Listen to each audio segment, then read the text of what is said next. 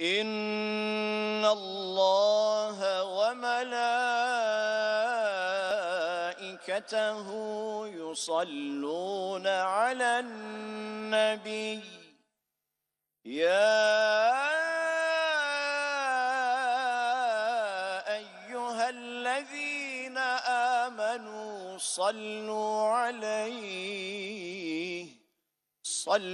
عليه وسلموا تسليما اللهم صل على سيدنا محمد وعلى آل سيدنا محمد بعدد كل داء ودواء وبارك وسلم عليه وعليهم كثيرا. Okay, let's start. Bismillah, alhamdulillah, salatu wassalamu ala rasulullah wa ala alihi wa sahbihi ajma'in. Surah Al-Fatiha, everybody.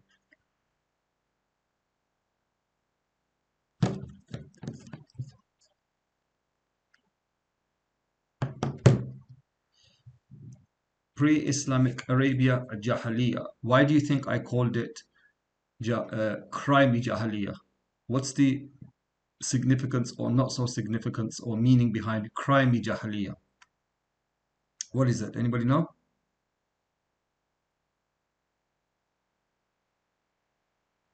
Anybody?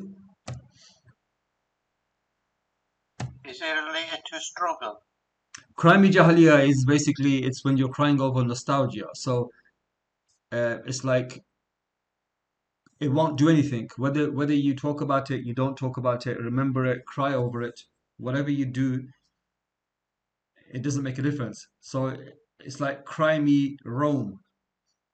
People who keep talking about Rome, you say cry me Rome. It doesn't make a difference. It's not going to bring Rome back. If I say cry buckets, if you're sad and I say cry buckets, it's like it's not going to do anything. You may as well get over it and do something different. Right? So cry me Jahiliyyah means that for those who are still stuck in Jahiliyyah, as in the Romance period of Jahiliyyah. So we're talking Arabs, Arab tribes, Arab poetry. It's gone, and it's never going to come back. And it doesn't really benefit you whether you know about it or you don't know about it. What benefits you is what came in on the bedrock of Jahiliyyah, which was revelation, and revelation took us forward, and that was the respect of the Arabs.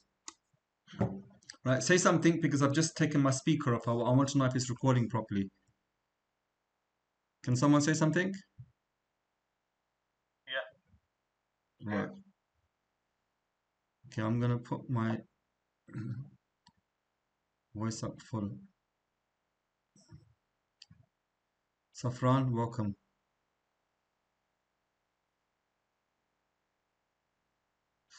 Right, let's go. Can you see the text, by the way, that I can see in black? Okay, you shouldn't be seeing that because that should be me doing this. But don't look at the black text, please, yeah? So, what is Jahiliyyah and what do we know about it? Somebody tell me what we know about Jahiliyyah. There's a time of great ignorance where the Arabs used to bury their daughters alive, and there was no law, no order, and there was different classes. You had the upper class and the lower class, poor people that no one really cared about. That were on the fringe of society. Excellent, well done. Anybody else want to add to that? No? Okay. The common narrative that Arabs emerged from a pagan and barbarous Jahiliyyah. This is what everybody's taught. Everybody is taught. If you disagree with me, speak up because most of you are very audio shy and you don't hum with me, say yes with me, say no with me, even you don't even move your head in private. So if you disagree, speak up. If you don't disagree, I'm assuming you're nodding your heads and saying hum and yes in your hearts. So the common narrative that Arabs emerged from a pagan and barbarous Jahiliyyah. This is the idea that before Islam, everything was wretched and there was nothing worthy of note. Mark my words now. There was nothing worthy of note coming out of the Jahili milieu, and it was just It was just Mad Max. It was just Mad Max, post-apocalyptic, whatever that word is, apocalyptic, like when you have a disaster. And that's it. This is what people normally assume what Jahiliyyah is. How much of that is true or not? We'll have a look at some of it, not all of it, some of it. How long back do you think the Arabs understood their own background? So after studying everything with me and now coming to an end of pre-Islamic Arabia, how long back do you think the Arabs understood their own background? Give me one word answers, anything. So I know that you know or you don't know. Somebody? Shahid, what do you think? I think it would have been a very short background knowledge. I don't think it would be very depth with relation to ancestries and. Yes, they didn't have, because they never wrote anything down, right? Don't forget, the Arabs thought they were from the south, when clearly everything about them proves that they were from the north. They didn't write anything down, so they don't have much knowledge even about their own past. The only thing they do have is they have pre-Islamic poetry, which really was only from around 100 to 200 years from before their time. Most of the pre-Islamic poets that we read about lived in the time of Rasul or just before. So if you're asking, give me the name of a poet from 400 years before the time of Rasul, they don't know. Right? They have fragments of maybe a poem here and there, but they wouldn't be able to give you date lines or anything. Right? This huge corpus of poetry that we have is only from the time predating Jahiliyyah. And this poetry was only collected by the Abbasids. By the time of the Abbasids, it was really put into motion, the collection of it, right? Which means that when they analyze this poetry to understand their own past, they would color it in certain ways. This is the whole academic argument of Jahiliyyah. This argument I'm not going to touch upon. We're going to keep this subject very light and very, this is not an academic subject like all the other topics that we targeted, where we looked at things in detail, cross-references, we read stuff. No, this one is going to be easy because I just don't want to get into because half of it I think is nonsense. That's the only reason why I'm not getting into the academic side of Jahiliyyah, because modern research, who am I to rubbish any PhD candidate? I'm nobody, but I'm still going to do it. I believe half of what the academic research on Jahiliyyah is complete rubbish. So that's the reason why I'm not even gonna go down that road with you lot today. Jahili poetry only mentions poets from the century preceding the coming of the Prophet ﷺ. So was that it? No super poets from before that time? It just so happened that the greatest poets were around the time of Rasul ﷺ. That's obviously not true. There must have been poets in the past, but they just forgot about them. They forgot the poems and they forgot about the poets. So which means that they don't know much of their own Jahili past. There are references in books, a lot of references, a lot of them are akhbar. Some of them were fascinating. If I had time, I'd go through them, but I didn't have time in compiling this lesson, and it was just too much, because I don't just like quoting things. I like cross-referencing. I like different people's understandings on what one khabar is. So because I didn't have time to do that, and it just opens up a whole new level of research, I just didn't want to do that. So we left all of that out. But it's a subject that's not fascinating, but it is a vast subject if you want to delve into it. And a lot of the akhbar are not in the Seerah. You won't come across them in the Seerah. You need to look at other books of Islamic history. And you'll find stories from the Seerah in those books that differ from the Seerah. The Seerah doesn't encompass every single story. You're only given the stories that most picked up on and carried forth, or that are more reliable than the other stories. For every story you read in the Seerah, there's probably 2 or 3 other stories that are slight different versions of that. Right? So like when you read the Rasul when he passed away, all Seerah would stop at Rasul passed away, then they buried him, and the caliph was chosen. But they won't tell you that how they buried him and who was the last person in the grave. There was a last companion in the grave. and they won't tell you those details. It's like even when Abraha comes up from the south, which we look at inshallah in 2 weeks' time, or probably even next week, we're not told the different versions of the story.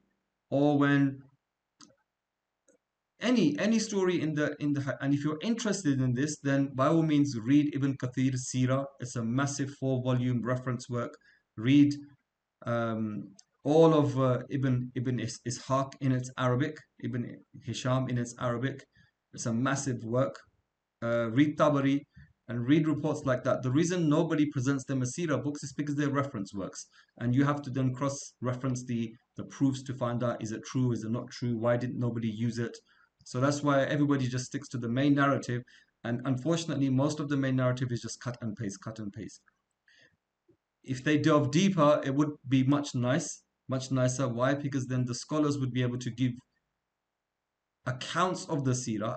History is an account. So they would give their account of the Seerah based on their own personality. When I teach you Seerah, it's my account of Seerah based on my personality. Is it a complete account? No. It takes much more research.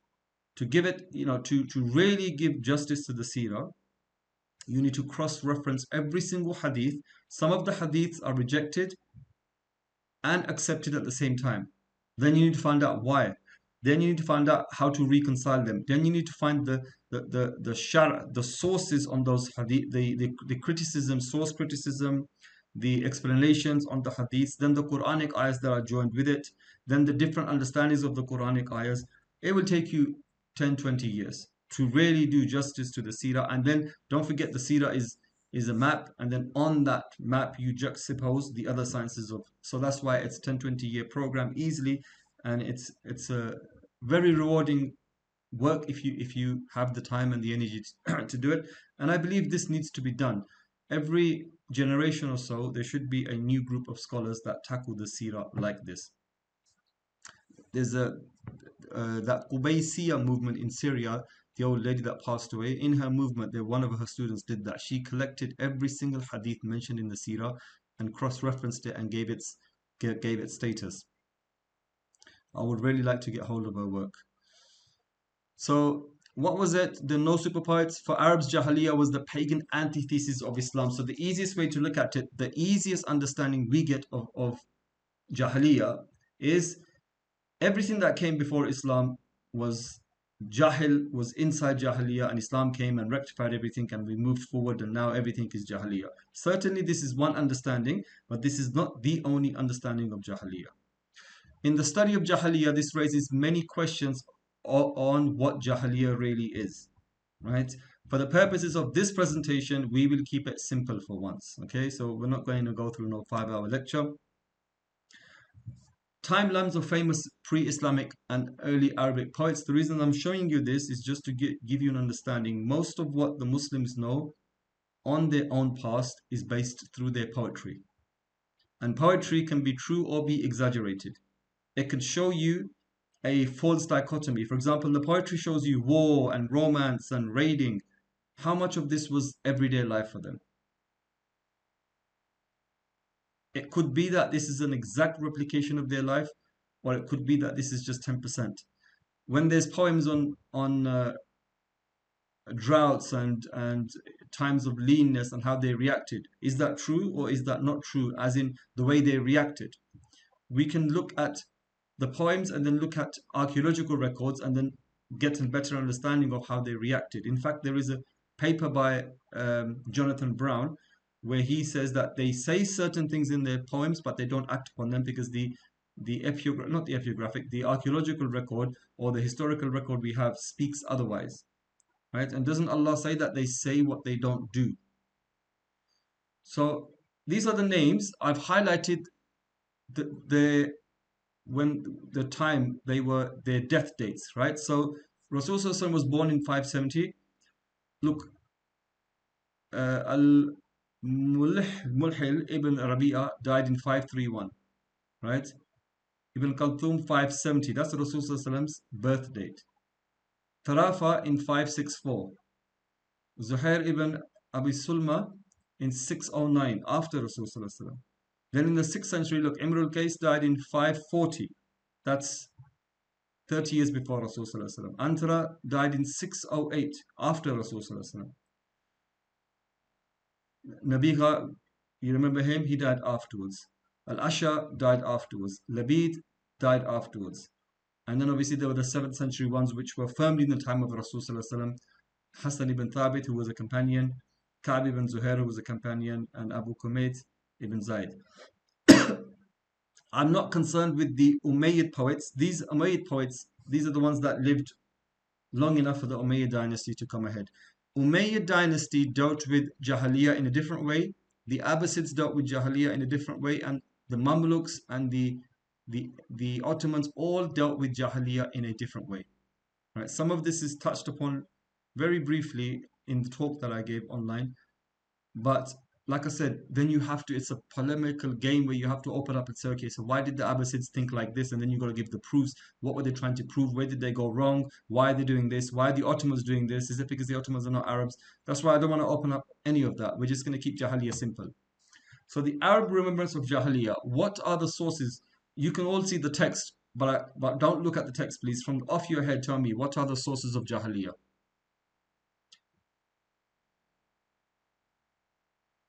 Anybody?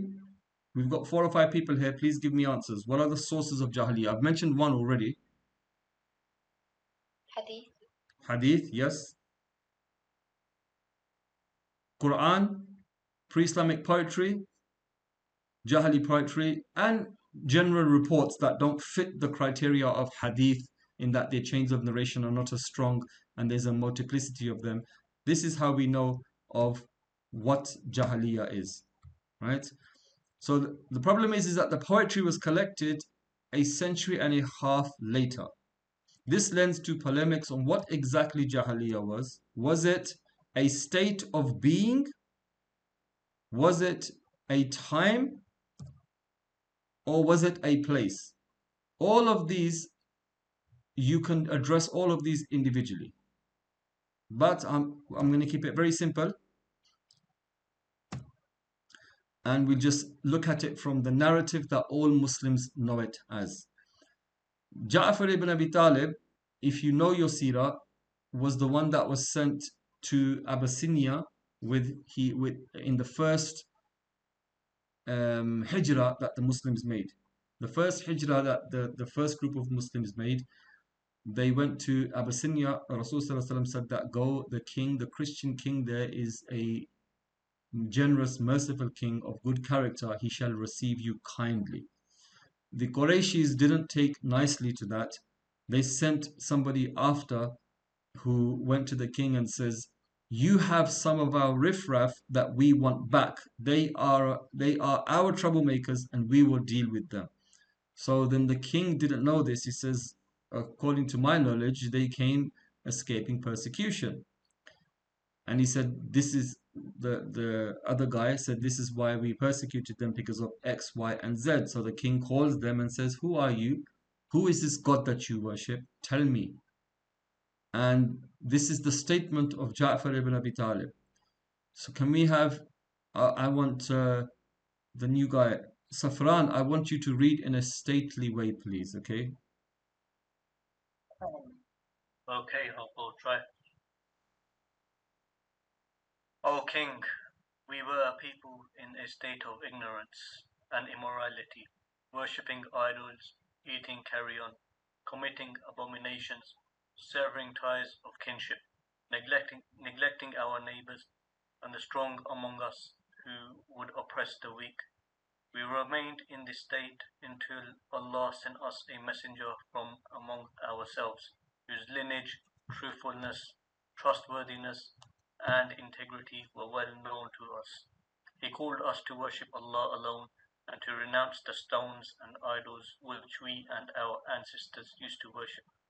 He commanded us to speak the truth, to fulfill trusts, to maintain the ties of kinship, to be good to our neighbors, and to refrain from unlawful acts and shedding blood. He forbade us from engaging in obscenities, false speech, consuming the wealth of orphans, and slandering chaste women. He commanded us to worship Allah alone without associating anything with Him, to pray, to give charity, and to fast, So we believed in him and followed him in what he brought from Allah. Excellent, well done. Thank you very much. So what do we learn from this? Straight away, if you were to say it in a nutshell, what do we learn from this? Not Safran. Can I have somebody else, please?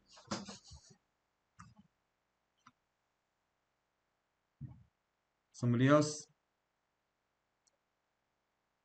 Aisha, what do we learn from this? I was thinking that maybe they came out of their ignorance. If that makes sense. Like they came to realize the wrong that they were doing, and then they want to rectify their actions. Yep. So this is basically, you can say in a nutshell, this is Jahiliyyah. This is their understanding of what Jahiliyyah is. That this is what we were doing, even if the name was superimposed upon this period afterwards. This sums up the problems that they were having, and how once a prophet came, he rectified all of these affairs. And if there's anything negative, a prophet just teaches you the positive. Some things are not done away with, they're just modified. That's important to know. This keyword, remember this keyword. Some things are just modified, some things are done away with, and the opposite is introduced. So from here, you can deduce straight away what prophecy would be about on a social level, and what the problems they had at that time. So where it says eating carrion, I don't know what this refers to. There's probably something to do with this. Some information is out there, but I haven't seen it because I'm a bad student. But I don't know what it means, eating carrion. Everything else I do know. The 4 places in the Quran, by the way, Jahiliyyah is mentioned in 4 different places in the Quran. So Halima, do you want to read, please? You can read the English.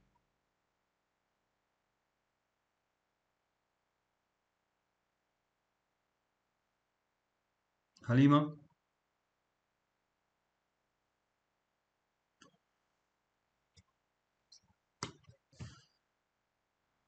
Halima's my daughter, by the way. Let me just send her a message. In the meantime, can we have Maryam read?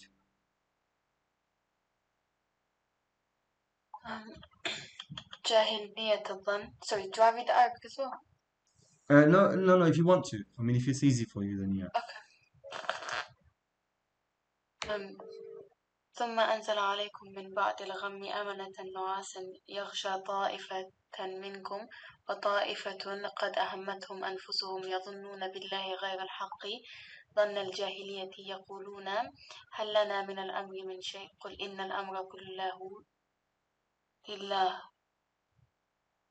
Then after distress he sent down upon you security, a drowsiness overcoming a faction of you, while another faction worried only about themselves, thinking of Allah in a way that is not true.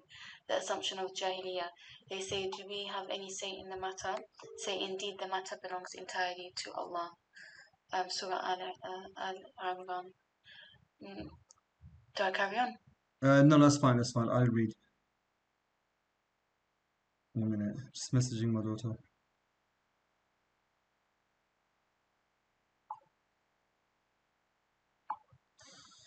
Right.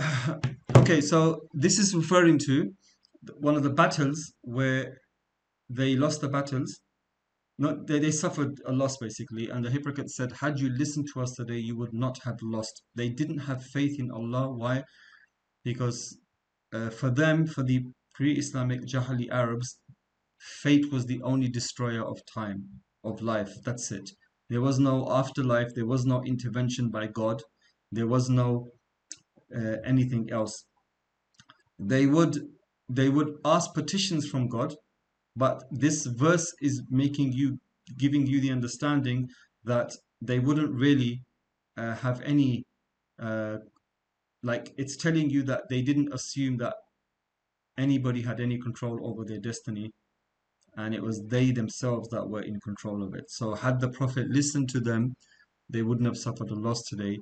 But the Prophet left everything to Allah, and they suffered a loss because Allah willed it, and it wasn't because there was path X and path Y, and the Prophet followed path Y, and nobody else could have done anything about it. Right? So this is referring to that. Halima, can you read, please? Which bit do you want me to read? The English on the left. Do they seek the judgment of Jahiliyyah? But who is better than Allah in the judgment for people who are certain? This criticizes those who prefer pre-Islamic laws over divine ruling. Okay, thank you. So this is in reference to people rejecting the laws of Allah and wanting their own Jahili laws.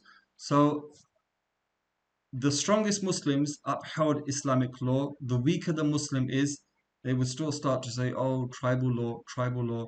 And this is a massive problem in ignorant parts of Pakistan, Afghanistan, and Yemen to this day. I mentioned those three countries because it's known clearly. But we could equally argue in Iraq, in North Africa, in every single Muslim country, we can still argue these cases. But I'm only using Pakistan, Afghanistan, and Syria, as Yemen as glaring examples.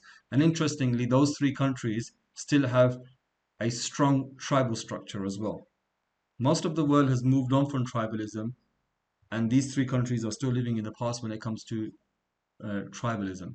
Tribalism doesn't serve any purpose today in those societies. They're not tribal. They're not. Their society is not based on the same traditional structure on tribal lines. Certainly not Pakistan and Afghanistan, but they choose to live like that, right? True tribalism works in a different world. But with the advent of modern city living and democracies and rules of law that are based around modern living, city states, nation states, tribalism is a hang-up that really holds you back. And we will look at why. Next one, can we have Shahid read, please? A Jahiliyyah display, and remain in your homes and do not display yourselves as was the display of the first Jahiliyyah. Surah Ahzab. MashaAllah. Thank you very much, Shahid. So this is referring to women leaving their homes. In pre-Islamic Arabia, women would, excluding the status of women, I'm not talking about the status of women. Women were a bit more forward in society. They wore the jalabaya. They would have some of them would have a scarf on their heads, like what the Kashmiri women wear, and they would throw it at the back. So it would leave their neck and shoulders exposed. And they would converse with men in the marketplaces and everything. Islam came and modified their behavior, right? The upper class women had a certain style of behavior, lower class women had a certain style of behavior, and certainly you'd see the same thing in villages and cities today. Different strata of society in Muslim countries behave differently. So this is referring to that, but it's the interesting thing here is the word used, al-Jahiliyya, Jahiliyatul Ula, first Jahiliyya. This is an interesting quote because this is an argument that the people who research Jahiliyya pick up, and they say, okay, well, what is Jahiliyya? Is it a place, or was it a time? What kind of time frame are we talking about? There's different interpretations that people have given, Islamic scholars have given. Some have said Jahiliyya was from Nuh alayhi salam to Adam alayhi salam. Some say it was from this prophet Isa alayhi salam to Rasul sallallahu alayhi salam, and all of these things, and they give their explanations for it. Some say the time from the last prophet to the coming of Isa alayhi salam was Jahiliyya for them, right?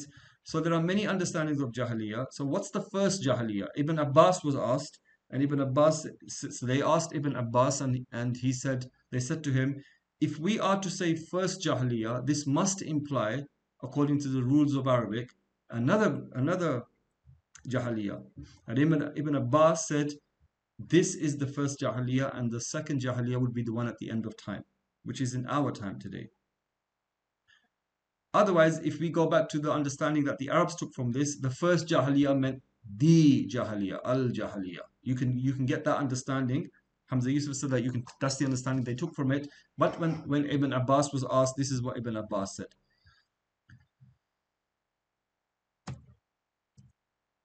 Aisha, read please. حمية الجاهلية إذ جعل الذين كفروا في قلوبهم الحمية حمية الجاهلية فأنزل الله سكينته على رسوله وعلى المؤمنين when those who disbelieved had put into their hearts Zealotry. The zealotry of Jahiliyyah, then Allah sent down His tranquility upon His messenger and upon the believers. Okay, excellent.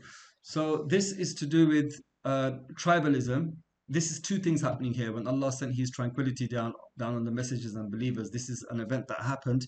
But the problem is that the tribalism that got in the way of it. All of this will be studied in the Seerah, inshallah. This was in the Treaty of Hudaybiyah. It's long, so we won't go into it now. But the only idea of me showing you this was that there are 4 places in the Quran where Allah uses the word Jahiliyyah. So Allah is not really using them in the broad terms that we know of them as. Look, this is referring to a specific event. This is referring to something possibly broad, women's dress. This is referring to rejecting the laws of Allah and wanting Jahili law, which is a specific thing. And this is referring to a specific thing as well.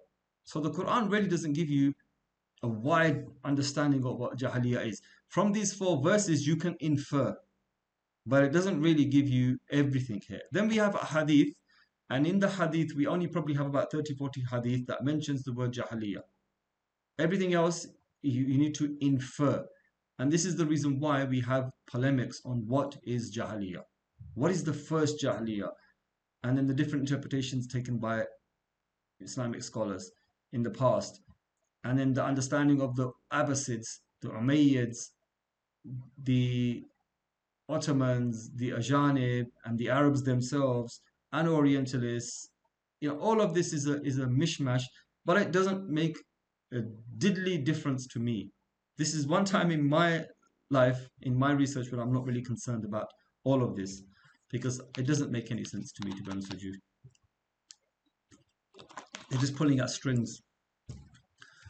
So, O mankind, indeed we have created you from male and female and made you people and tribes that you may know one another. Indeed, the most noble of you in the sight of Allah is the most righteous of you. Indeed, Allah is knowing and acquainted. So this is a rebuttal. So every time something happened in Jahiliyyah, a rebuttal came out in the form of an action by Rasulullah or a hadith or something in the Quran. So this is the tribalism, and this is Allah answering, this is how it should be. So we need to remember all of this, because at the end I'm going to ask you a pertinent question. So remember everything you read. So each instant highlights a different aspect of Jahiliyyah: faulty beliefs about Allah, man-made laws over divine judgment, immodesty and vanity, tribal arrogance and stubbornness. All 4 verses were found in the Medinan surahs and not in the Meccan phase. These surahs are not found in the Meccan phase because in the Meccan phase, small verses came down.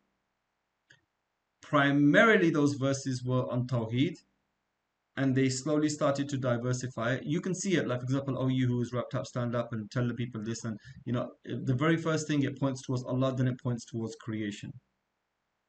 So back then, everybody was living Jahil. Jahil means that in your society you had bad traits, and it's not easy to stop. So the Quran came down piecemeal. But in Mecca, in Medina, you have a viable Muslim city-state. So now these verses started coming down. This is nonsense. This is nonsense. Because surely even before these verses coming down, the early verses had small ideas of how to rectify your behavior. So Rasulullah had been teaching them anyway. But then when something big happened, then the Quranic verse would come down. So the traditional definition of Jahiliyyah is the age of spiritual ignorance. This is my understanding. This is the translation that I would give, because everything else can fit underneath this. So it's just easier. The age of spiritual ignorance. This comes from the Quranic verses. One can summarize and say, without knowing Allah, all life is one of ignorance. So this is me. This is me making this up now. This is how I understand Jahiliyyah. If you don't know Allah, everything is ignorance for you. There's no laws. There are no universal set laws you're acting by. it's all subjective and at whims and at the sway of cultural conditioning. There's no universalities, right? And when you know Allah, that's the biggest wisdom. And then through Allah, you know how to live, and that covers your day-to-day living and takes you out of Jahiliyyah. So for me, my definition of Jahiliyyah is if you don't know Allah, the fact that you don't know Allah, not the fact that you're living in Jahiliyyah, because the Arabs knew Allah, but they didn't know Allah. Allah was someone far and abstract. If you asked them about Allah, they couldn't tell you anything. They would ask their idols for stuff. So if you know Allah, if you truly know Allah, it takes away Jahiliyyah. This can be considered the spiritual reasons. Morality comes out of this understanding, as I said. However, it's more complicated than this as always, but that's research that we're not going to touch upon. This, I'm satisfied with this. Jahiliyyah in a nutshell. The Muslims have thrown water over the complex, rich and varied Jahili civilizations out of which Islam was born. I have this accusation against the Muslims. Does anybody know why? The early Arabs, should I say. I said Muslims. Actually, even Muslims. Shall I tell you why? Anybody have any ideas to why? No? Nobody has any ideas why? Okay, blank canvas theory. Have you all heard of the blank canvas theory, that there was nothing worthy of mention in the Arabian desert? Nothing. Prophet Muhammad, peace be upon him, came and whoosh, an explosion, a rose grew out of the waterless desert, and all of a sudden the Islamic Arabic civilization and everything else that followed, and there was nothing worthy of mention before that. Have you all heard this theory or been taught this theory? Yes. Right.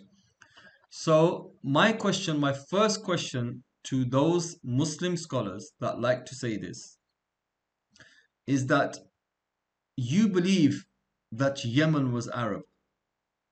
And Yemen had a very rich and a very long civilization, mentioned in the Quran, mentioned in the Bible. And when you go to Yemen, you can see those structures, the Dam of Ma'rib, you're all famous, they all know it, they quote it in the Seerah.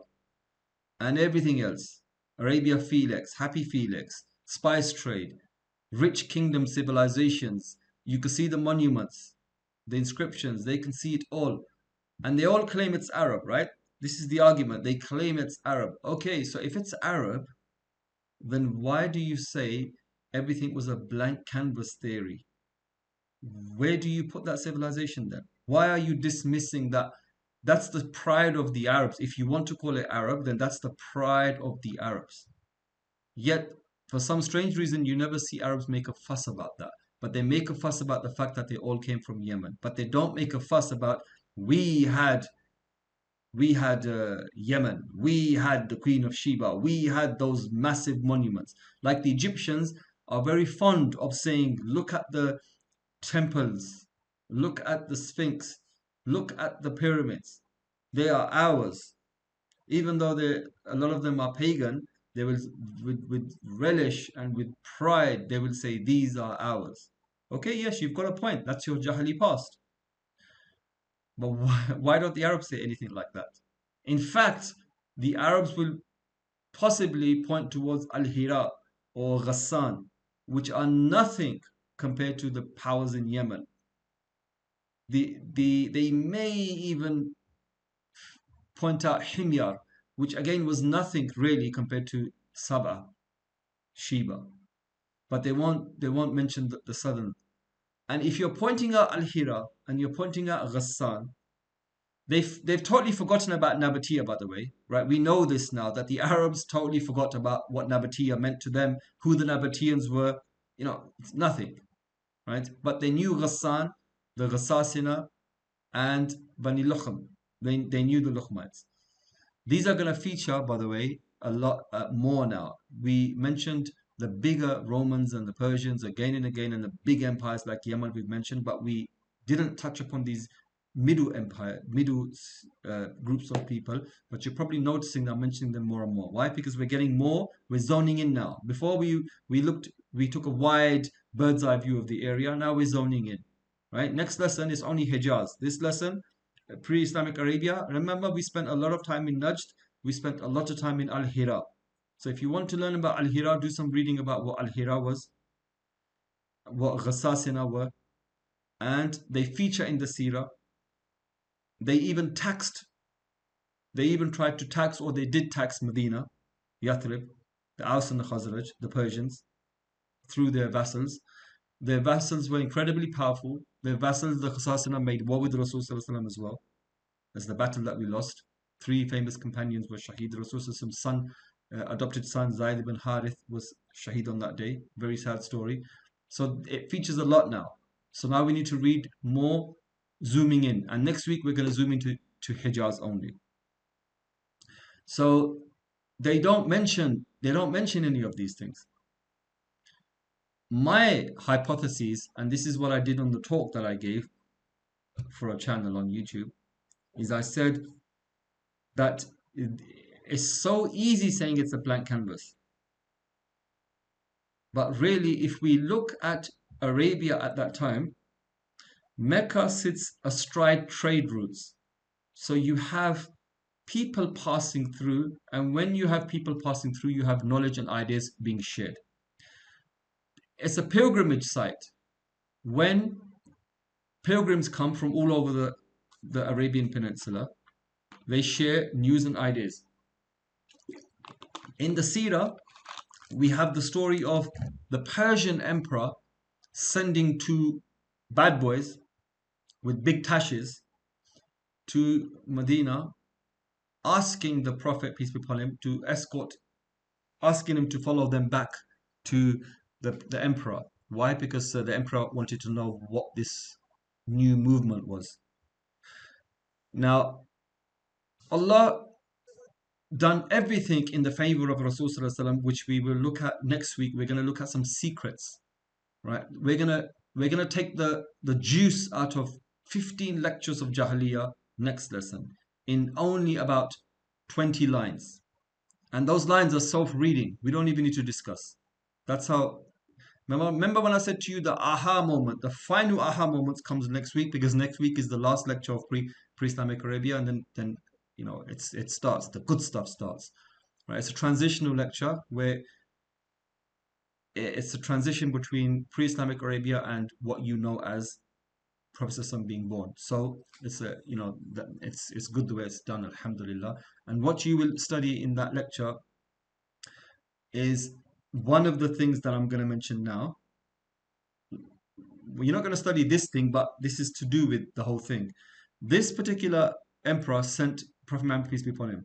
Now, if Allah didn't intervene and take out that emperor, what would have happened? They would have taken Rasulullah and the movement would have been finished. How many a Jewish prophet was killed? Because Allah allowed it to happen. Assalamu alaikum, Nasir. You're welcome to enter.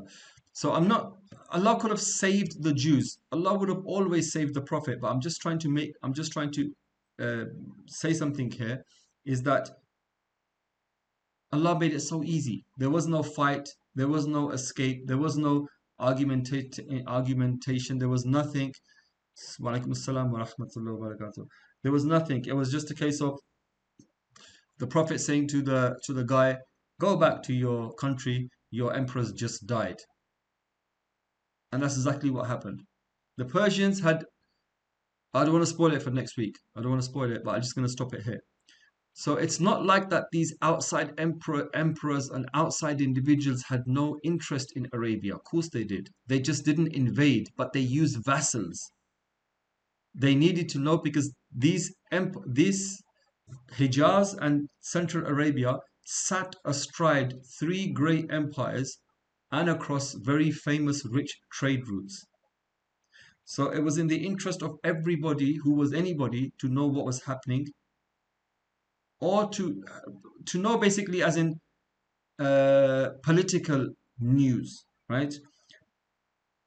Are we going to say that the Meccans did not know about Zoroastrian religion? We can't say that. We have to say, yes, they did. Why did they know?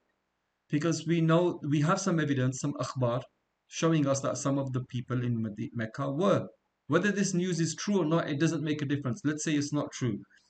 We know through hundreds of references that the Arabs, and especially the Meccans, had contacts in Al-Hira. Al-Hira was the Luqmid capital, sitting in the borderlands of the Persian Empire, put in place by the Persians. So you're telling me they didn't know about Zoroastrianism? Of course they did. Did the Luqmites not know what was going on in Mecca? Of course they did. We read that they were at war. We saw their inscriptions, the early Arabic inscriptions in Syria and in Palestine. We read their inscriptions. They were Christian. Some of them were Zoroastrian. And the Ghassanids were Christian. They were so powerful that they intervened in setting up creed for the Christians. Did they intervene in the politics of Hijaz? Yes, they did. And if you read the Seerah deeper than the level we go to, you'll see how they do that. Right? But people normally don't mention this because then you go into academic stuff, more historical. It doesn't flow as a narrative. But yes, they did. So was Arabia blank canvas? Certainly not. What was the calendar that the Muslims were, the pre-Islamic Arabians were using? I made a 2-hour lecture on this where I proposed a theory that the Arabs were using the Jewish calendar. And I got a reply from a professor in some university, basically clapping for me and saying, well done. He says, you've come across the same research that I did. And he's a professor. So alhamdulillah, something went right there. And it's the Metonic cycle, the Jewish Metonic cycle. So if they're adopting the Jewish Metonic cycle, they must have had some knowledge. They must have had interaction with the Jews and the Christians, as we read, as we saw, harbingers of civilization. All those inscriptions that were written in the desert the long inscriptions were written by Jews and Christians.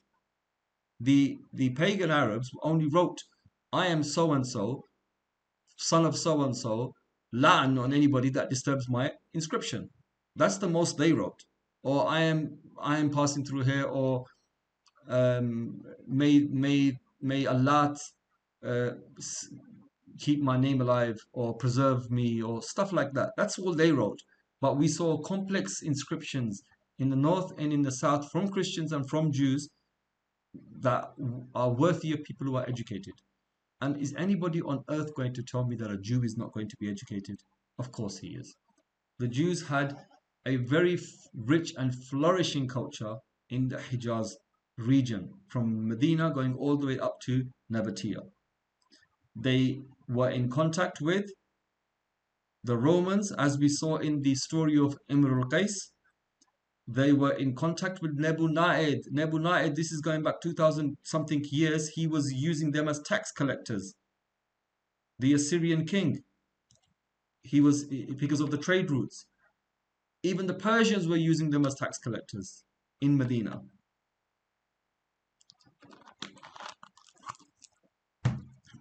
So when we say blank canvas, it's not completely correct. What they really mean, without knowing too much, is, oh, really, if you look at it, it was the desert anyway, wasn't it? It was just the desert, and the Muslims didn't really have a name. They had nothing. The early Arabs had nothing, and nothing was there. Okay, I can understand what you're trying to say, but you're actually incorrect. The Arabs did have a name. The Ghassasina, the Luqmids, the poets. Look at the development of that language. Stupid people cannot develop a language to such a high degree.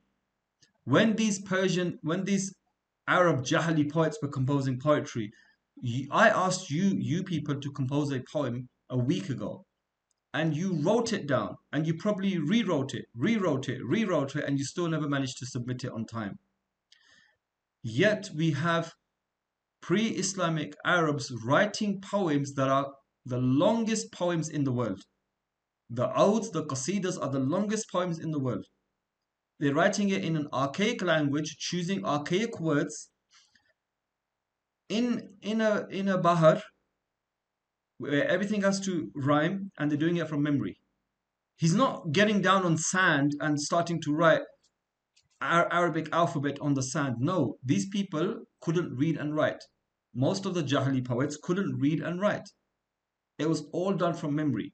So imagine trying to do a massive qasida and you have to memorize the first line and you got to get it to rhyme and then you got to get the second hemistich and then the second couplet and then you forget the first one and then you got to say oh my god and then you got to memorize it again but now it's changed and then you got to get a new second couplet and then okay that's fine. It's like hifz. How long would it take you now? Let's give an example.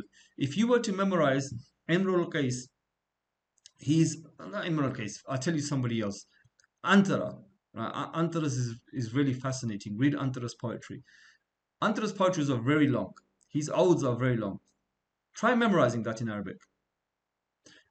Try memorizing Imam Laqani's Al-Jawhara. Bismillah, is it? Bismillahi ala salatihi. I tried to memorize it, right? I've forgotten it now. Ja'a Nabi. I don't even remember the few lines that I memorized. Bismillah, alhamdulillah. Right? So it's a poem. You're supposed to memorize it, and that, like that, you won't forget your aqidah. How long would it take you to memorize? But yet, the one who wrote it, if he was uneducated and he just knew the sciences without being able to read and write, he would have memorized that first, not writing it anywhere, but in his own head. That's some sophistication. The fact that the Arabs have language, nobody on earth can look at Jahiliyyah and say nothing came out of Jahiliyyah. There's Arabic language rivals the best languages in the world, the most complex languages in the world. The Arabic language rivals. So when they say blank canvas, it's not true. The Arabs, especially the rich ones, the Meccans, I'm only focusing on the Meccans because most people don't really know about any other city. It wasn't just the Meccans, by the way. It was other cities as well, but we're only focusing on the Meccans. They had contacts in Syria. They had business contacts in Syria. They used to visit Syria. They used to visit Yemen. Yemen, by that time, more or less was on its down anyway. The Himyarites were a shadow of Sab'a, and then the Himyarites in this end stage were a shadow of what they were in the early state. And basically, they were living pretty much like the Arabs anyway by that time. And even today, they live like that similar way, except that they do farming. And in the north, the Bedouins in the same way. But ideas are shared. Things are learnt. We know this for a fact. So when they say it was a blank canvas, no, it wasn't. If you want to call it a blank canvas, then you have to mention it properly, saying, well, really, you really mean this, right? But I would like to change one or two things. Another way of using blank canvas is I'm using it in a third way now, which nobody uses it in because I've never seen anybody say what I've taught, which is that by the 4th century, all inscriptions stopped and we only started finding inscriptions on monotheism. So we have inscriptions only referring to Allah. They could be Christians, Jews, or even the Hanafa. Nobody's postulated this theory, but I use this, and next week I'm going to show that this was for the coming of Rasulullah. So on the blank canvas of Arabia was written, it started to become monotheist anyway. So how was it then a blank canvas? If Allah is starting to change the minds of everybody in Arabia to give them an understanding of a strong understanding through Christianity, through Judaism, through the Hanafa movement, that there is one God, through the poets, you can see it. Remember, we saw it in the poetry. Then how can you say it's a blank canvas? Next time somebody says it's a blank canvas, challenge that theory, okay? It was not a blank canvas. And another reason they give is it's a blank canvas because had it been like, imagine the Prophet came in China, China's got a flourishing civilization, to turn that civilization around is very difficult. Okay, fair enough, it takes longer. India, the same thing. Rome, the same thing. Persia, the same thing. Arabia had nothing, it was very simple, it had absolutely nothing. Prophet came on a blank canvas. Okay, if you're going to use that argument, then I would say that Allah started to change their minds into a monotheistic way and then the Prophet came. So Allah aided the Prophet by giving a canvas that was aligned towards monotheism. Slowly but slowly, the injection of monotheism had been given to them 300 years earlier, even though they were pagan. So then, yeah, you could say it was a blank canvas that Allah prepared, but that canvas had a flavor of monotheism. They will not tell you that because they don't know that themselves, right? I mean, if they do know that, they don't join the dots. They still just say, oh yeah, pagan, blank canvas. No, it's not a blank canvas. Okay, can somebody repeat to me what I said so I know you've understood? Not Shahid, Maryam, why is Arabia not a blank canvas?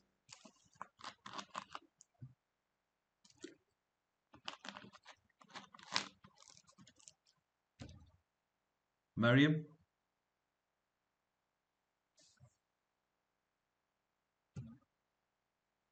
She's gone. Okay. Aisha? Ustad, I understand what you said, but I don't know how to put it in words. Okay, but you sure you've understood, yeah? Yeah. All right, cool. Safran, do you want to explain? Just briefly, just keywords of why it's not a blank canvas. Okay, so what I got was that obviously a lot of the Bedouin Arabs, they were very sophisticated people of education, minus Not really education. Not. I wouldn't use the word education. they couldn't write, but they were able to compose like the most sophisticated and lengthy poems, you know, without effort. And they had trade links with a lot of, obviously, contact with the Persian Empire and the Romans as well. So basically, they weren't isolated. They used to mingle and trade. And Yes. the Romans, Persians, Arabs, they all knew about each other. Yeah. So they had that. So they weren't. They didn't have a complete blank canvas in that sense. What else? Yeah. So they knew about each other's culture and history. Yeah, excellent. I mean that's enough. Yeah. So it's not. I would never use the blank canvas theory. I would say that the Prophet came upon a people that Allah had set the ground for the coming of a prophet. That's exactly what I would say. I would say pre-Islamic Arabia at the time of the coming of Rasul Sallallahu Alaihi Wasallam was prepared by Allah 300 years earlier by having the slow emergence of monotheism through the Christians and the Jews and the Hanafa movement and some of the pre-Islamic poets and the development of the Arabic language, and then boom, Allah created the birth of Rasul Sallallahu Alaihi Wasallam. And it was based on a culture that had links with every other sophisticated culture around it. The Romans were the most civilized, the most advanced culture in the world. The southern culture, the old culture of Sab'a, which had basically died by that time, but there was probably still enough knowledge in that area to be worthwhile. And then the Persians, another great cultural entity since forever. So Jahiliyyah is a concept that has many faces and each must be understood correctly as to give justice to its meaning and civilization in its mentioning. For me, I would like to take Jahiliyyah to mean being far from the knowledge of Allah, as I said to you before. Being far from the knowledge of Allah, this understanding conditions every act henceforth and can place the act of Jahiliyyah or religiously inspired. Let's see how many we can identify with today. So that's just something that we can, keep in your own head, yeah? Who's this? What's happened? Wassalamu alaikum wa rahmatullah. Okay, so Safran, do you want to read? Yep. So the Prophet ﷺ said, whoever fights under a blind banner, supporting tribalism, asabiyah, becoming angry for tribalism, or calling towards tribalism, then he dies in a state of Jahiliyyah. Sahih Muslim 1850. So, yeah, that's fine. That's just the note. So this is a hadith on Jahiliyyah, on what the Arabs used to do. Okay, that's fine. That's fine. You're welcome. So whoever fights under a blind banner supporting tribalism, I wanted to identify these things afterwards, but we'll identify them today. Whoever fights under a blind banner supporting tribalism, asabiya, becomes angry for tribalism or calling towards tribalism, then he dies in a state of jahiliyyah. This is what was going on in the Arabian Peninsula then. Do you think this is going on today in the third world? Yes or no? Yes, definitely. Definitely, Yes. right? So nothing has really changed here.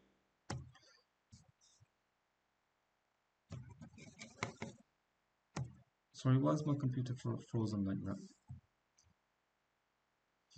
So 4 traits of Jahiliyyah that persist. Rasul said there are 4 matters of Jahiliyyah that will remain in my ummah. Boasting about ancestors, we still do this. Attacking others' lineages, we still do this. Seeking rain through the stars, we still do this, i.e. all forms of sorcery. And wailing over the dead, we still do this. Have you girls seen this in Afghanistan? Yes. Yes. Yeah. So Jahiliyyah really hasn't ended. So when the Quran says the first Jahiliyyah, Jahiliyyatul Ula, and Ibn Abbas, when he says, well, it must mean that there's going to be a second Jahiliyyah coming at the end of time, right? So it makes sense now. Some things died and then started again. Some things never died. These 4 things are never going to die because some ignorance just doesn't leave us because it calls for a lot of education, and the majority of the Muslim Ummah still is very sparsely, outside of the cities, they're not really educated. Can we have Halima reading, please? The Prophet ﷺ stopping in a tribal argument during a dispute between the Muhajirun, the Meccan immigrants, and the Ansar, Medinan supporters. They began calling each other by tribal slogans. One said, "O Muhajirun," the other said, "O Ansar." Prophet ﷺ rebuked them, saying, "Leave it, it is repulsive." Munkar. And we see this a lot. We see this a lot when we use tribal names in today's problems. Nasser, if you're around, do you want to read? Okay. The hadith of Abu Dar and racial insult incidents between Abu Dar and Bilal or another companion. Abu Dar al-Ghafari radiallahu anhu once got into an argument with a companion, often identified as Bilal or another man of African descent, and insulted him by saying, "O son of a black woman." Prophet ﷺ became very upset and said to Abu Dar, "O Abu Dar, you are a man who still has Jahiliyyah in him." Carry on reading. Abu Dar's repentance.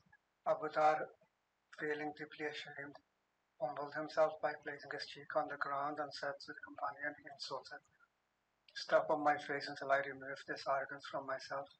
Abu Dar's response shows true humility and repentance. And we as Asians, everybody actually, but I'm talking because we're all Asians here, we think we're superior than everybody. We still think we're superior than everybody else out there, and every nation and every culture still thinks they're superior. It takes a lot to turn around and say that we accept the differences. For example, we like our bright colors, we like our tinsel. Europeans like muted colors.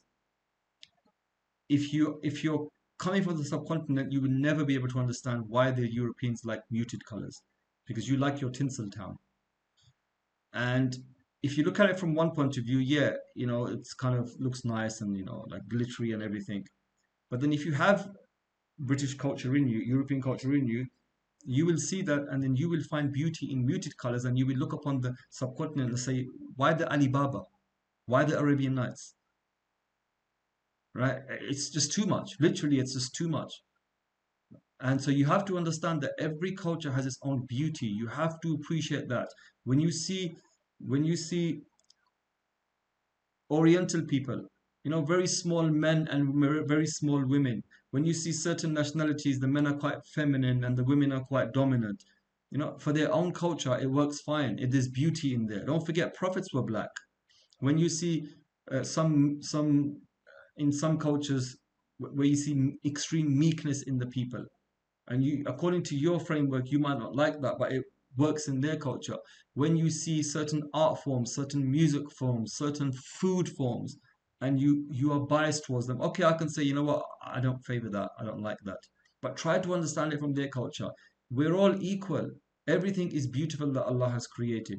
It's our biases and stereotypes that don't like us to do that. I was working in England only about a year and a half ago, and I offered a guy, right? And I mean, he's not racist, but this bias is just everywhere, right? So I'm going to cover it up with another story to show that I'm not racist. There was this Jamaican guy, black guy, very lovely guy. I work with him, everything when I with him there, and I bought samosas for everybody, and I'm about to give it to him, and he looked at it and he went, "No, no, I don't do that. I don't do that." I'm like, "Come on, it's a samosa, you know. It's this is what it is." And like, no, no, I don't do that. I don't do that. He had never tried Asian food before, right? Not because he was racist, but it's just sometimes we live like that. We live in isolated bubbles, never wanting to open up and observe and learn about other people, right? So then I said to him, "Dude, come on, this is a Jamaican patty." The minute I said that, he went, "Oh," and he took it and he really liked it. He's not racist by any stretch, but he was insular. And the converse story is one of the guys I was working with is a cook. He's an English guy, he's a white guy, and he's a lovely cook. He's really good at cooking and he used to buy food and like do good stuff where we were working. He goes that I wish my dad had tried Indian food. He goes, he's never ever tried. His dad obviously is going to be an old man in his 80s. He said in his whole life he's never tried Indian food. Why? Oh, no, no, I don't do that. I don't do that. Why? Insular living. Insular living. That's all it is. Get over those stereotypes.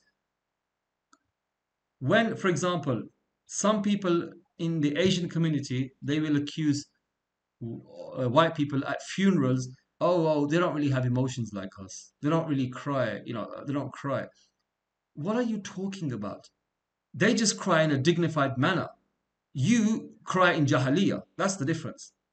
Your overwhelming passion, if you look at the way they cry and the way you cry, which hadith would fit them? Would they be following a prophetic hadith as non-Muslims, or would you be? You're following Jahiliyya. So don't tell me that they don't have emotions. They just do it in a different way. They cry discreetly. They're dignified.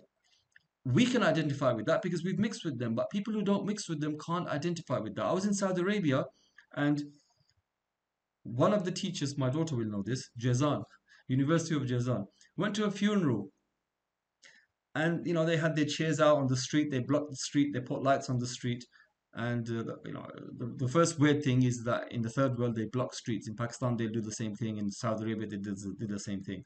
Anyway, there's big problems with that. The rights of neighbors and everything. But they did it anyway. And they're sitting there quietly speaking to each other. One Pakistani guy goes, he says, "Don't they cry?" And the other one goes, "Oh, they got 4 wives and they got like 30 children. If one goes, does he even know? Like, it doesn't matter, he's got 29 left."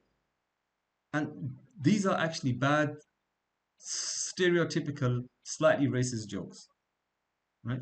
The reason they don't cry, Habibi, is that they will follow the Sunnah, whereas you will be Jahil because you're from Pakistan and I know what you expected. No offense to Pakistanis, but I know what you expected, right?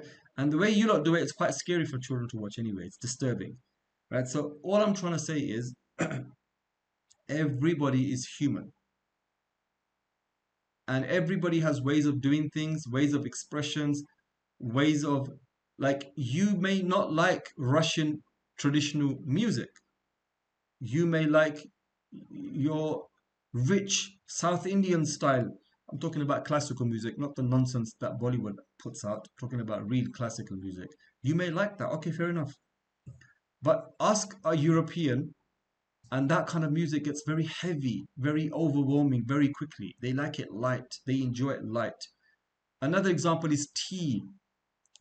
Growing up, we drank heavy Pakistani teas. Most of our parents who've been there for 50 years now don't like that anymore. They've realized the beauty of very thin, according to them, weak English tea. I drink English tea. I can't drink Pakistani tea every day. It's very heavy. But in Pakistan, that's all they drink. If you gave them English tea, they'd be like, "You drink it. What's this hot water with a dash of milk?" It's not even tea. But really, that's not how tea should be made anyway. The Chinese know how tea is made and they never made tea like that. And if they're not making tea like that, you can't tell me that you know how to make tea and they don't. Nobody else does. But the point is that be open. In Saudi Arabia, once There was a party, and well, so just another story, but never mind. Just be mindful of these things. The other time when I was talking about Jewish accents, the way they speak, yeah, composer, that's actually excellent music. But I'm talking about very simple tribal music, very, very simple tribal music, right? When, what was I going to say right now? I forgot. What did I just say right now? Somebody remind me. I've got 5 people here. There's nobody here. Saudi, we're going to go into another story, I, something to do with Saudi, and then we stopped. no, I gave a keyword. I was going to start something else. No, I didn't give a keyword. There was about tea, was it? No, tea, that was before. Yeah, after the tea, there was something else I was going to give. But these stories are important for us. Yeah, the Jewish thing. I gave the keyword. When I mentioned Jewish accents, right, about 2 or 3 times I had to reinforce the idea that I'm not racist, that I'm just comparing 2 accents and how they sound, right? And it's no way was I being racist and saying, oh yeah, this is how Jews sound, because then I could equally be racist and do a very, very good rendition of how Indian and Pakistani sound, by the way. And it won't be very nice if I do it. According to whom, though? According to whom? Not according to Indians and Pakistanis, that's the way they speak, but according to maybe English people, because that's not the English accent, right? So we have to respect every culture, class, creed, and everything on earth, right? So that's the whole idea of this. So this story here highlights the same thing. We have this arrogance. We won't even marry outside of our family names, let alone different ethnicities. We won't eat with certain people. We won't do things with certain people. We will side by our own people with our family names. Somebody came to a family we know, Mirza family, Mirza, and they said, oh, we're having mosque elections, and I knocked on your door because I know you're a Mirza and the guy who's voting is a Mirza, so we need your vote. He didn't even know him. This is 21st century Jahiliyya done by the Pakistani community in the streets of London. Right? And for me, it's revolting and disgusting. And I had to condition myself to get out of this way of thinking, because I'm a product of Pakistani parentage as well, right? Where you're taught that we're the best. And you grow up with cognitive dissonance thinking, okay, maybe, okay, this looks bad of what they do, but this looks good and this looks... It's only when you travel the world actually, and you actually go to Pakistan and you look at Pakistan and you say, actually, please tell me how Pakistan is better than England in any way. Please tell me how the third world is better than England in any way. Having traveled around the world, I would say every country has its unique aspects and its bad aspects. Some things in Europe are better than the East, and then some things in the East are better than Europe. When it comes to culture, there are some cultural practices that are more in line with the Sunnah in the West, and some that are more in line in the East. When it comes to crime, or social interactions, the Europeans have a different way of doing it. They have a personal space which is more than an arm's length, whereas the Asians are more touchy-feely, right? We have terms of endearment that in Europe you wouldn't use. They would think you're funny, queer, but the Persians and the Arabs can use them. The Pakistanis use them as well. Asian men can walk around hand in hand. You don't see Asian girls. When I say Asian, I'm talking the Middle East as well. You don't see Asian girls walking around hand in hand or arm in arm, but you see men, grown men with beards and burly hands, walking around hand in hand. But in the West, it's the girls you see walking around arm in arm, and the guys don't do it. It's just a different culture. Which one is correct? If you, from a European culture, if you see 2 men walking around like that, you feel revolted. And you see 2 girls walking around and you think, oh, this girl's bonding, it looks cute, right? But in the East, they think it's male bonding, right? Observe Indians when they sit. They literally sit on each other's laps, so to speak. They sit very close. And a Western observer, once I saw a documentary, he commented on this. He says, you're very close. He goes, in my country, this would be seen as queer. And that's just the way it is. So we just need to open up and accept that Allah created everybody beautiful. At the end of the day, there were prophets sent to every nation, and those prophets were from those nations and were products of those nations. So A prophet from Africa was living like an African, dressing like an African, eating African food, being involved in African culture and everything. So are you hating upon that prophet now? A prophet was born in the Philippines. He was eating Filipino food, walking around like a Filipino, wearing a futa, and the rest of it. Are you hating on a culture that a prophet imbued, a prophet lived by? If you saw that prophet today and you didn't know he's a prophet, would you be hating upon him? Don't hate upon anybody. Some of those people are Allah's friends, the awliya. Every culture is beautiful. If you don't like something, say, oh yeah, I'm not really. Like, for example, I don't like Moroccan food. Some people would bash me over the head for saying that. But I don't take very well to Moroccan food. Yes, I would say some of it's nice, but most of it I don't really like. But that's no way am I implying that it's bad food. I'm just saying my personal preference is I don't get along with Moroccan food. Right? I love Asian food, but I'm not a big fan of eating it because I've been eating it my whole life. So I would rather try other foods on a daily basis, which is what I do. I'm not a fan of Uzbek food, but I'm a fan of Turkish food. Very similar cuisines, but difference in taste. Does it mean the food's bad? Not in any way. Who could argue that the Uzbek civilization is not one of the richest civilizations in the world? Nobody could argue that. I just don't like the food too much. Okay, let's move on.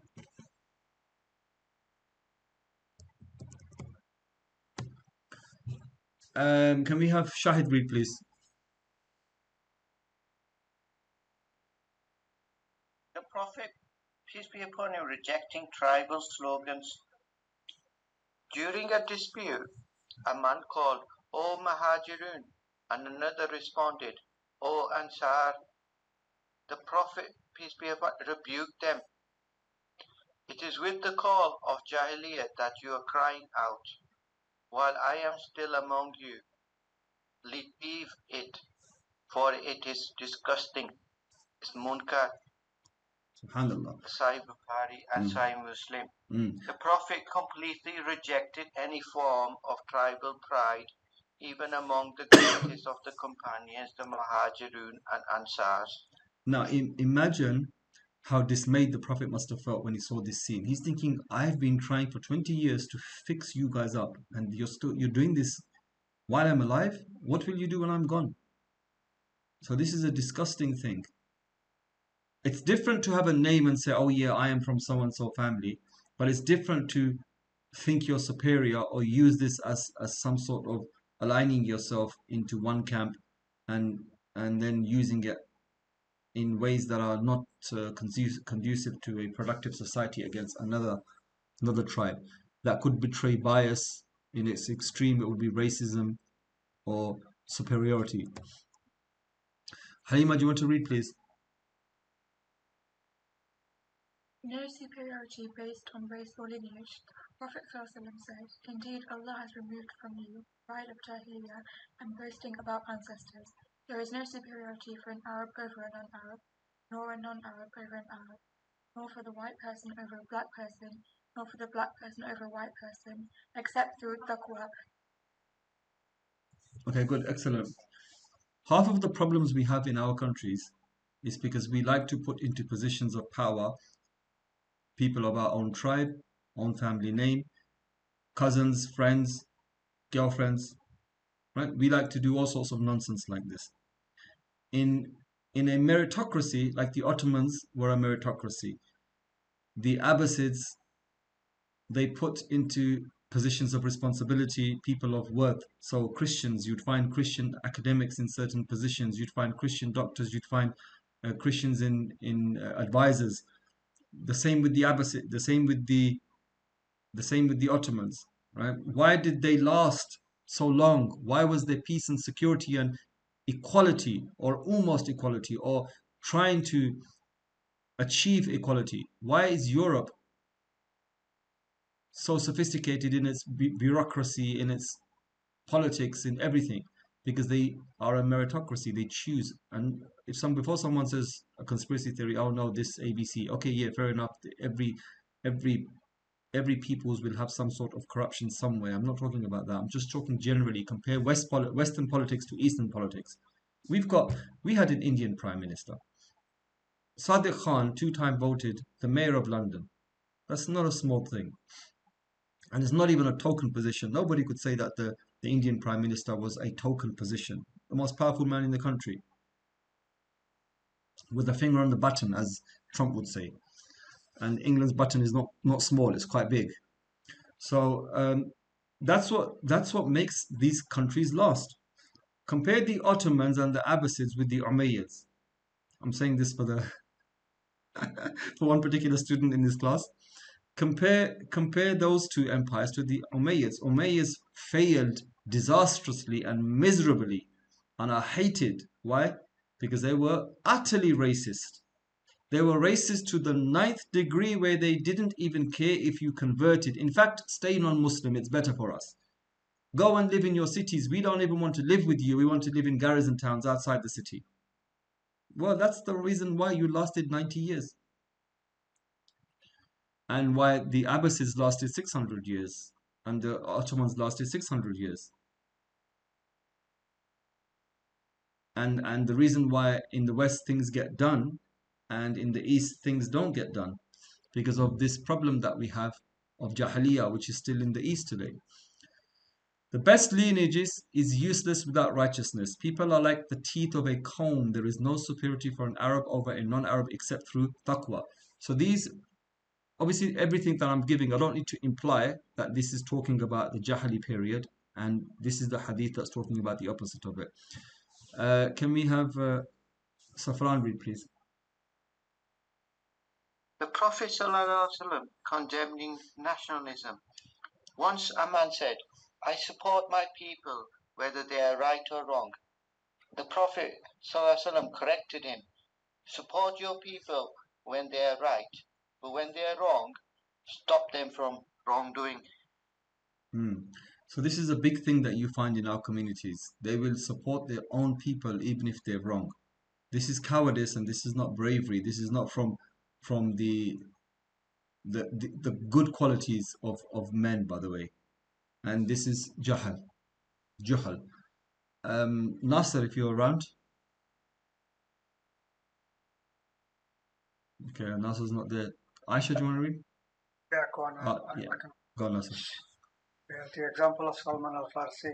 Salman al-Farsi radiallahu anhu was a Persian companion. Some Quraysh mocked him for not being Arab. The Prophet ﷺ said, Salman is from us, the Ahl al-Bayt, the Prophet's family. The Prophet ﷺ gave Salman high status and blood relations, proving that Islam values faith over race or lineage. Subhanallah, so in one stroke, in one word, Rasulullah elevated him so high. And this word has meaning and implications that far go past this text, by the way. That he made him his own family. So he's elevated this man over every Arab. When the Arabs were racist, even in the time of early Islam, racism doesn't go so easily, right? And they looked down upon Persians. And to be honest with you, I don't know why they would look down upon Persians, because the Arabs at that time had absolutely nothing on the Persians. Absolutely nothing on the Persians. But this is human nature. The most down and out person in the world, down and out tribe in the world, the most failed country in the world, the most corrupt people in the world will always think themselves the best. That's just the way it is. You know, when you a normal person, not somebody who's got a mental disease, right? So like some people, they have eating disorders and they see themselves as fat. And they look at themselves in the mirror and they're weighing 30 kg, but they literally see themselves as fat. That's not normal. But the normal thing is every time you look in the mirror, you're seeing Incredible Hulk. You're working out at the gym and you're skinny, right? But in your mind's eye, you could see those muscles that nobody else can see. That's just the way human nature works. Every time you look at the muscle, you're like, yeah, look at that muscle there, look at that muscle there. Habibi, you're underweight. You're just thin, so you look like you've got muscles. You don't have any muscles, but he's literally seeing the muscles, right? Being deluded. Yeah, being deluded, right? And it happens to me as well. I will see muscles that don't exist. My weight is at the moment 75 kg, but I think I'm muscular, but really I'm not. But I do actually think I'm muscular, right? So that's just delusion. That's how people are. I'm if you want to say I'm not underweight, but I'm not where I should be. This is the lowest I've probably ever been. and I need to get back to where I was. But even though I'm at the lowest, I still think I'm looking, wow, look at that, mashallah, right? So that's just delusion. Human beings are, it's just their fitrah. That's just the way they work. And the Arabs thought they were better than this guy. And in one stroke, the Prophet said, okay, I'll show you who he is. He's me, he's from my family. Now it's all over. Now you have to show him a special amount of respect as well now. The Prophet's last words against Jahiliyyah before passing away, he says, do not revert to disbelief after me, striking the necks of one another. This is something that we have been doing, right? In a country where there's no law and order, it's the tribes that take power. They kill each other on the smallest of whims for under the guise of misplaced honor, slights, and then they hide amongst their tribes, and there's no justice because that tribe is strong and nobody can say anything. Hasn't really ended. The Prophet rejected tribal pride. Once a person boasted about his lineage in front of Rasul Sallallahu Alaihi Wasallam, he responded, verily Allah has made your lineage insignificant. You thought you were a bad boy? Your lineages are all insignificant. You are all the children of Adam, and Adam was from dust. Your reality is dust. Another way I look at it is every single one of us, no matter how handsome, beautiful, tall, muscular, whatever we are, inside of us we carry two filthy bags. One is filled with digesting food that will utterly stink if exposed to the air, and the other one is filled with fully digested food that will stink as equally as bad if exposed to the air. And that's in you your whole life. And if I just starve you a little bit, your face and your body will start to look ugly. If you get a disease, you'll start to look ugly. As you age, everything falls apart. So what is there to feel special about? You're dust. You came into this world growing up as a child, not being able to clean yourself and defecating everywhere. You go out of this world in the same condition. Helpless on one side and helpless on the other side. And for 2 days when Allah gave you strength, you're now proud. Pride comes out. Look at my family. Look at my beauty. Look at my wealth. Look at my titles. Look at my money, my strength. But you didn't think where you came from, and you don't think where you're going. And tomorrow when you're in your chair having cleaners come for you, and if somebody goes past you and spits on you and says, oh, you old man, this is what you're worth. And this is what happens, unfortunately, in the West, right? Where is your pride now? Where is your strength and your muscle and everything now? So always be humble and ask Allah for a good end and movement until your last period. Because all of this is absolutely nonsense. And some of this, there's two understandings I take from this. One is it's done because of just human nature. It's one side of the spectrum of the ego up to the ruh, the spectrum of the soul, basically. Right? This is just one side of it. It's one dyad of the spectrum. This, if you do the book of assistance with me, inshallah, this we will touch upon. The second part is fear. Fear makes you block out the unknown. The unknown becomes known through religion, and it gives you comfort. If you don't have religion, the unknown is scary, so you extend your physical personality to its maximum extent, up, down, left, right, in front, behind, which covers the unknown. And then you have to live this extravagant, loud, boasting way to hide out the ghosties, to hide out the whisperers that whisper, to drown them out, because you're too scared to hear those whisperings. And this is what the Arabs did. Imagine living in a world where you think to yourself, there's no God, or there is a God, but there's no heaven or hell, and we're just going to become dust. This is what the Arabs used to believe. And this is what atheists believe now, right?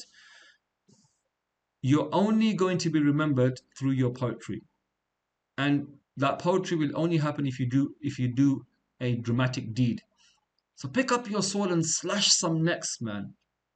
And be the best host. Or do this or do that, or show bravery here and there. And then the poets will start writing, and then your legacy will carry on even after you're dead. Just like you hear poems now, the Arabs would hear poems from generations previous. They're like tomorrow for generations after us, they're going to remember us. And you drown out that emptiness, the void, the darkness that's just beyond the horizon by filling it with everything so loud that you think it's the here and the now. This is Jahiliyyah, this is pride, and this is living for the moment. Because a Muslim lives for the moment, focusing on the unknown on the other side of the veil. Whereas the Jahil lives in the moment, focusing on the here and the now. We focus on the here and the now with the meaning of what comes, what this act, the result of this act. Whereas the atheist and the Jahil lives in the here and the now, on the act, knowing that the act is here and the now and it finishes now. So this is it. Do what you have to do to its fullest now. Whereas we think, or we should think as Muslims, do the act for its fullest for the effect of what's going to come after. So, for example, a wazifa, like a wird, a wazifa or a wird, one of the meanings of this is something you send ahead that when you get there, you're pleased with. So if I have a pension scheme, it's hard now, but by the end, I don't even remember, oh, boom, look at this. I'm enjoying it now. So your wazifa is sending on little pre-packaged things. It's like you move to another house. In 10 years' time, you're going to move 5 years, 1 year's time, you're going to move to another house. You slowly start sending a package or two, package or two, package or two. You're thinking in a year's time, I'm going to get there. It's going to be cold. I should send a small heater as well. Okay, you've sent that away. And in 6 months' time, your house is full. You've forgotten about it. When the day happens, you get there. Oh, everything is set. It's all set. I didn't realize. Oh, I thought about this as well. I thought about this as well. This is what a wazifa or awrad is. Can't really be doing that now, Halima, can I? I'm in the middle of a lesson. I can't really be checking any messages. And I don't want you leaving. You're not allowed to leave. Yeah, so that's a wazifa. So when you get busy with doing something for its fullest now, knowing you're going to be judged for it tomorrow. And knowing that when you get there, being judged for it, you want it to be judged in the best way. That's the paradigm in which a Muslim thinks. So a Muslim must abandon Jahili pride. Whoever claims the slogans of Jahiliyyah is from the people of hell. So this is a very serious one now, right? We know the strong warnings, but sometimes a punishment isn't given to it. So we get a bit heedless. We get a little bit heedless because no punishment was given with the action. But when you are from the people of hell, that wakes people up. Who are from amongst the people of hell? Whoever claims the slogans of Jahiliyyah. All of us have slogans of Jahiliyyah in us. We call towards tribalism and nationalism. We call towards, I'm not going to marry anybody into that tribe because I'm better than that tribe. Or I'm not going to do this, or those people, or whatever it could be. You may have 1, 2, or 3, or all of them inside you. But if you've got one, you are from the people of hell. So it's a very serious thing, Jahiliyyah. The example of Al-Miqdad, a man once insulted Al-Miqdad radiallahu anh because he was not from Quraysh. The Prophet rebuked the man and said, today those who leave tribalism and ignorance are the best of people. Nasr, do you want to read?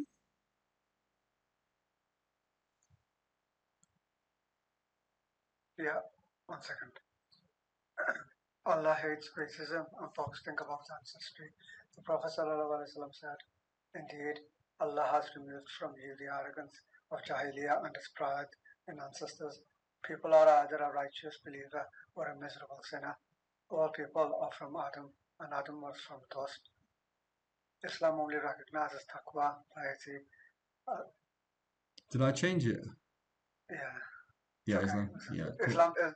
Islam only recognizes taqwa as a measure of superiority or not ancestry. Cool. You might as well read the next one. Cursed those who promote tribalism. Prophet ﷺ said, if anyone fights under the banner of tribalism, supporting it out of pride, and dies upon that, he dies in a state of Jahiliyyah. This hadith warns against nationalism and tribal conflicts which go against Islamic unity. I'm going to give the example of Afghanistan because it's a real life example in front of us, and I'm going to give you 2 personal stories. I was in Saudi Arabia and there was a carpet seller and he came.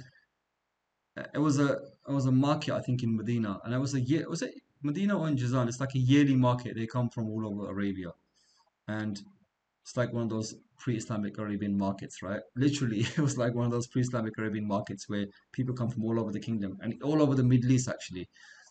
And um, he was Hazara. No, he was not Hazara. He was Uzbek. He was Afghani Uzbek.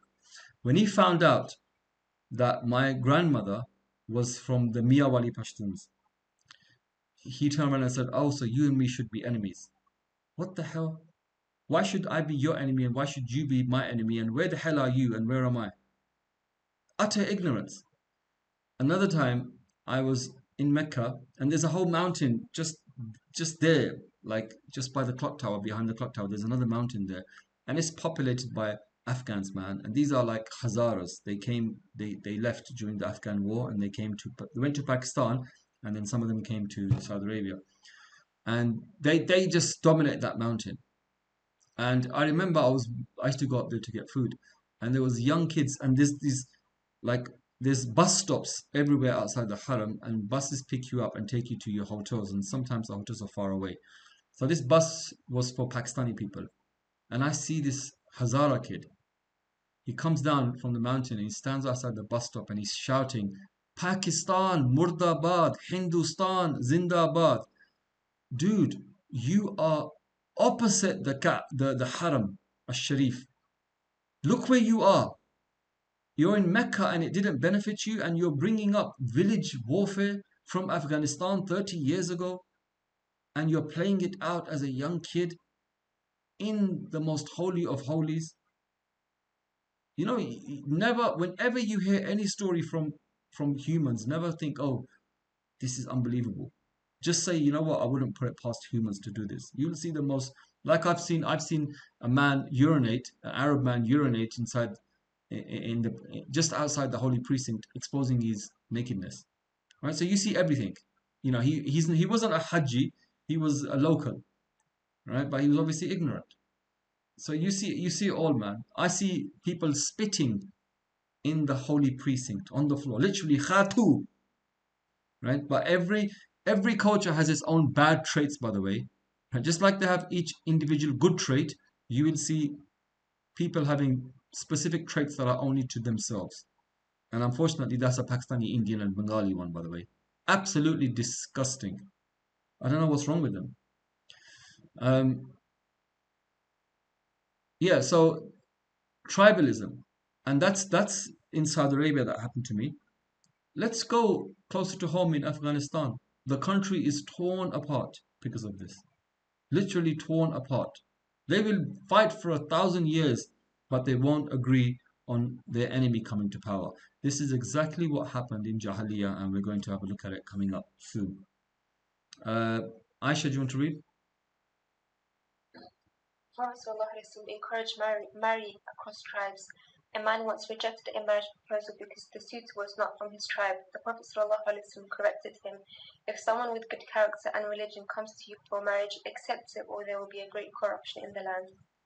Much can be said on there will be great corruption in the land. That's a whole lecture series in its own side. But the basic message, we all get the message from here. Again, this is something that we don't honor. And I can understand maybe simple tribal people with not much education thinking otherwise. But what's stopping us in England from honoring this message? Halima, do you want to read? The Prophet ﷺ gave an important warning to Quraysh. The Prophet ﷺ addressed the Quraysh saying, "O people of Quraysh, do not think that because you are my relatives, I can save you. Work for yourselves, for I cannot protect you from Allah." That's very strong. That's very, very strong. So we tend to think that because we know people in power, for example, if I'm from a particular tribe, and this works in tribal areas, I can, and the governor of that area is from my tribe, I could do something, and because he's the governor, he will brush it up, or I will go to him and then he will brush it up. But Rasulullah is talking about the bigger picture here. You can do your 2-bit crimes here and live your 2 days out, but your 2 days are multiplied by 2 million in the hereafter. or to 20,000 or 50, whatever. You get the drift, right? So he says, I can't save you. There's no wasta. You know, this special wasta you see in this world, this safarish we say in Urdu, right? This wasta that we see, you're not going to see it in the hereafter. The only wasta in the hereafter is intercession, and there's conditions for intercession. You know, are you of the people of intercession? Will you be granted Rasul's intercession? So we really need to get Jahiliyyah out of us. Can we have Aisha reading, please? Or who read? Was it Aisha or Maryam read? Whoever read, the other girl read, please.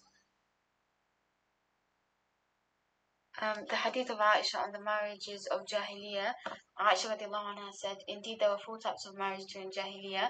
The marriage we have today, a man asks for a woman's hand from her guardian, gives a dowry and marries her. Sorry, that was number 1. Number 2, a man would say to his wife after she had finished menstruating, go to such and such man and conceive a child by him. Her husband would stay away from her and only approach her after her pregnancy was confirmed. This was done so that they could have a child of noble lineage. Number 3, a group of men less than 10 would have relations with the same woman. If she became pregnant, she would choose one of them as the father, and he could not refuse. Number 4, there were prostitutes who placed flags outside their homes to indicate their tribe.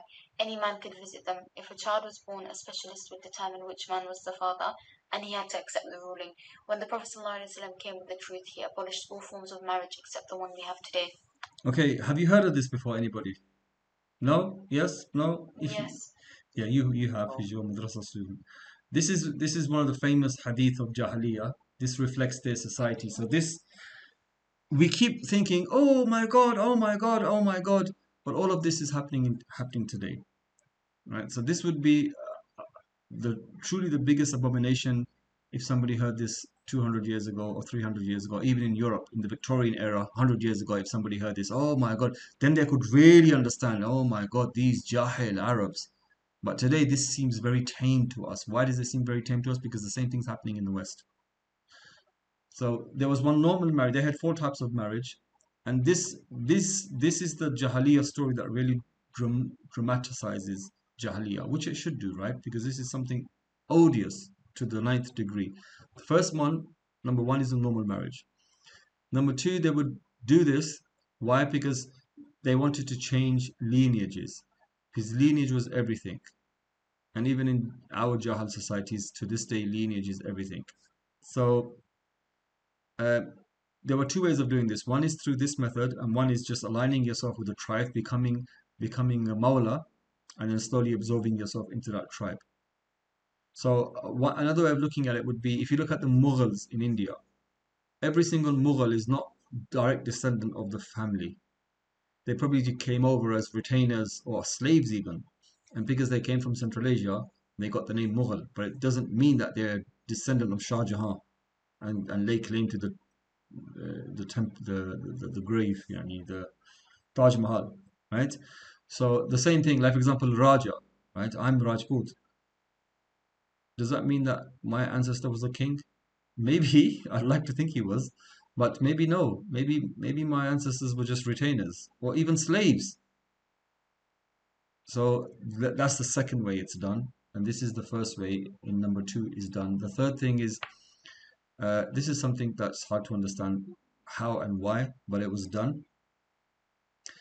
And number 4 is your typical brothel. So this is an authentic hadith from Aisha of the times of Jahiliyyah. Only the first was preserved in Islam. The second type was abolished, as Islam teaches that a child belongs to his biological father, not anyone else. So they would adopt this kid, right? But they would want the bloodline, they would want the lineage of that kid for societal reasons, and for some bloodlines they considered as more noble, and they would act in certain ways like that. And then the other one, I don't know what the hell was going on with that one. And then the fourth one is just complete prostitution. Can we have Safran read, please? The questioning on the Day of Judgment. The questioning on the Day of Judgment, Allah says, what is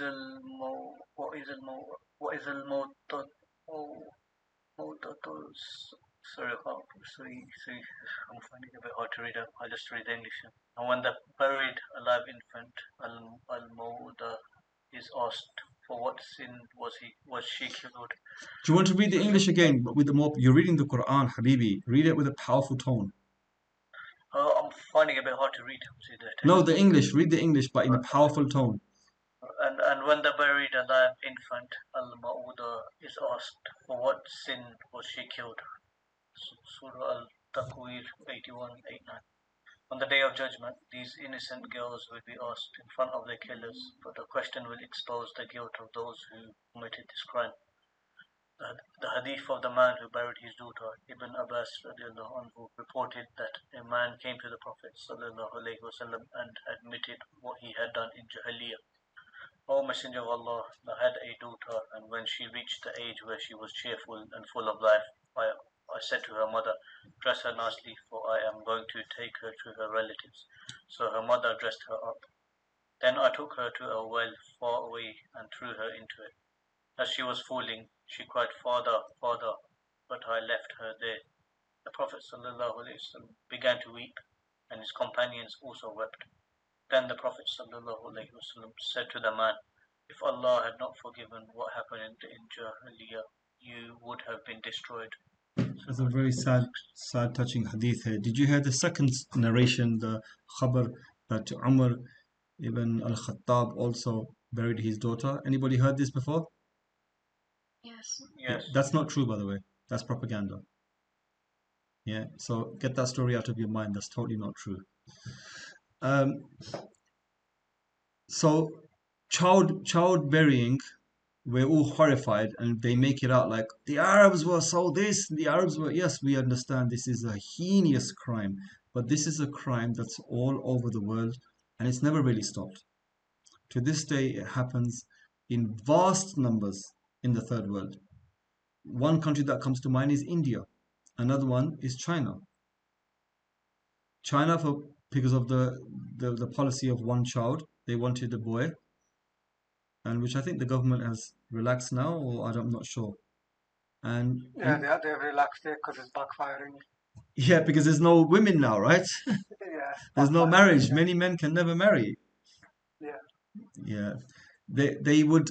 Pakistan would host marriage, like marriage agents. Pakistan would become marriage agents, and these Chinese guys would sign up with Pakistani marriage agencies, and they come to Pakistan and marry Pakistani girls, like poor girls, and take them back to China. And some of them would get fleeced by these brokers. In Uzbekistan, they come here as well. I think is it Japanese? No, it's Chinese or Korean. It's Korean or Chinese, something like that. The same thing is happening in Uzbekistan. But I feel sorry for them because there's a generation, and in China, a generation isn't 1 million, it's probably 100 million, right? Where these people don't have a chance on earth of marriage because there's no women. There just isn't any women for them to marry. And China's not like, it's not easy for Chinese men. They're from the extreme other, right? We have things in common with each other. We look similar, our foods are similar, our cultures are similar. Chinese are completely different people. Their food, their culture, their music, their language, even the way they look is just completely other to what we're used to. So it's not easy for those men, bless them, may Allah give them wives to marry once this situation happens to them. In India, it's done because of the same reason. They want sons. There are many ways of doing it. They have these ladies, these midwives or old ladies, and what they do is they have big clay pots. You know those, what you call them, matke, those big pottery things. And they basically put the baby in there, and then they seal it with flour, just like they're making a biryani. You know when you have a biryani and you seal it up for a while, when they make it in the pot, and then you seal it by putting dough around it. That's what they do, and the poor child is just born, suffocates to death. And it's such a severe crime that Allah will not even address the father and the mother that did it. Allah will address the child, right? And when the child is asked for what sin was she killed, right? If you read the tafsir of this, it goes into great, like the breakdown of this, the way why Allah chose to address it in this way. It's a very, very severe crime, and I don't know how people can do it. And I told you, I worked with some. Difficult to get your head around that, isn't Yeah, it? yeah, but I saw a Pakistani guy in England. He worked in a pizza shop and he had about 3 daughters, and another daughter was born. And he came to work with what Allah is describing here now, right? And when one of them is given the news of the birth of a female, his face darkens and he chokes with grief. He hides himself from the people because of the bad news he received. Should he keep her in disgrace or bury her in the earth? How terrible is their judgment.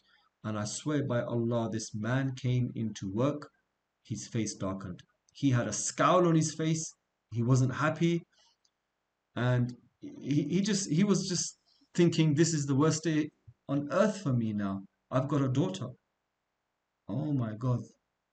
I was 20 then. But boy, had I been older, I would have punched him in his face. The Prophet Muhammad Sallallahu Alaihi Wasallam, his first child was a daughter. He had all daughters. No son survived. All daughters. My first child is a daughter. And she'd tell you how much of daddy's girl she is and how much I love her. Daughters are the best.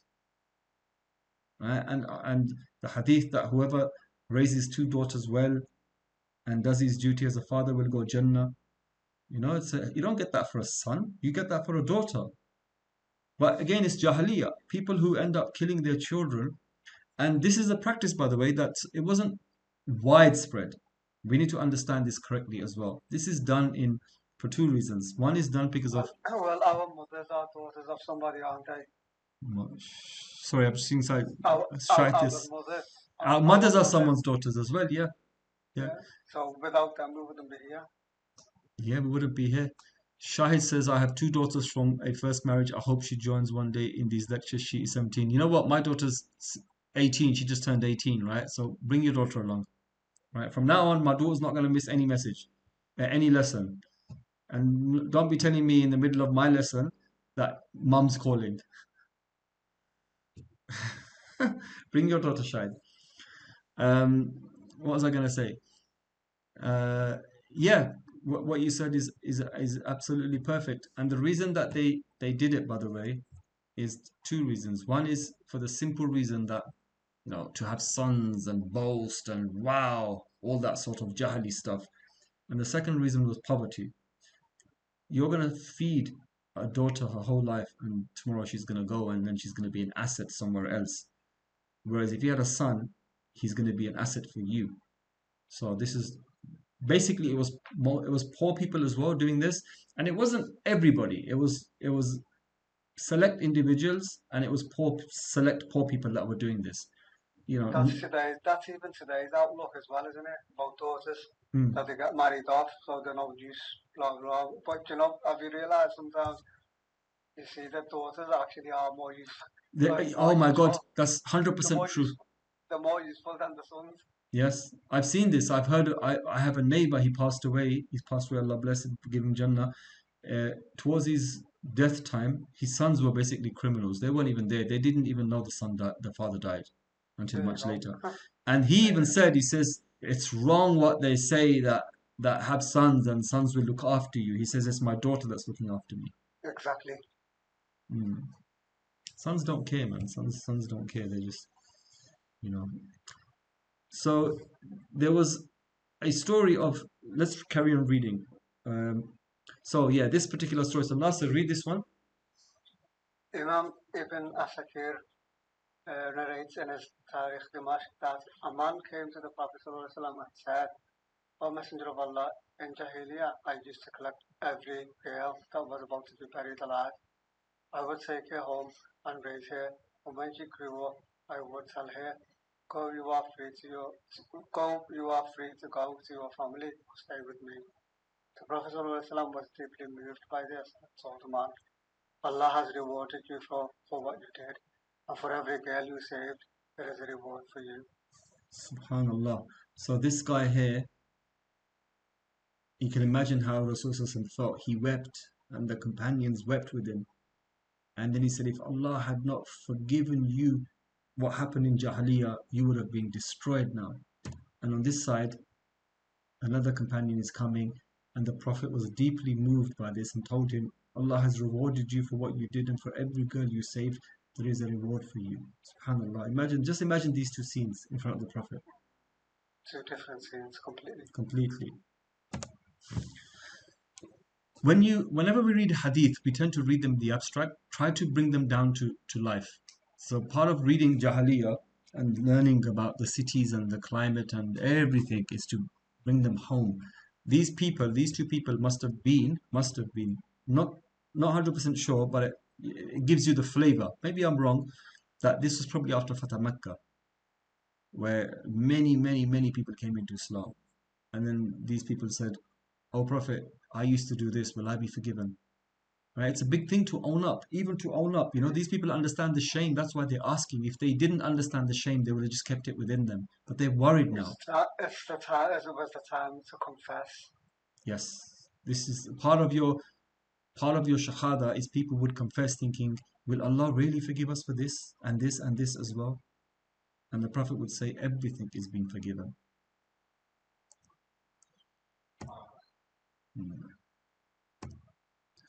So condemning hatred for daughters, Allah says, and when one of them is given the news of the birth of a female, his face darkens and he chokes with grief. He hides himself from the people because of the bad news he received. Should he keep her in disgrace or bury her in the earth? How terrible is their judgment. Okay, now the oppression of women. Halima, do you want to read the first part, please? Women were seen as property, bought and sold like animals. A husband could inherit his deceased wife's wealth, and she had no rights. Example, forced widow inheritance. A son could marry his stepmother if his father died, taking control of her property. Islam banned this and gave women inheritance rights. You are forbidden to inherit women against their will. Carry on, Halima. Some men had dozens of wives, often treating them unfairly. Islam limits polygamy to 4 wives under strict justice and fairness. Islam restored women's dignity, giving them rights to inheritance, divorce, and consent in marriage. The last bit. It should be noted that women of high birth and status had some degree of power. Okay, so let's leave the last part. I'll mention the last part in later. All of this, by the way, existed in more or less in every civilization. When it came to marriage, some things Islam came to completely overturn, some Islam came to temper. So the dozens of wives business, Islam came to temper it and limited it to 4. 4 wives in today's society is not, the dynamics of the way society works today isn't conducive for 2 wives. In the East, I would say for some families possibly 2, but more becomes problematic. In the West, 1 is, the way our lifestyle functions, our houses, our social dynamics, 1 is enough. You could never do 2. So when I hear people saying, "Oh, Muslims and this are rights," and these YouTubers, these idiot YouTubers, especially the famous ones, talking about second wives, this is the ignorance of YouTube. Seriously, second wives is the worst thing that you can do in a European country. 1 is enough. You're going to destroy yourselves with 2 wives. And you don't need to anyway. In the West, financially you can't afford them. Why? It's different. Dynamics are a bit different in the East, and that's why sometimes it can work. Otherwise, it's not really a thing that's something a man is proud of. It curbed it to 4 for obvious reasons. We know why. And woman's dignity. So it says women were seen as property. Now I'm going to go back to Afghanistan. Right? Afghanistan is modernly Jahiliyya in its form. We have the good parts of what the good in the Arabs we see, the good in the Afghanis, and then the bad of the Arabs we see all in Afghanistan. You can watch these documentaries, man. You can watch these documentaries. Women, literally, a husband, like for example, I'm Afghani, right? I'm probably going to get hate for this, but I can back up every single thing I say. I'm Afghani. I'm living in a village somewhere. I've married a woman. She's probably 20 years younger than me. I'm 30 and she's probably 15 or 12, and I've used her for 15 years, i.e. got 4 children off her, and one day I decide to sell her. and I literally sell her to my friend, and because this is Afghanistan, she can't do anything. She now becomes the wife of my friend. He has another 2 kids of her. Now she's 40. He sells her on. Have you ever heard of this in Afghanistan? No. Girls? I've heard of the selling part, but not to the friends and like that whole cycle. It could be to Well, a I've heard it friend. vaguely. Sorry, what's that, Right. Safran? No, I've heard it vaguely. I've seen a few documentaries, but I didn't know too much about it. But Yeah. is it still the case now, or is it Yes, changed? yes, it's still the case now. Every kind of Jahiliyyah that you can conceive of, you're going to find it in Afghanistan. Right? Even under the new government. The new government cannot stop what's going on how much can the new government do? There's another thing that they do, and you can see it because it's called Taliban Sharia court. It's on YouTube. You can watch it. A guy died, and automatically the brother thought he's got the right over the woman. So he's taken her wealth, the little bit of wealth she had, he's taken it, and he will no longer allow her to marry anywhere else. He wants to marry her, and she won't agree, but she's still living in the house, and she's not allowed to lead her own life. So she somehow she gets to a court. Even that is a miracle by itself. She manages to get to this court, and the court, by the way, is just a room on the floor in somebody's house, so it's a bit easier than a majestic building, right? It's just going into the Qadi's house in at the end of your town or whatever. She goes there and she files a case, and he's called in, and the women are sitting at the back and he's sitting at the front, and he lays his case down, and the judge says to him, he goes, "What you're doing is wrong." He can't fathom it, right? And then the woman speaks in the back, her part of the story, and he turns around to her and he abuses her. "Shut your mouth! Who gave you the right to speak?" And the judge says to him, "You shut your mouth." He says, "Let her speak." And then she speaks, and then the judge says to him, "Listen, what you're doing is unjust, it's wrong. You have no claim over this woman anymore. You never had a claim over her, and you certainly don't have a claim over her. She's free to do what she wants." And he's shaking his head in disbelief. He's literally sitting, you have that smirk when you think, what the hell? He's got that smirk that appears, thinking, oh my God, what am I hearing from the judge? And he's shaking his head in disbelief. Why? That's the Jahiliyyah in him. That's the tribalism in him. Right? We are Afghans first, and we are Muslims. They're very proud to say we were the first Muslims. We were the only people in the world that when the message came, we didn't hesitate once. Oh, really? If you were the first people, why are you living like Jahiliyyah now? Your country's everything is a mess, and it's always gonna be a mess because your tribalism is killing you. Yeah, it's all fake Islam. The Islam you have as well is some extreme version of it that's very cultural. And when people say, "Oh no, but we have to ask what the women want," this is why I said the women need to be educated, because the women will always want oppression. Stockholm syndrome. Yeah, if someone's been oppressed forever and ever and ever, she doesn't know any different. She's like, "Oh well, we lived. We just want to not rock the boat and carry on living." No, they need education. Education is the right of every woman. And by God, when a woman's educated, she's not going to want the status quo. Things are going to change. And this is one reason why people don't like educating their women, because they lose control over them. And then they give extreme examples of the West. Don't compare it to the West. Yeah, like Boko Haram. Yeah, Boko Haram, the ISIS group, translates as learning English is haram or something like that. Haram, yeah, Boko Haram. That's what it means, literally. Craziness, absolute craziness. Afghanistan is a crazy mess, by the way. I'm not saying there's good people there. There's a lot of good people there, right? But they have one massive problem in Afghanistan, which is tribalism that is before Islam. So all of these Jahili stories that you're reading, welcome to Afghanistan today, and welcome to the West as well. I'm not saying it's just Afghanistan, it's everywhere. So taking inheritance in the Victorian era, even sophisticated aristocratic women, the man would be entitled to her wealth.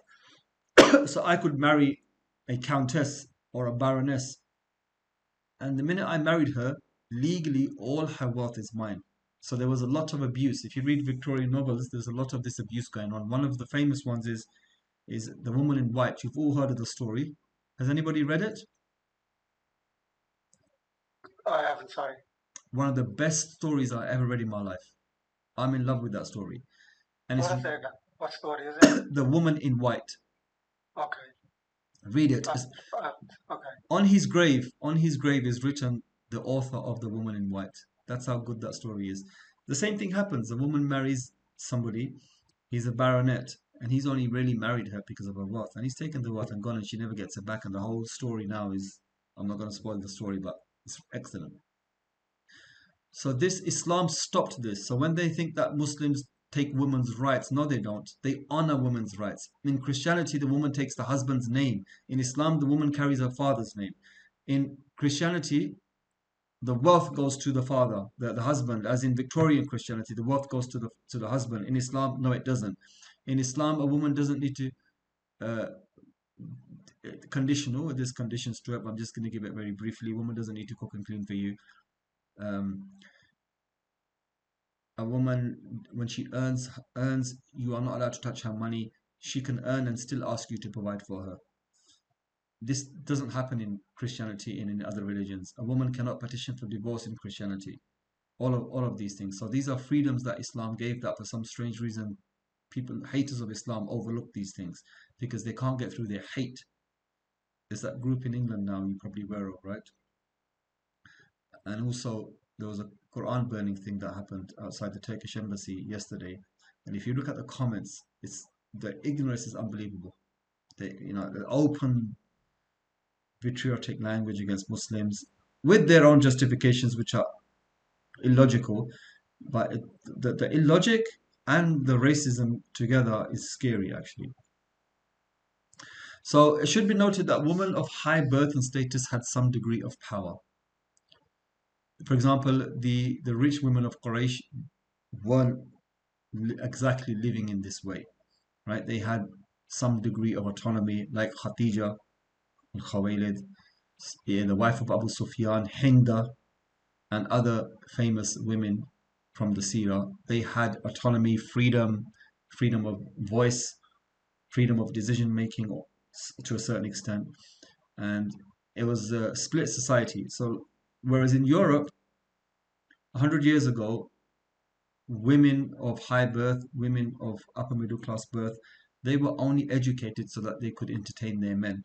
So they learned second, third languages, they learned philosophy, they learned how to converse, they learned how to dance, they learned how to play an instrument, they learned poetry, they learned playwrights, they learned games. All of this wasn't to educate her and liberate her, it was to make her more entertaining for the husband and for guests. That's all it was. Whereas contrast that to pagan Arabia, when a woman had certain autonomy, that was unheard of in the Victorian era. When a woman could had some voice and some political voice, even if that was possible. I'm thinking of Hinda. The same thing it was not given to the Victorians, and that's a very late date. I'm comparing it because we're talking about the 20th century now, the 18th, 19th century we're talking about, which is yesterday, and where the Europeans were very haughty and racist, thinking, we are civilized colonial powers and literally we need to civilize the savages. Well, what were you doing to your own women? There's a very famous story of Hinda, where when Abu Sufyan comes back to Mecca and he says, everybody, Muhammad, peace be upon him, is coming. And don't forget, for him it was only Muhammad at that time, right? Muhammad, peace be upon him, is coming. Actually, no, he had converted by that time. Yes, he had converted. So he comes back and he says, Muhammad, peace be upon him, is coming.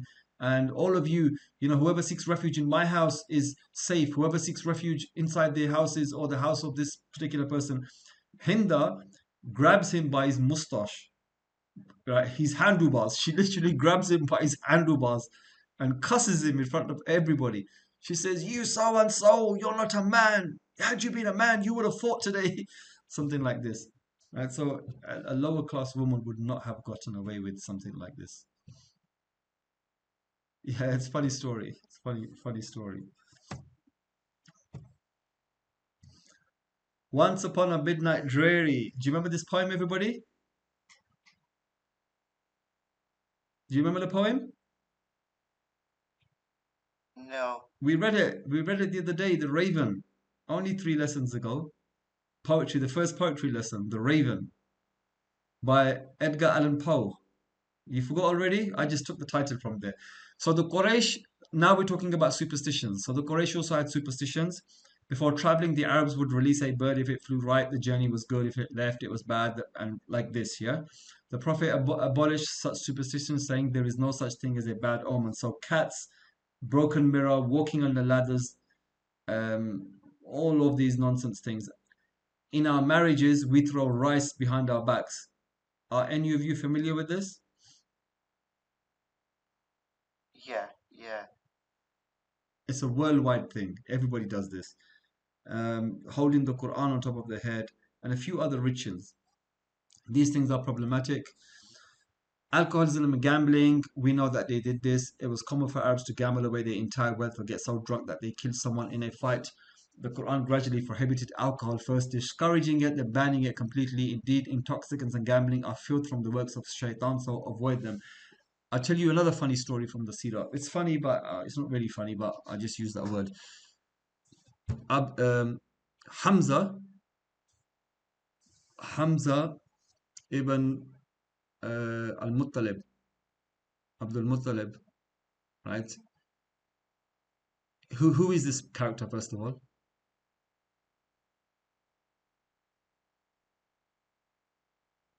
Is the Prophet's uncle? Yep, the Prophet's uncle, Hamza, the famous Hamza, right? The Lion of Allah, Asadullah, Hamza. Hamza got so drunk once that he went and hamstrung his camel. He left the drinking place and went outside and carved up his camel. Basically, as a single man, he ended up destroying his camel, slaughtering it, and whatever he did to it. The mistreatment of slaves. Slavery existed worldwide, but in Jahiliyyah, slaves had no right and were treated like animals. Like Roman slavery, like slavery all over the world. The Islamic institution of slavery was very different from what we understand true slavery to be. But I would hazard a guess and say most people here do not understand what Islamic slavery was about. It was totally different than the idea you have fixed in your head, by the way, when you see slaves and all this business. Islamic slavery is something totally different. Chattel slavery is slavery that the Europeans were masters of, which is taking them as animals across the 7 seas and then getting them to work on sugar plantations and tobacco plantations and wheat plantations and working them to death with no rights and abusing them, and sad stories. But Islam, at the bottom I've written something here. It says, why didn't Islam outright forbid slavery? Can somebody tell me why they didn't? Why did not the Quran outright forbid slavery? Alcohol was forbidden after a time. Zina was forbidden. Gambling is forbidden. All of these things are forbidden. Why was slavery not forbidden? Any answers? Is it because from my understanding, slavery, like, could you consider Islamic slavery as like an apprenticeship where you're taking someone under your wing and you're giving them a livelihood, a chance to learn a skill, learn a trade, to serve you, and then eventually, once you feel they're capable, you can free them? Because obviously, is it like because you had the lower class people, isn't it? That probably didn't have a livelihood, so they needed a way to earn. Nope. So for someone to no, that's not. That may have been the intentions of some people, but that certainly wasn't the reason why it wasn't forbidden. So basically, slavery wasn't forbidden because it was a concept so entrenched into the psyche of humankind that it would have been impossible to get rid of. People would have just rebelled and said, "What's this? We can't understand a world where something else exists." That's how badly slavery was entrenched into all of mankind. Islam came and tempered it, restricted it, laws came into place. And like I said to you, the face of Islamic slavery is completely the opposite of what you think slavery really is, by the way. And Rasulullah set the ball in motion by emancipation. He would release all of his slaves. He'd never had slaves.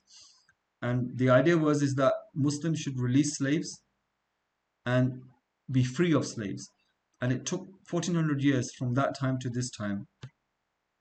It was basically the British that completely is like Wilberforce and people just before him and after him that ended up completely eradicating slavery. I think it's 1802, 1822 was when the act came into place, and then you could still have them until their natural life or something, and then or whoever was still trading had like a limit up to where you have to stop or something like that. But it took a lot, right? A lot. And it was non-Muslims that made this happen. It wasn't the Muslims that made it happen.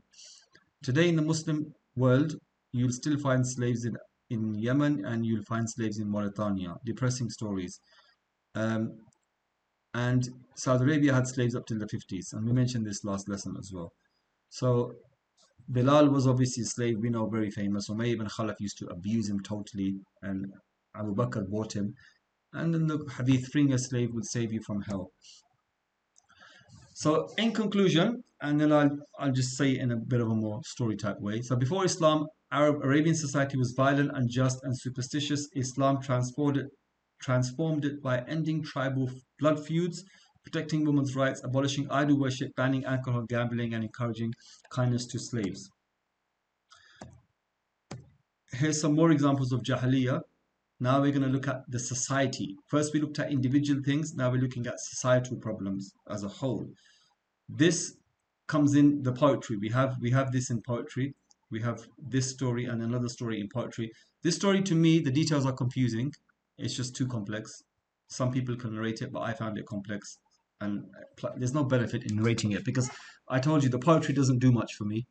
The words do. Linguistically, it does. But the stories that they give you about Jahiliyya doesn't do much for me. I'm more interested in investigating through inscriptions and looking at religions and looking at ideas, grander ideas. I'm not interested in tribal feuds and small petty things like this that the Arabs used to. So these things don't really interest me. But this is very important because it comes in the poetry and it tells you exactly what's going on. And again, I'm going to say Afghanistan. I'm going to look at this and I'm going to look at Afghanistan. Sorry for the Afghanis here, but you've got to call a spade a spade a spade. That's how you make a change.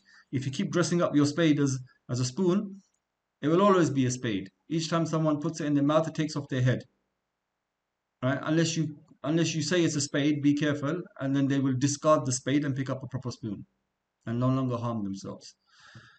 So the best uswa, can we have Nasser reading, please? Basus, Harb al-Basus.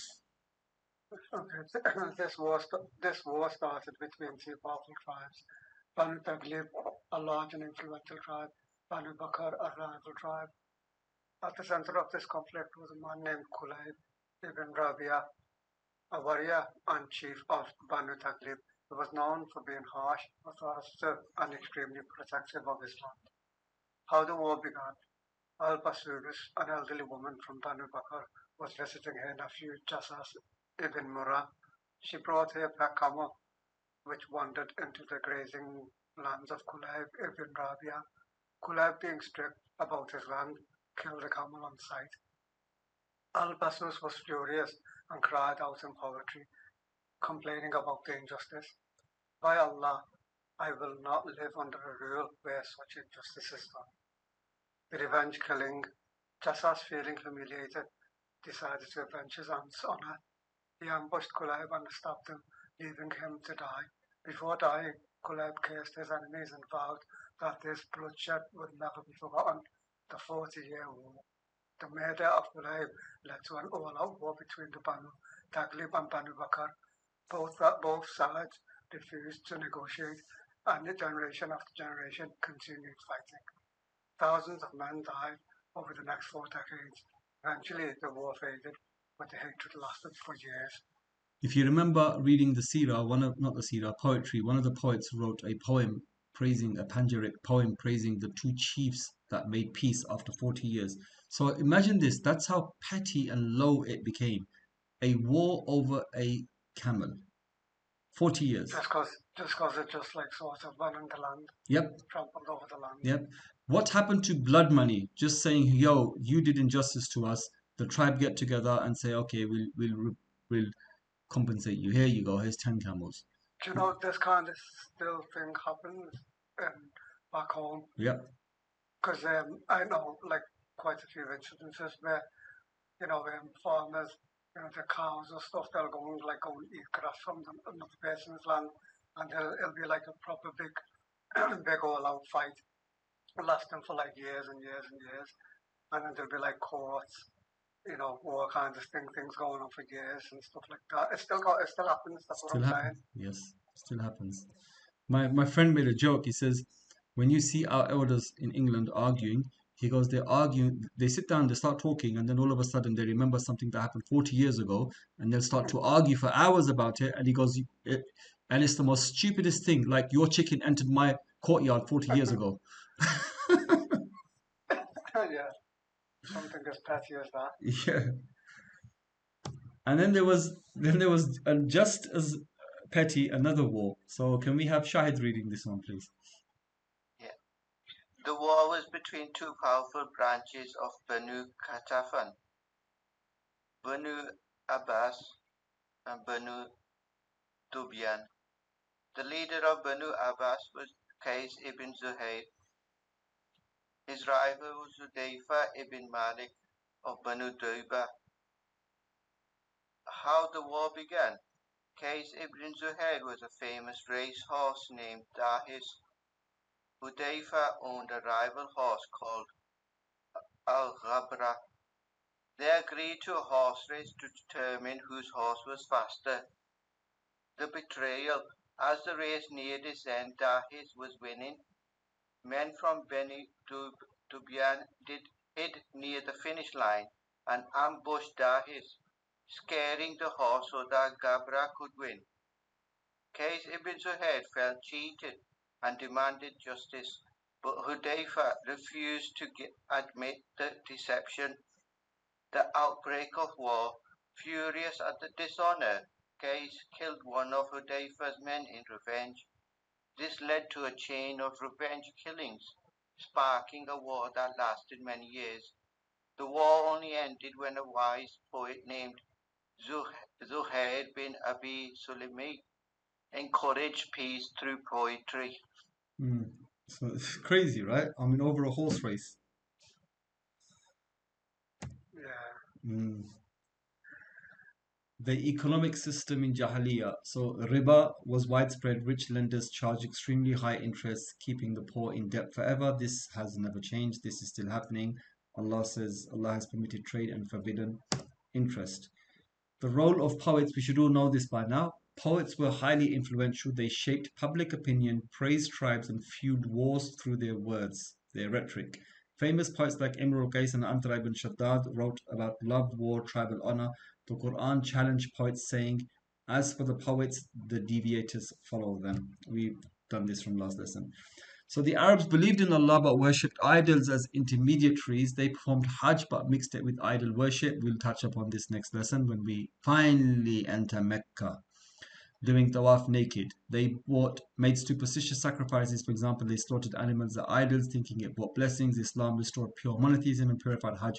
So the only reason this is being mentioned because when people talk about Jahiliyyah, they give you the whole picture, right? If you were to listen to a lesson on Seerah, they would give you bits of everything, and because I'm doing it in a different way, even though we've covered all of this in the past, let's read the line. We'll just look at it again.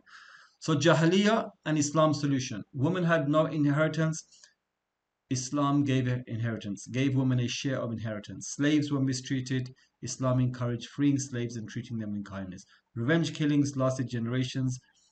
Islam banned tribal revenge and introduced courts. Alcohol and gambling were widespread. The gradual prohibiting them. Islam did. People buried daughters alive. Islam condemned this as a grave sin. The psychological impact on Jahiliyyah. People lived in constant fear of revenge, poverty, and loss of honor. This sounds like Afghanistan. Islam brought inner peace, teachings, trust in Allah's mercy and justice. The Prophet, peace be upon him, said, a true believer is one from whom people are safe in their lives and in their wealth. Another topic is magic, the topic of magic. Halima, do you want to read? Hadith on the magic done to the Prophet ﷺ, narrated By the way, quick one. Did you not know that Rasul was bewitched? They cast a spell on him? Are you not aware of this? Yes. Yeah. Cool. Alright. Halima, do you want to read? A man from Bani Zurayq called Labid ibn al-Asim cast a spell on the Prophet Muhammad until the Prophet would imagine that he had done something, though he had not done it. One day, while he was with me, he invoked Allah and supplicated to him. Then he said, "O Asiya, do you know that Allah has answered me concerning what I asked him?" 2 men came to me, one sat near my head and the other near my feet. One of them said to the other, "What is wrong with this man?" The other replied, "He is under a spell." First asked, "Who cast the spell on him?" The other answered, "Labid ibn al-Asim." Cool. Next person, can we have Aisha read? This is a longer narration, so don't read about. Yeah, read the whole thing. It's just good to read for barakah. Even though it's in English, it's hadith, so we read for barakah.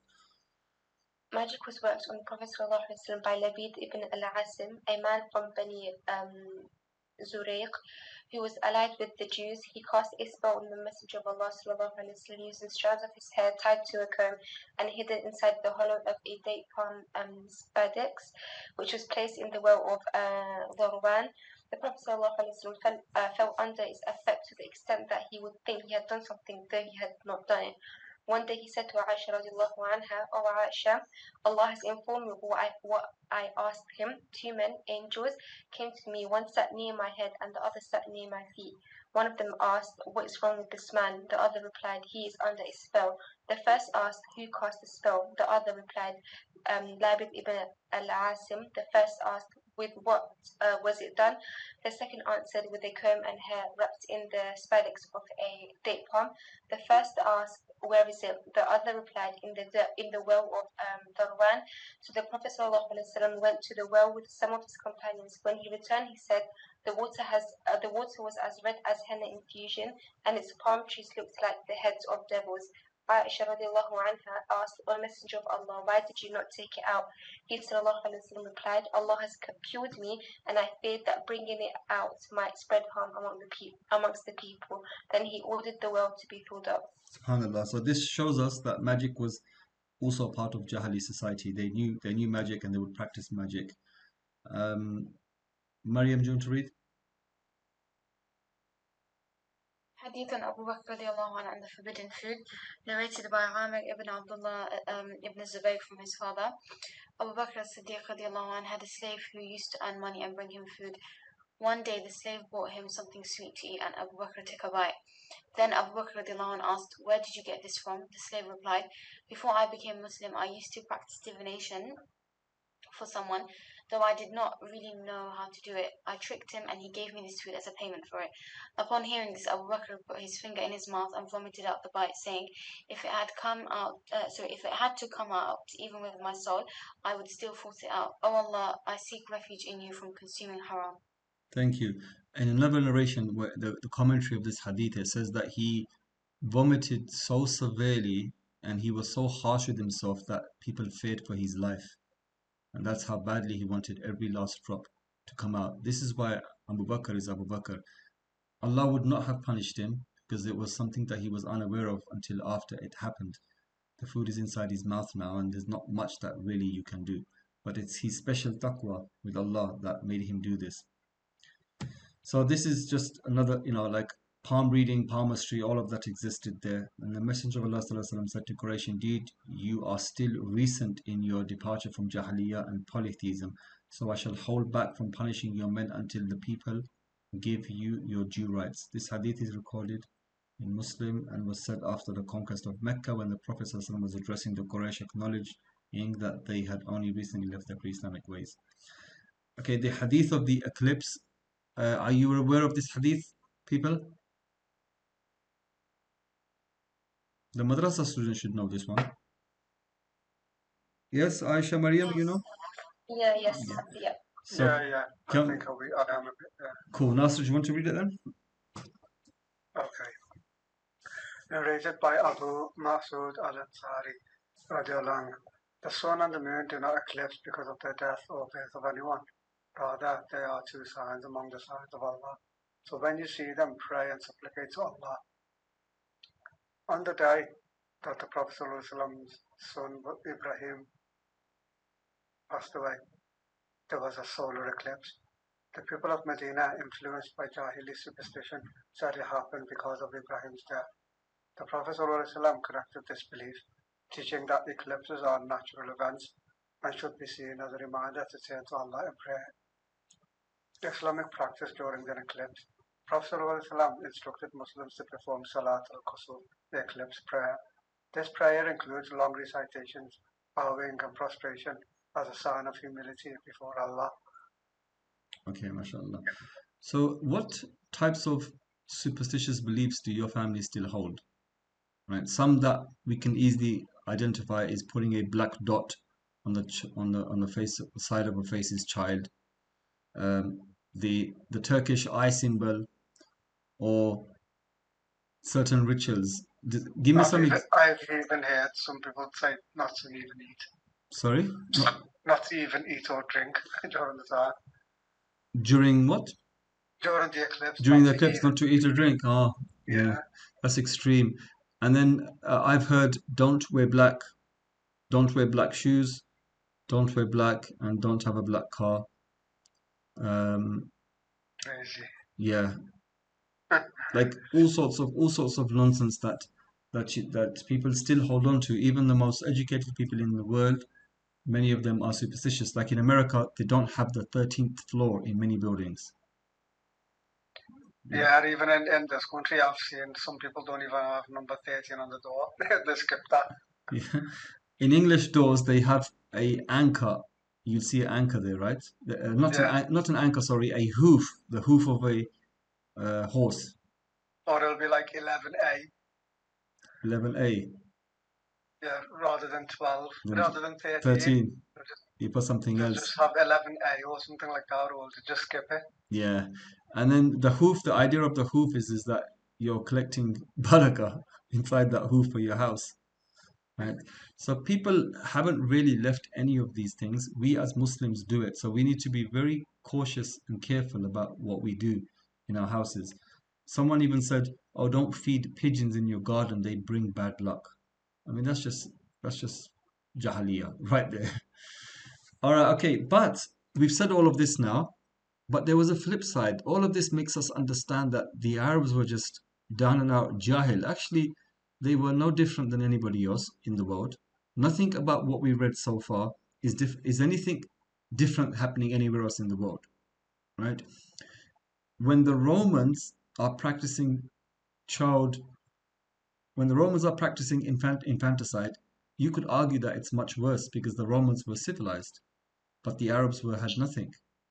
When the Indians are practicing it, you can say the same thing. There's a letter that a Roman serving in Alexandria in Egypt, he wrote a letter to his wife on the birth of her child. He knew she was pregnant when he left, and he said, if it's a boy, then do this, and if it's a girl, quietly dispose of it. And we have this letter.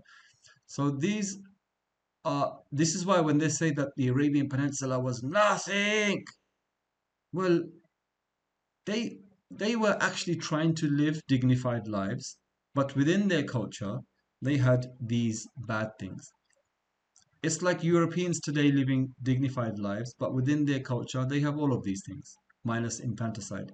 If you want to find infanticide, just go to China. They have everything and infanticide. India have everything that we've seen here and infanticide. Right? So this is what I'm saying. When they try to make out that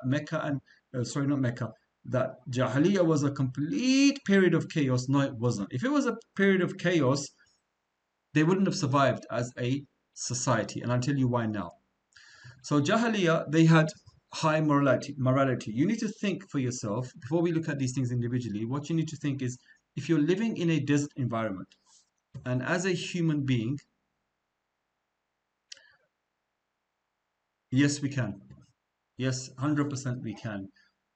Islam only allows abortions up to a specific period, and that's only if you know that there is some terminal, some kind of like big illness with the child that's going to affect the life forever. After that period, even then you can't do it. But then I've seen probably another opinion, but I'm not a mufti, so I can't comment too much on this.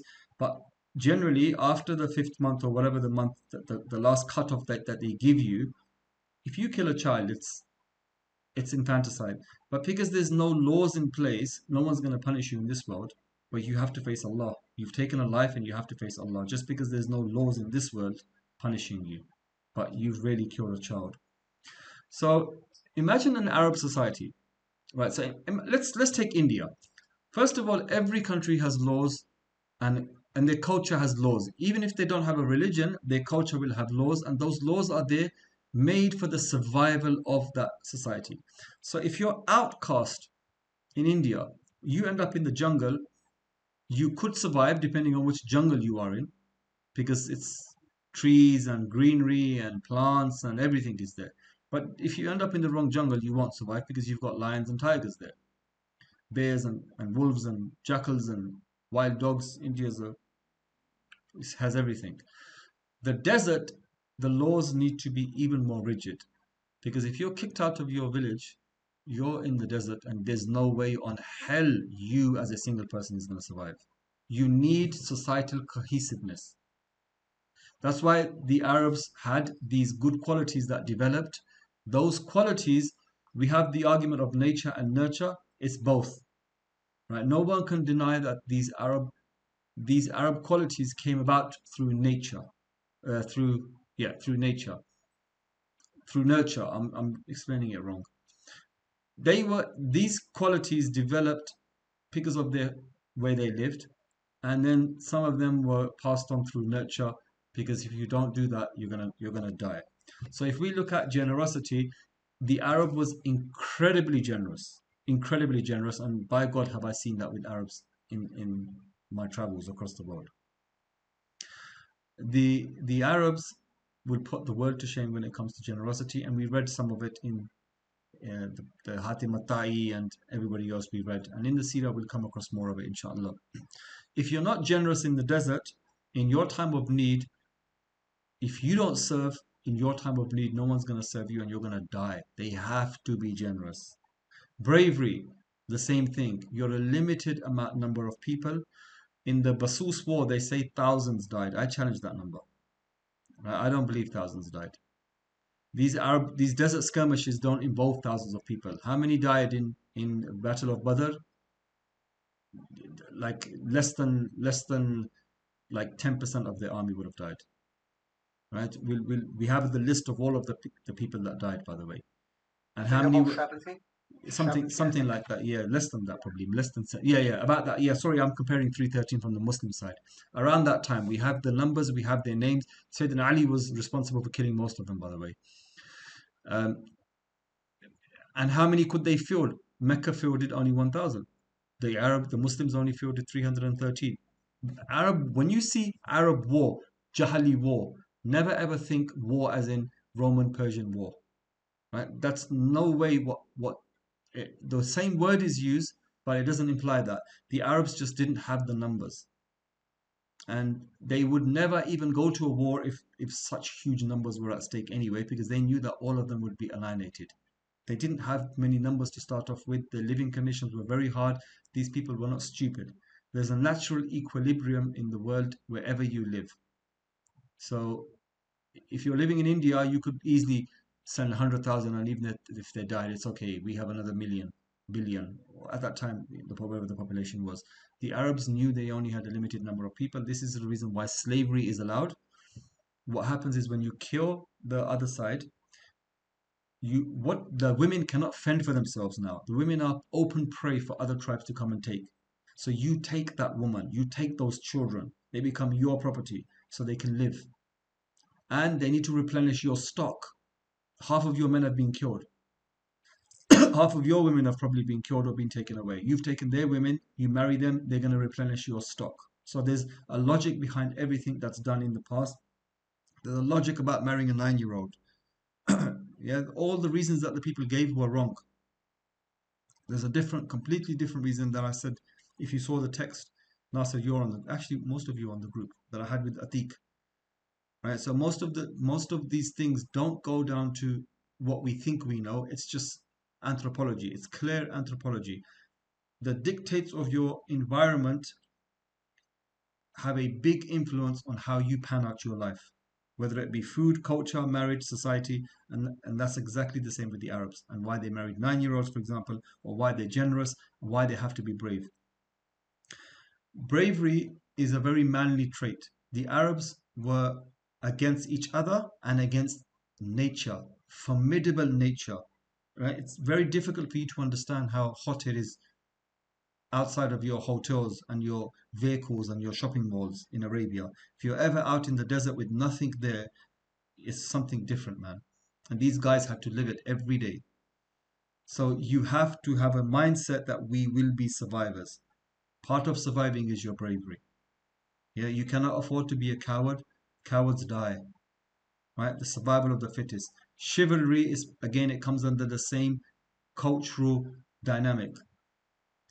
Being chivalrous is a cultural thing. If you don't show chivalry, people are going to show you barbarianism, and you're going to be like the Mexican cartels where everything just dies. You know, humanity dies.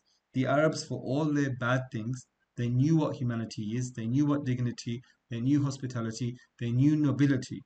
It's like you have a noble man that just commits zina, a noble man that drinks, a noble man that gambles. Everybody has vices. It doesn't take away from his nobleness, it takes away from it percentage wise, but it doesn't. If he's drunk, it drops him in the gutter for a while. This is the reason why Abu Bakr never drank. But your nobility stays. Once you come out of your hedonistic state, your characteristics, your quality, your bravery, your manliness is still there. And the Arabs were known for this. And the counterpart woman's qualities, they also existed in the women as well. And you can see that, for example, in amongst certain tribal people today, like in Yemen, look at their men and women. The Pashtuns, look at their men and their women, right? The Kurds, their men and their women, actually, yeah. You'll see these in those tribal kind of people. Dignity, again, it's part of the same bigger picture, to have dignity, to have karama, to know when to do something or not to do something, to have respect for yourself. You cannot go around disrespecting somebody, because you will only dishonor yourself. So if you want respect, you have to respect others and earn that respect. Nobody will dishonor you, you don't dishonor anybody else. That's why you don't, they say don't mess with the Pashtun, because he doesn't want to cause trouble to you or himself. But if you finger him too much, he's going to chop your finger off. Right? And then you only brought that onto yourself, because he didn't want any trouble. These are people that want to avoid trouble. But if you bring trouble onto them, they don't back down. Charity, they gave charity. Now, two reasons. One is survival. Anthropologically, it's survival. If you don't give charity, you're not going to get charity. That's just the way of the world. And another reason was with the rich people, the elites, it was showing off. It was the name, the Quraysh. You know, Abu Lahab, every night, 5 camels slaughtered. Abu Jahl, 10 camels, bring everybody, bring the outsiders, bring the Bedouins, bring everybody. Everybody's eating around my house. You see this in the Seerah. Right? All of this is for pride and showing off, but it also came from a place of genuine charity as well. Somebody who cannot give charity in the first place is hardly going to give charity like the way Abu Jahl and Lahab did for pride. It comes from a place of generosity, which the Arabs had. Caring for neighbors. It's interesting. The word jar in Arabic, and there's another word in the Quran or in fiqh called jihar or jiwar or jiwa or something. And that comes from one of the root words of neighbor, but it actually means protection. So your neighbor is your protected neighbor. He has rights over you. And in Islam came and used the same word and it increased those rights. And that means that the Arabs obviously must have known about this. If you reverse engineer this verse, it gives you the idea that the Arabs understood what this meant. Feeding people everything. We mentioned this. If you read the book of Thizij's book, Arabian Sands, I mentioned this a long time ago to you lot. He traveled the Arabian desert, and it's that video that I made, the 1 hour lecture that I gave, that I said to you lot to watch, which is Man and His Camel, the Badu and his camel. It's basically an account of Thizija, and I give video footage of how Arabs lived in the 30s, 40s. The last vestiges of true Bedouinism, if you want to see, you should listen to that documentary. And the 2 boys that he travels with, they function like men. They are boys, but they literally function like men. And you know, Arabian boys literally look like boys. They look like pretty girls. Literally, Arabian boys look like pretty girls. and they even look like pretty girls in the pictures, right? And these boys were real men, very tough, very hard, and they're still alive today. They're very old. They live in Dubai now, and you can watch their documentaries. If you know Arabic, you can listen to the documentaries when they remember their time with Tizija. So read his book, and you would see about feeding, why the Arabs would feed people. So Imam Malik reported Rasul said, I have been sent to perfect good manners. This implies, he didn't say, I have come to teach you good manners. The wording, I have been sent to perfect. This means that the Arabs had manners. They knew, they recognized these high traits, these noble stations. They understood them. The Rasul just came and he was the icing on the cake. He just beautified everything to its highest degree and said, here you go. You didn't do a perfect job, though you knew about it. I perfected it for you now. To perfect good manners. Has Jahiliyya re-emerged? I think everybody would agree, yes, right? Yes. Yeah. We could say it probably lessened in the world during the time of Islam's heyday and Christianity's heyday. These things lessened in the world, but now where there is a free for all, do what you want, forget about religion, every single thing has re-emerged, and some things never really died away. And so if I were to now sum it up as they do in Seerah, I would say what? I would say to you, pre-Islamic Arabia was a time where there was lawlessness and there was only tribal law, which was very primitive and very biased towards their own tribal groups. And it was basically every man for himself, and it had to be like that to survive. Man was a unit of his tribe, so every man basically meant every tribe. But within tribes, they would fight. So we would have the famous Bedouin saying, me and my brother against my cousin, but me and my cousin against the world. So if my I am the product of my tribe. If my tribe be wrong, I be wrong. So it doesn't matter who's right, who's wrong. I am Jahil. I am going to fight you if you say anything wrong to my tribe, even if they were wrong.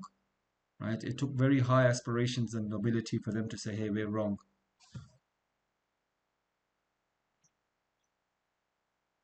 Yeah, he who shakes his neighbor's house will have his own house shaken. Yeah, another one like this is, if you're living in a glass house, don't throw any stones, which is the opposite meaning, but it just came to my mind. Yes, so they lived in a society where every evil existed. Why? Because of a lack of religion, right? So bearing daughters, gambling, all of this, all of that, zina, brothels, nothing special, nothing unique about this. It existed everywhere in the world at that time, and it exists to this day. Islam came, and Islam stopped all the bad and curbed some of the things that were okay-ish but just needed curbing, such as many wives. Religious-wise, they always mention religion in their Jahiliyya lecture. I'm not going to mention it because we spent 2 months discussing religion. So everything that we discussed in religion, you can put into Jahiliyya. The pagan practices. Umar once said that he was traveling. He once laughed or he cried, and the companion said, "What are you doing?" He said, "I just remembered my time in Jahiliyyah where I was on a journey and we needed to worship our God. So we took some dates and we made it into a small idol. And we worshipped it. And then when we got hungry, we ate it." Right? There's a story of Manat in the environs of Medina by the Aus and Khazraj. By the way, if you want to read more about tribal affiliations with various deities, Ibn Kalbi's book I told you is very brief. It's the most famous, but it's the most briefest. It's nothing special actually. There's other books that you can get that give you detailed summaries of what each tribe did and examples of their worship practices and that. There's a particular case of a tribal man. He became Muslim. He grabbed his idol, Manat, and he tied the carcass of a dog to it, and he threw both of them into a well. And he said, "By Allah, I know you're fake now, because had you really been a god, you would have never have accepted this disgrace." right? And he cursed the idol. We have stories of where they would make these stones, because I told you that the Arabs worship stones, and they had these specific names that I found very intriguing because the Quran mentions some of them. I don't know the relationship with this particular story, but it's certainly worth looking at, where they would have stones that they would put milk over and let it dry. They would sacrifice over and let the blood dry. And you can imagine these places in and around the environs of the Kaaba, the pure environment of the Kaaba. You could imagine this. When Abdul Muttalib dug Zamzam, in his dream he was told, look near the dung heap and the place of sacrifice. And that's a place that was obviously dirty, stinking, with carcasses, the entrails and whatnot would have been there, and a dung and an anthill. And he went there and dug and found Zamzam. So you can imagine the site of Haram would not have been clean. And it's only clean today. Even in the Muslim era, it wasn't clean because people would perform tawaf on their camels and on their donkeys and on their horses. And if you know those animals, they produce a ton of crap. And they're all constant, right? Constant. So that's why people would wear shoes and do tawaf. That's why people would have prayer mats that they would sit on. Malcolm X has an excellent description of a Muslims and their mats. He says the mat for the Muslim is everything. You know, it becomes their kitchen when they're cooking. It becomes their living room when they're sitting entertaining. It becomes their clothing when they're cold. It becomes their beds when they're at night. Excellent thing. And the same way, when the Pakistani ISI officer described the chadar, the chador, the rumal of a Pashtun, he says it becomes his coat in the cold, becomes his blanket when he sleeps. It becomes his place to sit when he needs to sit and eat, and it becomes his raincoat. And he's describing it in the same way. So it's very interesting. The pre-Islamic Jahili practices, we didn't really touch upon them, but they're small things like this, right? So every house had a god. I gave you the example of Indians, that Indians have a small idol in their house, and in the morning they wake it up, they ring the bell, they do their puja. Likewise, the Arabs did it as well. If you want to imagine what Arab paganism looks like, I told you that traditional classical paganism all over the world is the same. All over the world it was the same. The Arabs were no different. So just look at what the Hindus do, or the Far Eastern people do, the Chinese do, the pagan Europeans do, the Romans did, the Persians did. Persians, they were monotheists, but the Romans were not. And you can understand the tribal thing. So Jahiliyya for them is no Islam, idol worship to the extreme, no civil law code, a very primitive law code that was really self-serving, and no protection, silly wars. This is extremism, right? These wars are not because of a strong law code. This is really because of silly extremism that tribal people exude. The Pashtuns do it, the Yemenis do it, all tribal people do this because it's to do with honor, it's to do with name. They're like gangs. If you want to know how tribes function like New York gangs function, right? Like the Crips and the Bloods. And you have, like, one of your members has been taken out, even though you didn't like him, but now they've dissed you, man. They've dissed you. We've got to get revenge, and that means you've got to take out one of their man. You either take him out, or you do the same thing to him, or you do it even worse. I remember I was in Saudi, and we went to give da'wah to this particular camp in the desert. They were on a project, and there were like different areas, Filipinos playing in one area, Egyptians in another area, Pakistanis in another area. And we were speaking, and all of a sudden, this big group of Egyptians came, and they're big anyway. And what happened is they came for a fight. What happened is the Filipinos were playing basketball, and the Egyptians decided to start talking in the middle of the court for no reason. So one Filipino banged into an Egyptian and kind of kicked him, like as they do in sports. This geezer wanted Jahili retribution. So he comes, and the Saudi guy got involved, and they all listened to Saudis. So, and basically he said, you want your right? Okay, take it. So the Egyptian kicked the Filipino guy, and that was it. This is utterly jahil. Utterly, this is the epitome of Jahiliyya. I just saw it in real life, and it was in the land of the Jahil as well, right? Back then, Saudi Arabia. I saw this happen in Saudi Arabia between an Arab committing an act of Jahiliyya. So this is Jahiliyya. But having said that, don't forget that the Arabs also had this, right? So their Jahiliyya was tempered with qualities that were outstanding and world class. Nobody could say that the Arabs were any less than anybody else in the world when it came to these qualities. And people who have these qualities, they all have Jahiliyyah as well.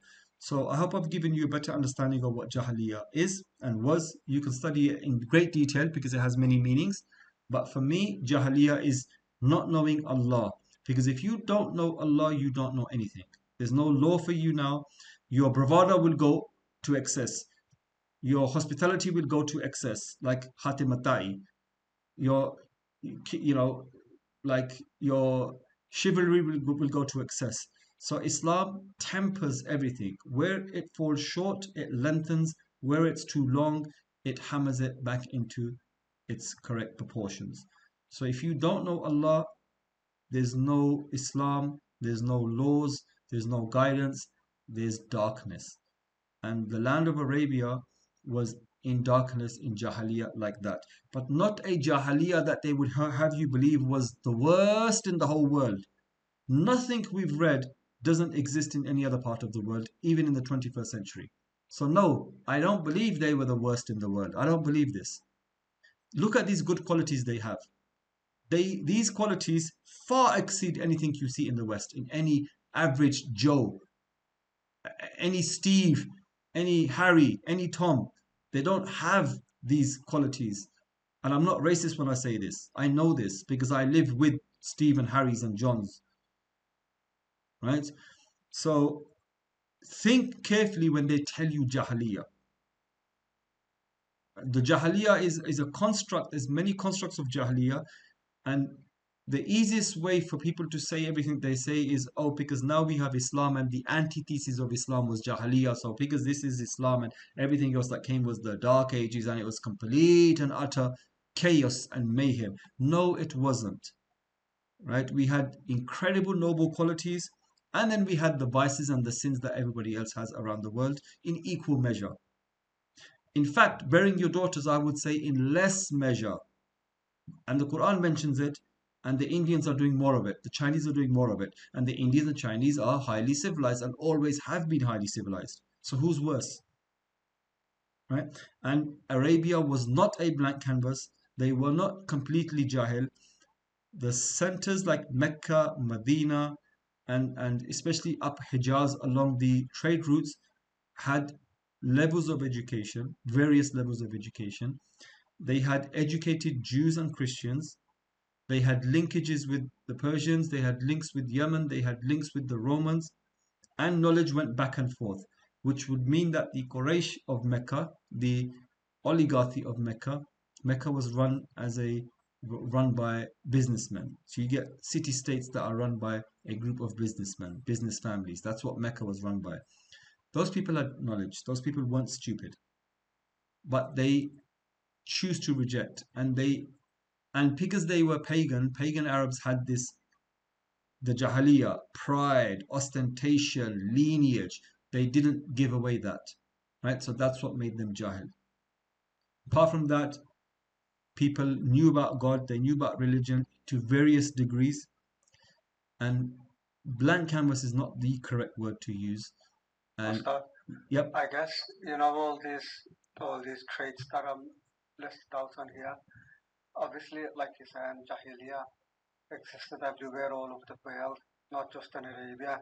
But I guess these traits probably was more so in Arabia than the rest of the world, and that's probably one of the reasons why Prophet Muhammad was chosen to be born in that place where the stage was being set, and it was the whole thing came about over a few hundred years, well, 1,000 years maybe.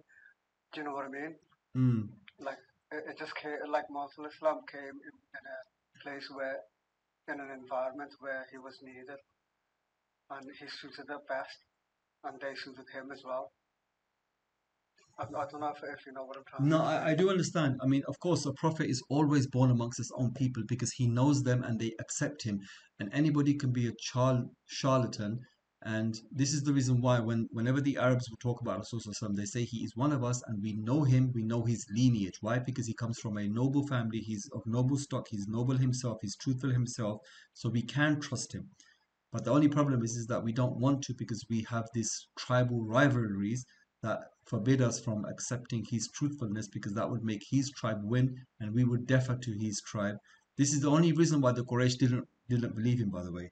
Right? And we'll look at this inshallah when we look at next lecture of the tribal, like, where the tribes of Quraysh originally originated from and how they separated and the rivalries that started with them that carried on even after Islam. And it was those rivalries that stopped them believing. I can But you understand know, what. I think Hmm. during that time when Prophet Muhammad when he proclaimed that he was a prophet and basically shook the community to the core, maybe they did believe him in a way, but in the sense that because they couldn't take it, like because he sort of shook the whole system, like everything he was saying was going against their own practices. Do you know what I mean? And then they were thinking, how can we accept what True. he's saying overnight? That's You it know, as well. That is it as well. So imagine you and I. Sometimes I think this. I think this. Imagine you and I were living in Bedouin, like not Bedouin. They weren't Bedouins. You and I were living in Mecca, and Rasul Sallallahu Alaihi Wasallam came and said, "I am the messenger of God." Would you hesitate or would you believe like Abu Bakr as-Siddiq? I would probably say, knowing myself, is I would probably hesitate. yeah. Actually, astaghfirullah, I can't say that. Yani, You can't say that, but you would start to think of, like, obviously questions would come into your mind, and it, like, you think, like, how, do you know what I mean? It's like, how are you saying all this all of a sudden? yeah, Like, literally all of a because sudden, right? Muhammad was amongst them for 40 years, and he wasn't saying a word about God and everything else, but all of a sudden, like, yeah, he had certain, like, solitude practices of his own, but he didn't really say anything until he became 40 years of age, and all of a sudden there's someone amongst them that says he's the prophet of God, this and that. You would think, like, hang on a minute, like, where did this come from all of a sudden, even though they knew that he was the truthful one, that, you know what I mean, and stuff like that. They just couldn't fathom, like, how all of a sudden are we gonna get rid of all of our stuff and accept what you were saying. Precisely. When you read the Seerah, we'll touch on all of these points one by one because they come up in the Seerah of the reasons that they gave for not wanting to follow him. And some of them are so pathetic, and some of them, you like, the word kufr means to cover something, to conceal. Conceal what here? To conceal the truth. Kafara, he concealed. They they knew, they accepted. Abu Jahl knew who he was. Abu Lahab knew who he was. So they knew Allah and the Prophet. They accepted it. That's what makes you a Muslim. But they chose to say nope. Don't wanna say this. Don't wanna believe this. Don't wanna. Yeah. Yeah. Utter stubbornness. Yeah. Stubbornness. Yeah. It's tribalism. It's basically just tribalism. That's what it was. Status and tribalism. That's what took them. They lost because of that. Um, regarding your thing of all of these traits were worse in the Arabian Peninsula, I would say no. No. I think this is the part where I was trying to explain, but I think I wasn't explaining properly. These traits I'm saying were the best. If you were to take these traits elsewhere and you match them against everywhere else, India, China, you know, Europe, these traits probably were best in Arabia. Yes. Yes. That's what I'm trying to say, and that's why it was more fitting for Muhammad to be in that community anyway, even though he was like foretold by, you know, previous scriptures and stuff like that. But what I'm saying is these particular traits were they were more so in Arabia than anywhere else in the world. you could twist that and say Allah chose to make it more so for them because He wanted the Prophet to be born there. So it's like a coin. Exactly. So like you said, the stage was being set Yeah, over the so stage many was times. basically being set. Yes. Yeah. Yes, and that's the last part of this when we're going to look at. Next lesson is basically Mecca. We've entered Mecca now, right? So you can see it's been a broad sweep. We've come down to Hijaz, Arabia, and Hijaz. Last lesson was the three lessons of poetry was basically Arabia, Najd, and that's it. Now we've taken an intimate look at these people without looking at any other empires. And next week is Mecca. You learn some stuff about Mecca that nobody else teaches. And then probably if we don't do a 5 hour, then we'll get to the early life of Rasul Sallallahu Alaihi Wasallam, the born. But I don't think we'll have time because there's a lot to cover in next lesson anyway. So what I wanted to say is if we look at all of these problems, I should have listed the problems alongside this. I didn't, but we remember them. If we look at, for example, childbearing, I would say definitely it's more outside. If we look at drunkenness, I would say it's more in the civilized Rome and civilized Iran, Persia, sorry, than it would be in poor Arabia, where only the city people and the rich people in city would do it. If we look at zina, yeah, it's easy to have a brothel in a capital city like Rome where you're anonymous than it is to have a brothel in Mecca where everybody would get to know what you're doing, right? Bearing daughters is statistically it's going to be more outside. What were the other crimes? Pagan. I would say pagan superstitions would be on par everywhere in the world. The same civilization, civilized or not civilized, all pagans have the same kind of superstitions. Strange, extreme pagan worship festivals would probably be slightly more bizarre for Arabs, I would say, because they don't come from a civilization. So some of the rites they would be very primitive and ugly looking, whereas they'd probably be a bit more sophisticated in Rome or in Persia or in India. What other sins did we see? So we can petty wars over goats and petty wars. That's ignorance, right? Ignorance. That's extremism. So we see that those petty wars would not happen if they had law, because the law would stop those kind of wars happening because they didn't have laws. So any place that's lawless, like certain places in Africa, certain places in Libya now, right? Where there's no law, Iraq, where there's no law, like Gaza. Look what happened in Gaza. The minute there's no viable police force in Gaza, as you know, and you saw what happened is there were armed gangs raiding and literally fighting, shooting at the Mujahideen. The Mujahideen are basically coming, trying to protect this lorry that's entered with aid, and armed gangs are having a firefight with the Mujahideen who had just been fighting for them. Where did the armed gangs get weapons from? And look, you're in the middle of war. Everybody's died. Like 40,000 people have died around you. And this is what you can think about now? So petty, you're trying to steal from this aid truck just so that you can sell to people and make a bit of money. This is human mentality. Where law and order breaks down, people will do crazy things. So there was no law, there was no overarching law in Arabia. So each tribe only had its own tribal law. They had something called the law of Talon. The Roman name evades me, Max Talon or something. The law of Talon is an eye for an eye, tooth for a tooth, Pax Talon or whatever. But the Arabs would go one step further. So an eye for an eye for two eyes. This is what the idea of Jahiliyya was, that you would do one over them so that you'd instill fear in them.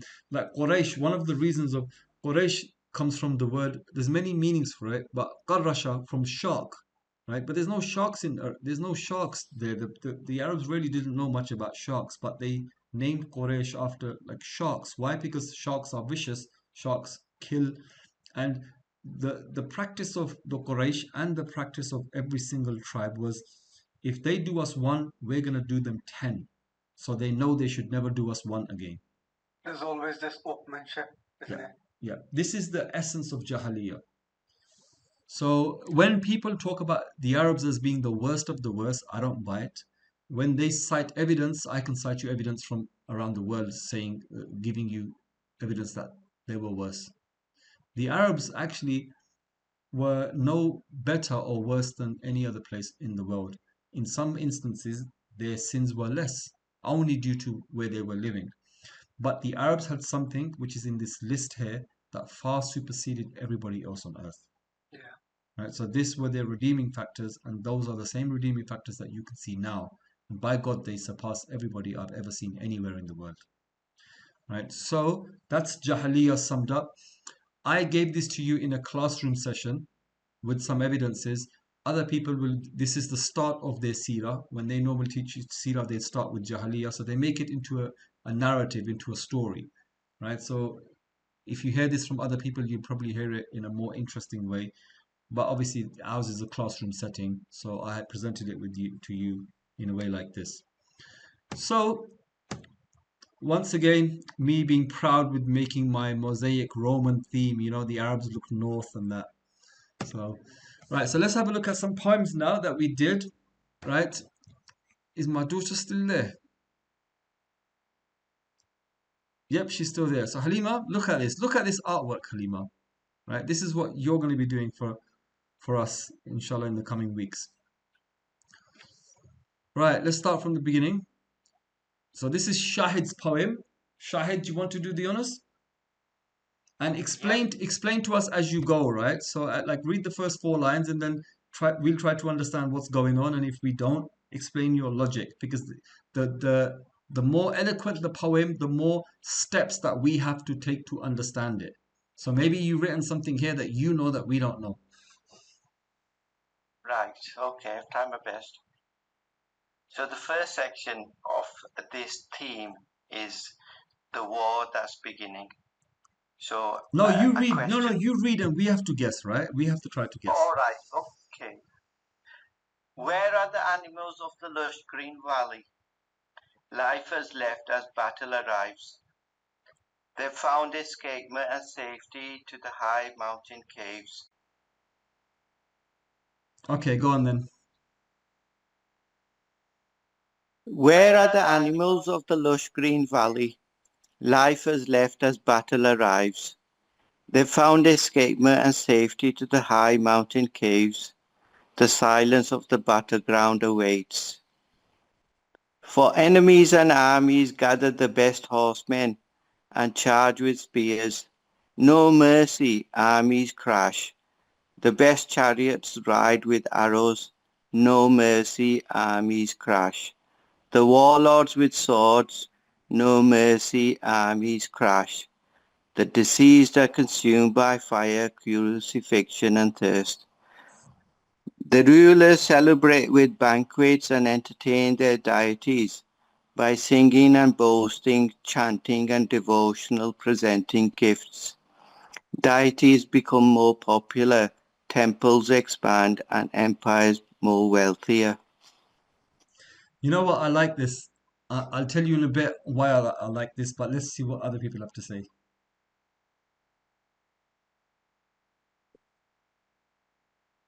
So, I just tried to structure it into Nasib, Rahil, and glorification. So the intro was about like the setting of the scene. Yeah. I'm impressed. Then like, MashaAllah. and then, yeah. And then like the journey, the center bit was the content, the real content. So like the chorus was there and I kind of repeated it a few times. And then like I delivered the message with the outcome, the victory, and then the mighty boast. And obviously of the mighty boast about their deities, it was all about their rulers and deities. The second part, the war sounds like Antara. This is how Antara describes his wars, the clash of swords, and then he's also thinking about his beloved. So somewhere inside all of this, he will mention his beloved. Even in the midst of war, he will mention his beloved. But I really like this. The opening is very nice. Where are the animals of the lush green valley? Life has left as battle arrives. Found escapement and safety to the high mountain caves. The silence of the battle ground awaits. I like this. I like the imagery. This reminds me of a poem called The Fly. right? It's the same thing. It's a war about to happen, and then the war happens, and the fly is sitting watching the war. And the meaning behind it is that the flies always congregate where death happens, because they start feasting on the death, and then they lay eggs, and then maggots happen. So the imagery is that at the end of the day, there's all of there's no winning. At the end of the day, both sides have died, and the flies get their food. And it's the flies won basically. At the end of the day, the flies won. It's like after the Battle of Waterloo, when Napoleon's army lost against, was it the Battle of Trafalgar? The Battle of Waterloo, I think it was. When the British general, whoever he was asked about war, he said, the next best thing to a war won is a war lost. I.e., everybody's died. The next best thing to a war lost is a war won, or something like this, whichever way around. Meaning that if you lose the war, 100,000 have died. If you win the war, still 100,000 have died. Right? So it's the same thing here. Both sides. It just reminds me of the poem, The Fly. MashaAllah, well done. Well done. This is really nice. And I kind of had a feeling you'd do this, Aisha. Do you want to read? Yeah, don't mind. Farewell to thee, but not farewell to my thoughts of thee. You are gone, but still here with me, living in my mind, rent-free. And I wonder what the damage could be. But I can't forget you even if I tried. I look to every corner and hope to see you there, but you are not. What is the difference between love and loss? For they both mean the same to me. For love, I have given every fibre of my being to you. And for loss, when we bade farewell, you left me as an empty vessel. Let the breeze kiss my face and the gritty sand slip through my fingers. Climbing the sand dunes, I look ahead of me, waiting for something to see, something to be.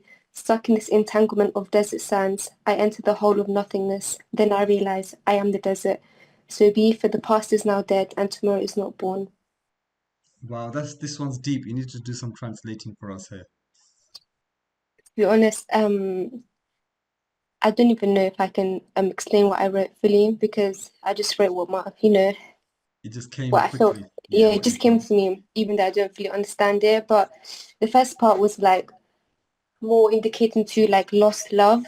So like you had love, like you had like a lover or like a close friend, cousin, someone that meant something to you, but then the next day they're gone, whether it be through like a like a fight or a passing, and then you hope to see like remnants of them. So like you look to every corner and see a face that you're familiar with, and like that is that weight of is that feeling of loneliness, if that makes sense, longing. Sorry.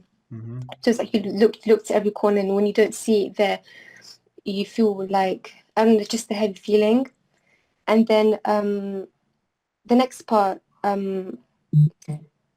is, well, it was just I The don't know how next to part, word it. that's the hardest part. The first part is okay. The middle part of the next part is good, but towards the end, when you said, I enter the whole of nothingness, then I realize I am the desert, so be.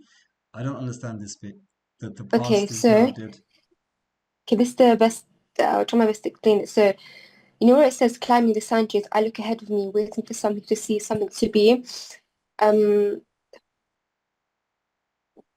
Okay, so I tried to link that part to the so be part, because you're waiting for something to see in you, or you're waiting for something to become, if that makes sense.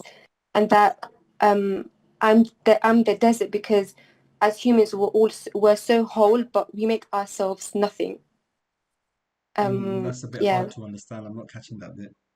Yeah, no, but I can't put it in words. I'm Yeah, so sorry, I don't know what it is. No, it's beautiful. Mashallah, it's beautiful, and the artwork is absolutely stunning. I just knew you would do that, and I had certain ideas as well, but I just never had time. But mashallah, well done. And this is your other poem, right? Yeah. Yeah, mashallah. Yeah, Shahid, it's beautiful. I'm impressed. This is what I want all of you lot to do, by the way. Get one book like she's got, and build it. This is what you're going to take away from Seerah. You're going to hold it for the rest of your life and say, I remember that Seerah class, and this was the takeaway. Imagine it 30 years down the line when you pick up these poems and thinking, did I write that? I wonder what my emotions were back then. What was I thinking? Go on. I only hope to give you the love you deserve, but I lack in many things my mind can't comprehend. Why do I not understand you just yet? I feel so close to you, yet so far, like a stranger who only knows your name. My ignorance of you has only led me astray. I remember you for a moment, and then I don't. So I can only hope to give you the love you deserve. But right now, all I can give you is all that I have left in me. But right now, all I can give you is all that I have left of me. This one's beautiful, by the way. This one flows quite well. MashaAllah. This is a normal love poem, right? It was the poem for Nabi Sallallahu Alaihi Wasallam, so it was, yeah. This is based on Prophet Sallallahu Alaihi Wasallam or Yeah, yeah, based on Okay. Prophet So I Sallallahu Alaihi Wasallam. only hope to give you the love you deserve, but I lack in many things. My mind can't comprehend why I do not understand you just yet. I feel so close to you, yet so far. Okay, now it makes more sense. Like a stranger who only knows your name, my ignorance of you has only led me astray. Wow, so this is so good that you wrote this, by the way, because all of this should change by the end of this course. I remember you for a moment and then I don't, and I can only hope to give you the love you deserve, but right now all I can give you is all that I have left in me. MashaAllah. Well done. Did you use watercolors for this?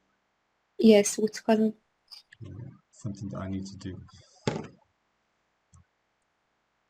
Okay, so this one here is mine. I don't want to read it. My daughter can read this one. Halima, do you want to read this one? Is she gone somewhere? Is she still here? Halima? No, she's disappeared. That's it. I'm not happy with her. Let me see if I can get her back. 1 minute. Then again, she has been going on for many, many hours.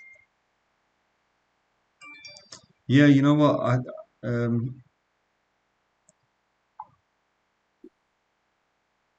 me just try. I just want.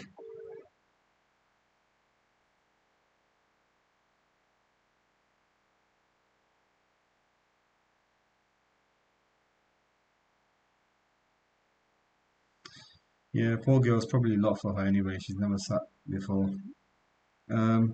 Cool. So can we have someone who's a good reader? Aisha, do you want? Not Aisha. Sorry, Mariam. Do you want to read my poem?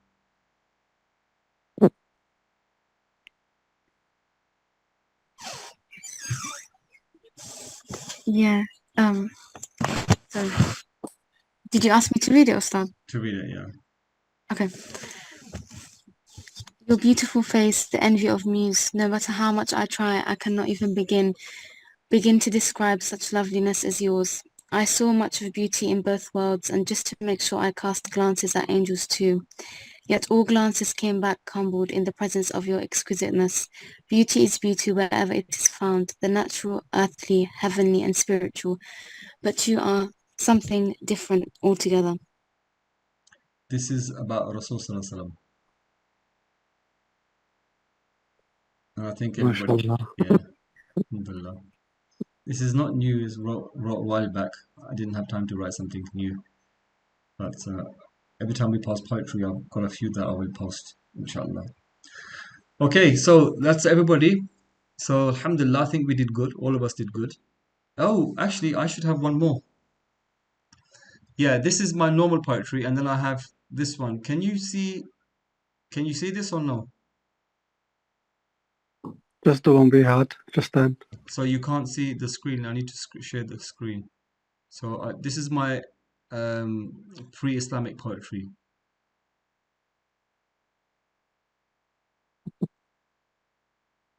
Can you see that now? Now, yes, can. Yeah. Yeah. Okay, Shahid, do you want to read my poem for me, please? Let me make it small, so can you still see it? I can see it, yeah. Yeah, by the way, this took me literally, I'm not lying to you. It took me, I just opened my notes on my phone and I just started writing, thinking I have to write, and I wrote it in like 2 minutes. This is the words just flowed and I wrote it in 2 minutes, so I don't know how it will sound. Okay. I stand by the empty campsite where only yesterday he stood and prayed. Today only marks of his feet tell of what happened before. I walk through the empty campsite looking for traces of the beloved. Sadly, the north wind and the south have conspired to erase all traces. I collapse onto my knees as tears begin to flow. Greedily the desert drinks them up, no sooner do they land. The sands and the wind jealously guard what is theirs, not willing to share this blessing. I bride my horse for This the should be I journey. bridle. I bridle. Yep. I bridle my horse for the journey ahead, a journey a hijrah, self-appointed exile. My steed is strong and of noble stock, his halter of silver firm in my hand.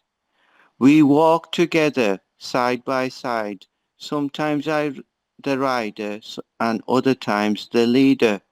We rest under the deep blue sky and in the evenings resume under the early firmament. When the moon is at its highest, I stop to pray like my beloved, standing, sitting, and bowing alike. I leave the pits in the ground like he did when I last saw him at Mecca. He is the one of the noble lineage whose intercession is sought, one straddling both worlds. Musk executing like mist after the rain. I smile like lightning playing within the mouth. Teeth as polished silver flashing like swords. It is as if the moon came down and now there are two. MashaAllah. So this is in the style of pre-Islamic poetry. Powerful.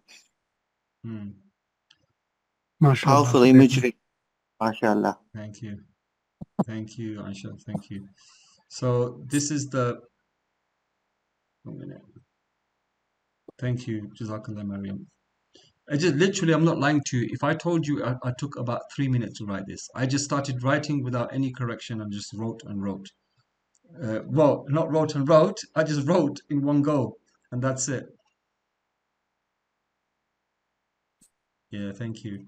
So the Rahi, the Nasib, the prelude is here, right? The campsite where yesterday, the companions were, Rasul Sallallahu Alaihi Wasallam was, and today I've gone back and it's over, man. The blessings, the sights, the sounds, the smells, the laughter, the words, the party, it's all gone. There's nothing left. Everybody's moved on, and it's just me. And all I can see are the 2 traces of Rasulullah's feet telling me about yesterday. So I walk through the site looking for traces of him, anything he left behind.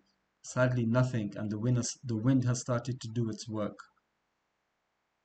And to all of yours, excellent, mashallah. I wish I could write. Inshallah, you will, Nasir. Don't worry, don't worry. You're part of this group, and there's blessing in this group, and that blessing will rub off on you as well. You'll be amazed, you'll be surprised when you try writing how well you can write. So I collapse, sadly. So I collapse on my knees, greedily the desert drinks out. All of this is classic motif from pre-Islamic Arabic, by the way, because I'm familiar with the poem, so I know. But this is obviously the Rahil, the Rahil. This is the journey now, right? So I bridle my horse, and it's giving away what I'm doing, right? So it's a hijrah from one place to another place. So it's from Mecca to Medina. The Prophet's gone on ahead. I'm the last person, and he's in Medina now. My steed is, and then obviously pre-Jahili, I start to describe the horse, and then we walk together side again, me and my horse adventures, and then they describe nature as well in the poem. So this is my describing of nature and my journey, and then I leave the pits in the ground. This should have been, this is like not the pits of my dates. This is the pits, the holes that I leave behind, because Rasul Sallallahu Alaihi Wasallam left behind his pits, so I left behind mine as well, the same as the Prophet. And then this is the last bit, right? The panegyric, not the boasting, because it's about Rasul Sallallahu Alaihi Wasallam. So now I'm describing the main motif of the poem is describing Rasul Sallallahu Alaihi Wasallam. So this line, I got the idea when Antara says, like like a rain-soaked flower, like a rain-soaked flower. So I just took the idea and musk exude, because the Prophet ﷺ, you would exude, however you pronounce this word, if it's even right, like musk perfume would permeate out of him, right? Like mist after the rain. So like, like when you got that slight mist, beautiful feeling after the rain, it's just like everything, especially when you're from a forest or in a garden, it's like wow. And remember I said to you, lightning has many, many meanings in pre-Islamic poetry. So I smile like lightning. We have the hadith of Rasul Sallallahu Alaihi Wasallam where when he smiled, it was like lights flashing in the back of his mouth. Lights flashing in his mouth. So this is that. And then teeth as polished silver, flashing like swords. This is the hadith. And then this one is everybody knows that Rasul Sallallahu Alaihi Wasallam is like the moon. So this is the understanding of my poem. So from Shahid's poem and from my poem, you can clearly see what the format should be, Nasir. So you know it as well. If you want, I'll post it up again. And is he here? Safran is gone. Yes, yes. He's still here. I can't see your name for some reason. Although I would have got you to read a long time ago. But do you see the format now, Safran? Yes. So there's three. You can just stick it in AI. Just say I need the format of pre-Islamic poetry. Say the three-part format, and they will tell you what the first format is. I posted it on the group as well. No, I've got it. I've done it. But the only thing is because I wrote it by hand, I wasn't sure if you wanted it typed, so that's why I didn't send it. No, hand is much better. It just shows more effort.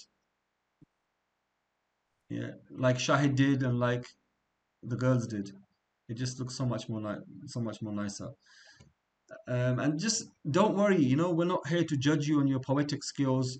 We just want a flowing of emotion. And we will do this maybe once or twice a month. And then by the end of it, you'll have a book.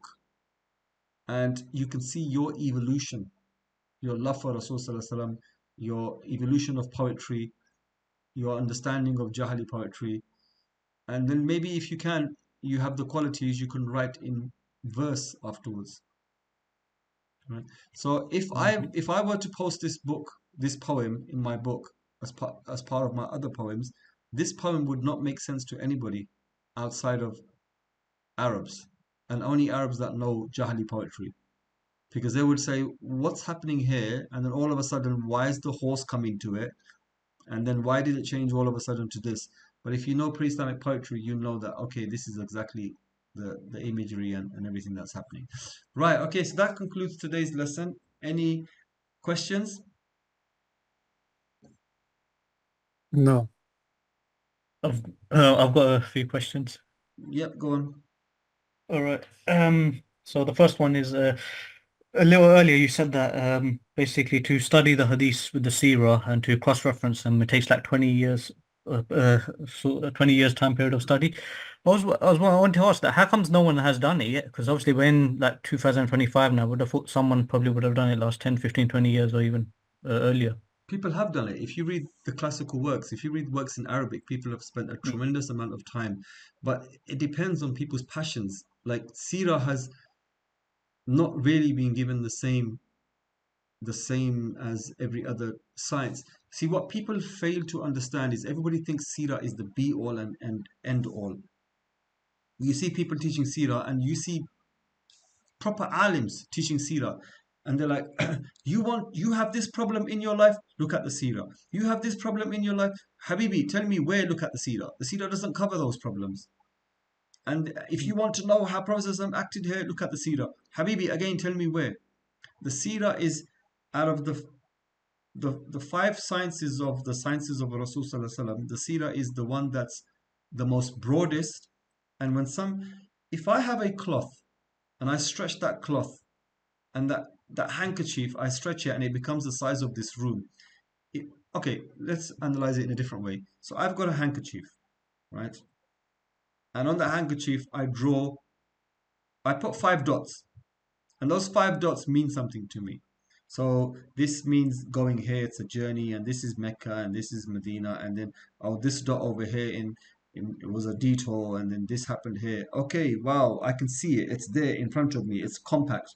Now, if I spread that cloth and that handkerchief becomes the size of a bed sheet or a size of a sheet that covers wall to wall, those dots are going to spread and they're going to get so far away, you're no longer going to see a few of those dots. You're only going to see, you're not going to see any dot. And if you look at one dot, you're not going to see the other dots, right? That's Seerah. When they put all the information in Seerah, it's stretched so wide that it's far and in between. The Seerah talks about the companions as much as it talks about Rasul Sallallahu Alaihi Wasallam.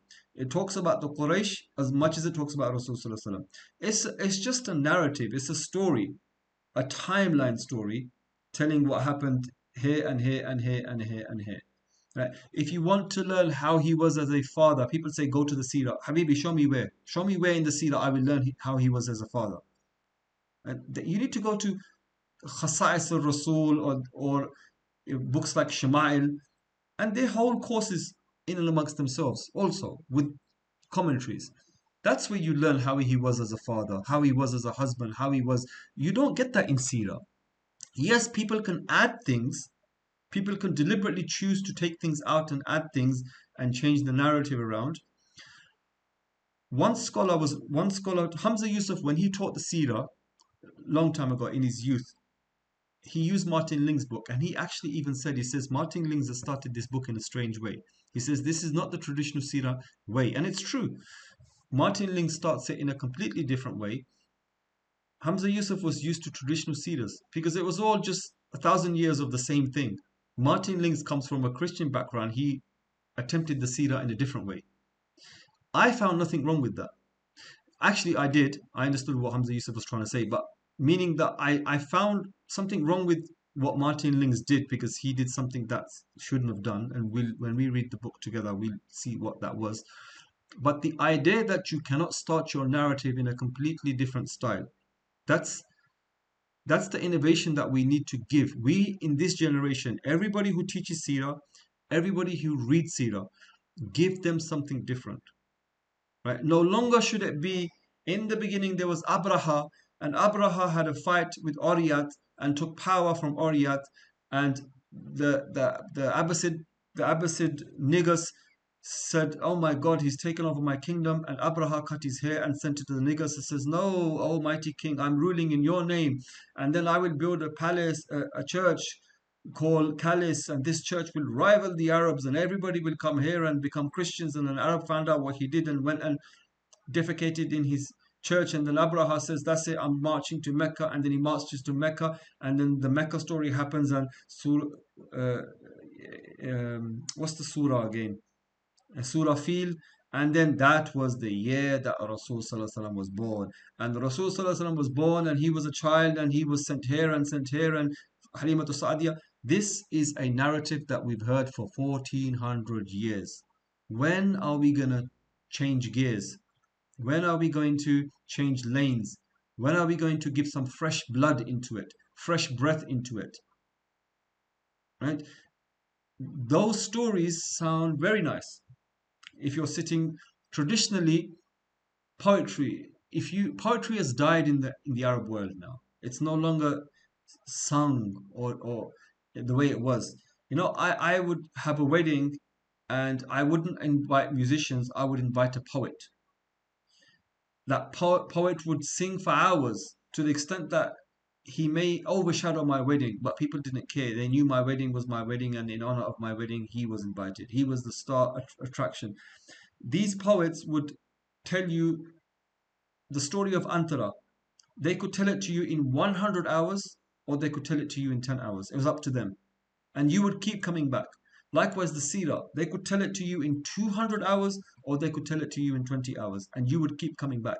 It's all the skill of the one who's narrating. And they would know the story inside out with every hadith, but they would look at the crowd and say, well, I'm not going to give too many hadith today, because the crowd looks like it's not that kind of a crowd. They just want action. So then I would tell the Seerah in an action story. Right? But that's very nice. That's excellent. Let's go to Istanbul and let's wear the tarbush and let's find somebody with a sword in his hand and who tells stories and say, yo, teach us the seerah through stories, and we're going to drink coffee and we're going to come here every day for the next 200 hours, 200 days, and you're going to teach us the seerah like this. You ain't going to find anybody today that does that, especially not in Turkey, but you probably will in Egypt. But these guys are retired now. But it suits that environment. But you're sitting in England, you're facing the West, you've got Orientalists attacking your seerah, casting doubt on the Quran and the Hadith, and many of the stories in the seerah, they're bringing up that nobody else on earth would ever teach you in 200 hours. And they're saying, your prophet did this. You ain't got an answer. You will go to your imam and say, I found this in the seerah. He's going to be like, which seerah book have you been reading? We've never seen it in this book. Right? This is the state of seerah today. We need fresh blood. I started my seerah book when I was in Pakistan last year. It's a work in progress. I haven't touched it since Pakistan, to be honest with you, because I'm working on another project. But inshallah, I hope to finish it. And you will never find a seerah like that. Why? Because I'm indulging myself. Right? And you're probably saying, oh, yeah, Ustad is blowing his trumpet. No, I'm not blowing my trumpet. You will never find a seerah like that. It's because most people don't want to read a seerah like that. So nobody would write a seerah like that. But I don't care. I'm writing it for myself. I'm indulging myself. If you like it, you like it. If you don't, I'm satisfying myself. I want to break away from the narrative, the old 1,000-year narrative. Right? So you lot should try to attempt seerahs. Give something new. Add something new. Don't just take the old 1,000-year story and just rehash it and just put it out there and 90% is copy and paste. No, give something new to it. When you're teaching seerah, give something new in your seerah. Don't copy and paste from other people and say this happened and this happened and this happened and the end. Give something fresh. I'm teaching you the seerah. I never bothered looking at anything, any other seerah, because I know that nobody's done this. Nobody has spent the amount of time that I spent in this. People finish seerahs in... I've spent over 100 hours with you lot so far. Yasir Qadhi's seerah, which is considered the best Maghazi seerah at the moment, is 100 hours. If you were to watch 1 hour every day, which most people cannot do, it would take you over 3 months to watch it. Right? We've covered that in just pre-seerah. So nothing special that I did. I mean, I never did anything that nobody else can do. I just did something different because I chose to do it different. I don't believe that everybody should be doing seerah the same way. So even when I teach seerah, it's going to be a bit different. I don't know exactly how I'm going to do it with you lot. I've taught seerah in a totally different way before with you lot, because you lot are Europeans. Like I said, you have to think about who you're teaching it to. You lot are Europeans. I may have to adopt a different approach. So likewise, people haven't given seerah 100%, even in the past, like they should have. Why? Because there are more pressing topics. You want to know Rasulullah in depth, read the Shama'il and study the Shama'il in depth. If you study the seerah in depth, you're not going to find this out. Right? You want to know the proofs of prophethood? Yeah, it's not in the seerah. The seerah turns around and says, oh yeah, Rasulullah split the moon. Right? But where is the proof? Teach me, Habibi. Detract from the seerah now and teach me the La'il al-Nubuwah. It breaks from the seerah. People don't want that. Right? So that's why. So, but depending on who's teaching you seerah, he will add or take, like those poets. He will put more in. So if I know, like already I've infused a lot of spirituality. The idea was to teach you seerah, and me and bless the girl Romesa who made me do this, we had a conversation right at the beginning when she asked me to teach, right? And I told her my style, and I said to her, I will infuse details and I will pick your emotions and I will infuse spirituality into the seerah like other people don't do. And we're teaching pre-seerah, and already there's a lot of spirituality being infused into there. It didn't have to be, but it just is. It's because that's my style. That's how I'm different from everybody else. Everybody should make their unique style. Being different doesn't mean I'm better than anybody. It just means I found a niche that I'm comfortable with, that I think that people haven't done, and I'm going with it, and it's working fine. So when the seerah is taught, I propose to carry on that. And then you get spin-offs. So already everybody wants to study the Book of Assistance because they're thinking, you know what, I'm not sure, but I feel this. We like this. You know, the spirituality side is kind of cool. It seems cool, man. Like, yeah, we wouldn't mind a special class on that. Okay, fine. That's how you build upon courses. So in the past, people worked on the Seerah, but to a degree that was not as strong as other sciences. Because you can tell a broad narrative, and half of it can be authentic, half of it can be not be authentic, but as long as it's in the spirit of what you're teaching, it's not a problem. Because it's like the easiest way of da'wah. You want people to be aroused and come to the love of Rasulullah, and you want to open the door for them where they then further their studies, right? And in times of war and everything, the Seerah is good because it involves a lot of the battles. That's why they call it maghazi.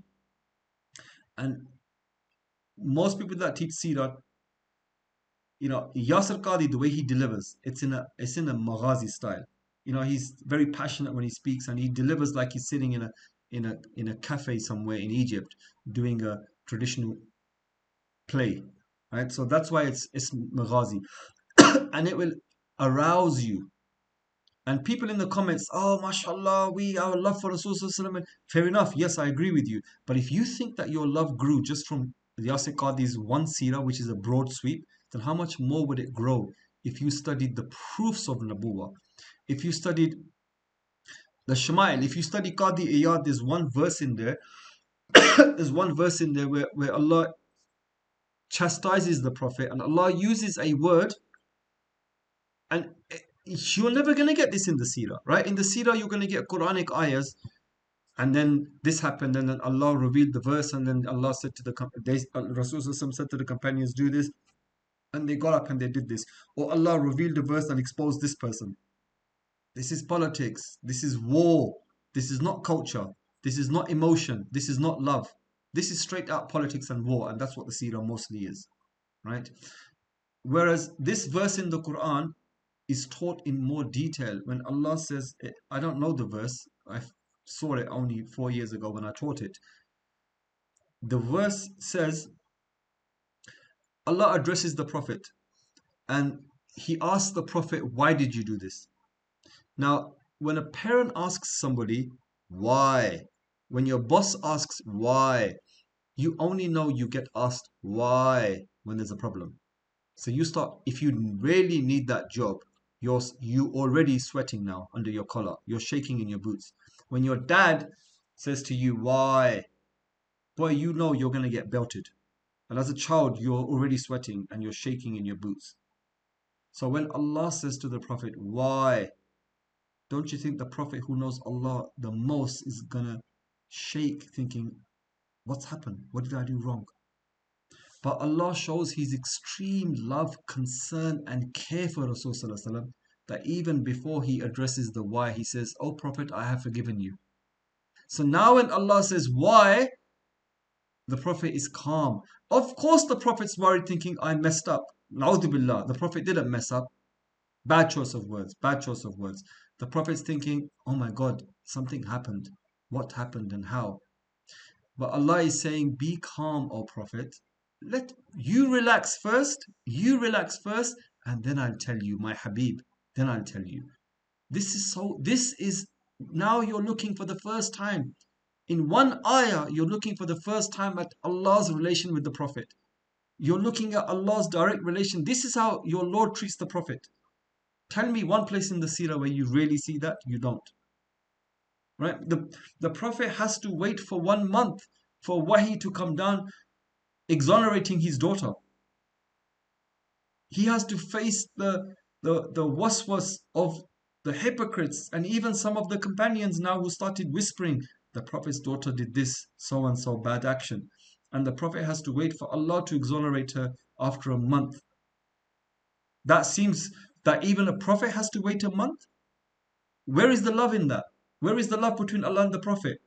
But when Allah shows you an intimate glimpse through words of the Quran, subtle meanings of the Quran, where Allah says, "Oh Habib, I have forgiven you," and then He asks the Prophet why this action happened.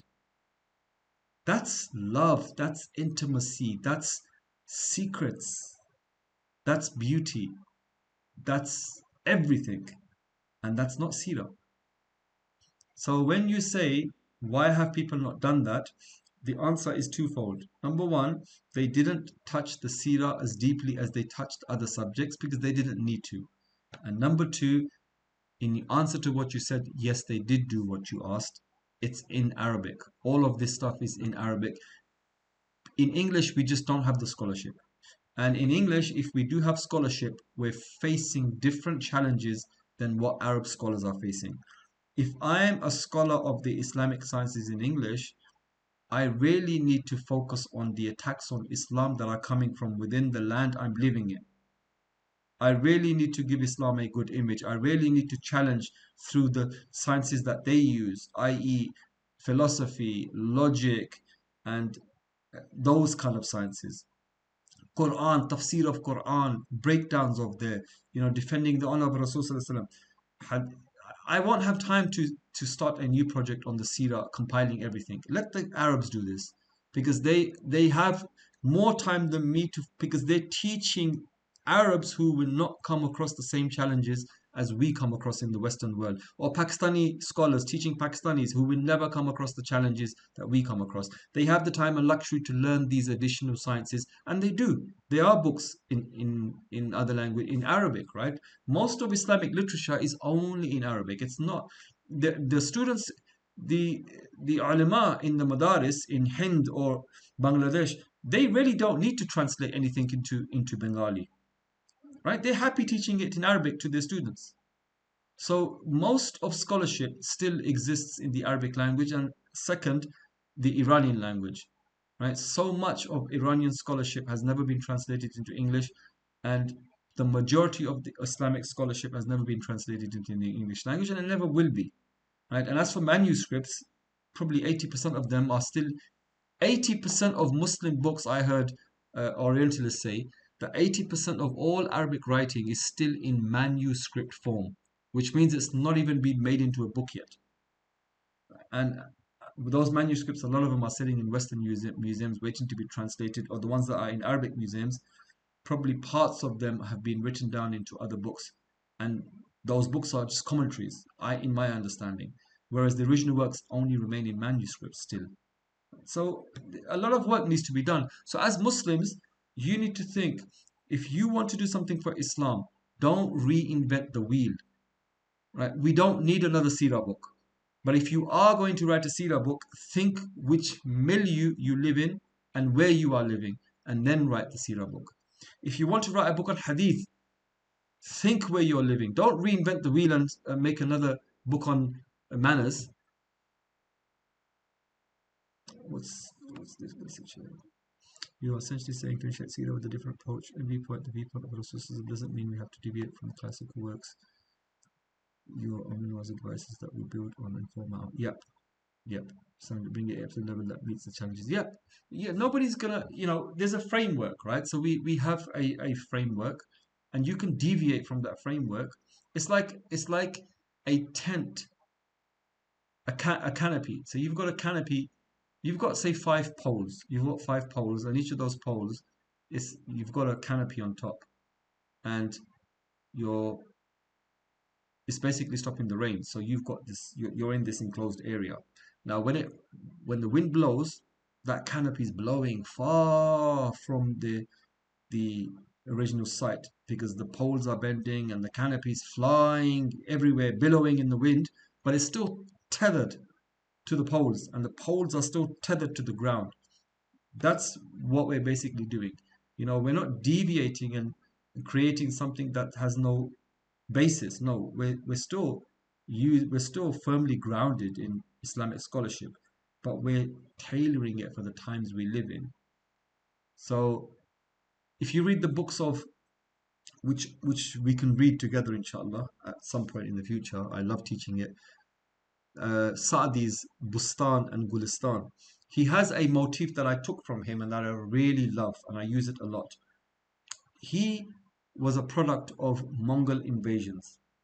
So he moved from the Mongols swept from east to west. So you needed to move from, the same thing happened with Rumi, if I'm not mistaken.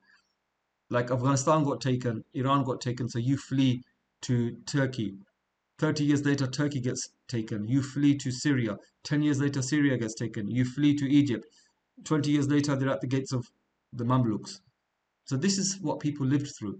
Saadi, interesting guy, he, for God knows, 50 years or 40 years of his life, he was a nomad, just fleeing from Mongols, from place to place to place to place. And from Iran to Syria, where he ended up, Palestine, where he ended up, he was imprisoned for 7 years by the Crusaders. He was digging trenches for 7 years. And there was a prisoner exchange by the Egyptians, and he ended up being exchanged and freed. God bless him. So it's desert. He just passed from one watering hole to another watering hole and it's just desert. So if you read his works, a lot of it is desert motifs, which I adopted in my work. It just sat so natural with me, right? So whereas life is a desert journey, you're walking from one watering hole to another watering hole.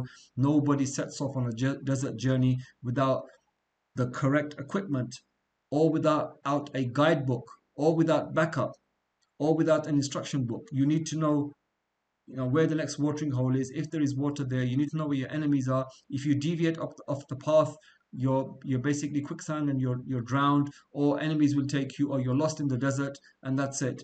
And once you get to the first watering hole, you need to meet so and so, and he will send you. He needs to educate you a bit before he sends you on the next leg of the journey, because the next leg of the journey is a bit more dangerous, and he will get you to safe shores, safe watering holes, and then from there, this is the journey of life, and you can apply this motif in every area of your life. And this is what I do.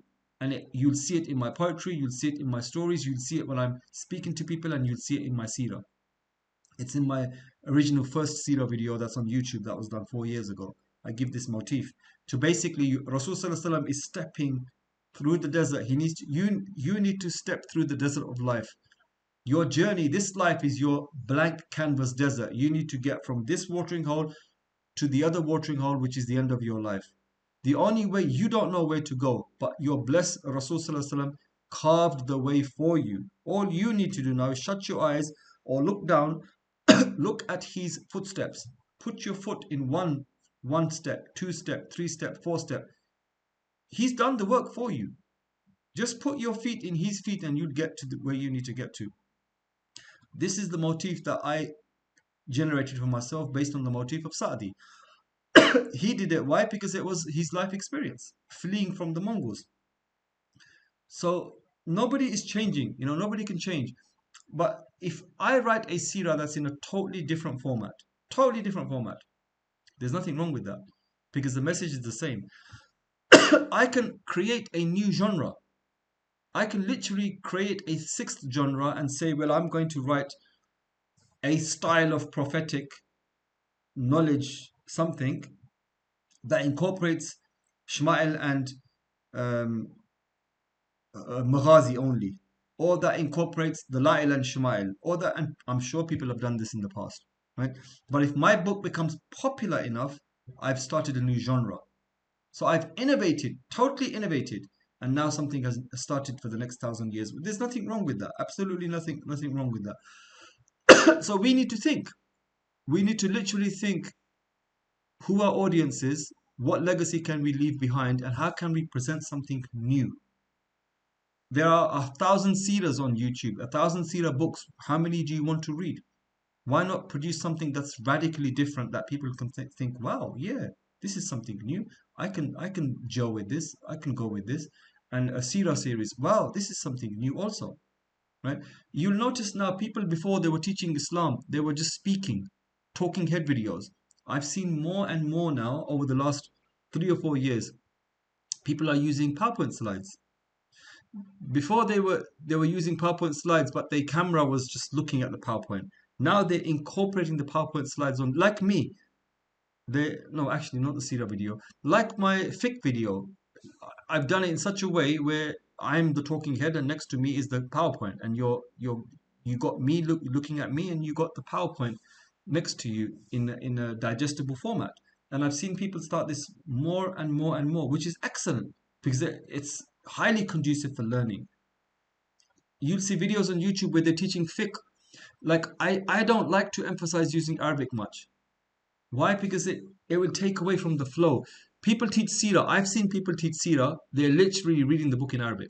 They're reading 5 verses and they're translating the verses. You are not teaching Seerah and you're not even doing a good job translating now. Stick to one thing. Either be the translator and then just translate. You're no longer a storyteller. Then you may as well just give us the details of the translations and why certain words were used and stuff like that. Or storytell. And if you're going to storytell, then stop the Arabic, please. Right? That's jarring. People don't want to hear that, but people do that. It's like when they teach fiqh. They'll teach the Arabic and they'll teach the English. So they'll pick up a book, for example, Qaduri, and they'll start reading the Arabic, and then they'll teach you the fiqh. I don't want that. If I'm in a madrasa, yes, I want that because I want the language. I want that language. I want the i'rab. I want the vocabulary. Why this particular word was used. It means this, but the imam used this word. Why? The teacher will tell me why. But 99% of people who are listening to your fiqh lesson are not madrasa students. That's why they're on YouTube, because they're not madrasa students and they want to learn fiqh from a teacher. And don't teach them as you're teaching madrasa students, please. Just use English as a complete medium and make your own lessons. Don't read from the book either. Make your lessons. That's what people need. So that's why I try not to include Arabic into anything, because I want the thing to flow. The emphasis isn't on Arabic, right? Even Quranic verses, hadiths, I deliberately cut the Arabic out. People will say, oh my God, why? There's barakah. Yes, there is barakah. But I'm sure there's barakah for me taking them out because my intention is sound. I just want it to flow. I just want people to read the English of the Quran, so the story flows. Because by reading the Arabic, there is barakah, but they're not understanding the Arabic. There's no beauty being generated. Whereas the English, they'll understand very quickly and it'll just add to their experience. So in answer to your question, it has been done, but you're not going to find it in the English language. And why I said 20 years is because you're compiling all 5 sciences and you're looking at the proofs of the hadith, the Quranic ayahs. You have to even look at somebody use a Quranic ayah to bolster his argument regarding Rasulullah here. Does that Quranic ayah even match? You need to go through tafsirs. You need to go through some tafsirs that are not even that well known deliberately, because sometimes it's not easy to find out where that guy took this from. Because if it was easy, you would have probably found it by now. Everybody would have known it. But he's taken it from from a very rare tafsir or something. That's why nobody knows about it and he's the only person. And this takes a long time. You have a life. You're teaching. You're studying. I've been writing a fiqh book for the last 2 years. And I spent most of last year working on it here in Saudi, and I've stopped it now because I've got another project. When am I going to finish it? I was thinking of finishing it by the summer. I'm not sure I can. Right? And if you're saying why another fiqh book, I'm not qualified to write a fiqh book. But this book I'm writing, why? Because it serves a good purpose for Tullabul Ilm. It's basically graphs. The whole book, there's no text. The whole book is, the text is being taken and made into quick reference graphs. So like we're supposed to memorize, right? So when you read any fiqh book, you're supposed to memorize the whole book. That's the whole idea of reading a fiqh book, and they're not difficult to memorize. You're supposed to know straight away, okay, these are the rulings of menstruation, and these are the 3 conditions afterwards for the woman, and for example, these are the sunnans, the number of sunnans in wudu, and these are the mustahab afterwards. There are this many mustahab, and there's no wajib in wudu, and there's only 4 fard. And you need to roll them off your tongue. That's the idea. Otherwise, you're wasting your time learning fiqh if you have to keep asking people. So people forget. You're supposed to go through your fiqh. Even students of knowledge, even alims are supposed to refresh it every 6 months. So I decided to write that book in a graph format. So I can pick up any page and just look at the graphs and say, oh, yep, I know this. Oh, that I didn't know. Quick reference. That's that's good for all students of knowledge, and it's good for normal people as well. That's my project. Something different. If it doesn't sell, I don't care. I'm indulging myself. I need it. And if it sells, it sells. If it doesn't sell, it doesn't sell. That's how you need to think. So it's, and there's a lot of work. You can be a part of this contribution. It's not a case of these things are for the ulama. Tafsir is, once you've learned the basics, there's some theology that goes into, not tafsir, sorry, Seerah. There's some theology that goes into Seerah. Once you've learned the theology and once you've learned some of the stories that are wrong, you can write your own narrative. Where, who will say to you, no, don't you dare, you are not an alim? What's that got to do with seerah? You're a lover of Rasul Sallallahu Alaihi Wasallam, you have just as much right to write. And who knows, you're probably going to produce something that might be better than the alims.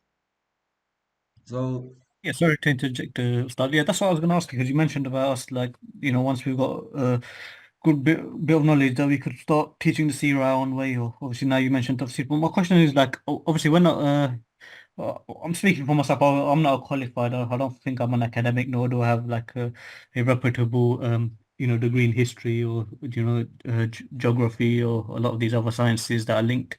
So obviously when you mentioned us teaching the seerah, like from which angle were you coming from? right, 90% of the books on seerah are written by non-alims. And every single book written by a non-alim is better than the one written by an alim. Why would that be? Because the alim is more focused and his strong areas are other areas. His strong area isn't writing seerah, and he's written seerah and not done a good job. Whereas somebody who has a passion for writing and says, I want to write seerah, he's obviously going to bring his passion into it and do a better job than the alim.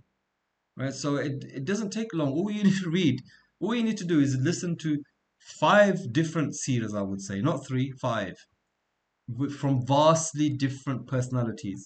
So don't just find a personality like Yasir Qadhi. I keep mentioning him because he's if you type in seerah on YouTube, he's just comes up because he was the first one to do it. He did his in 2014, and he was the first one to do it in the English language. Very few people were on YouTube doing seerahs back then.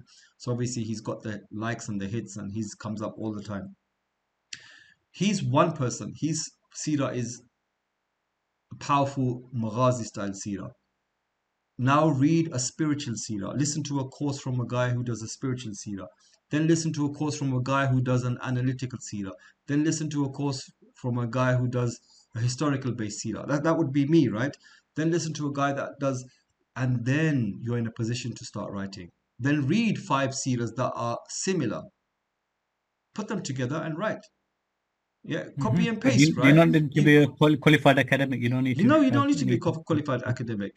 You write your seerah, and people copy and paste. You're going to be copying and pasting, but you let your personality shine in that seerah. Something will be different about your seerah because it's coming from you. Don't copy and paste. You're not going to write seerah to make money. You're not going to write seerah just for the sake of it. You're going to write seerah because you have a passion.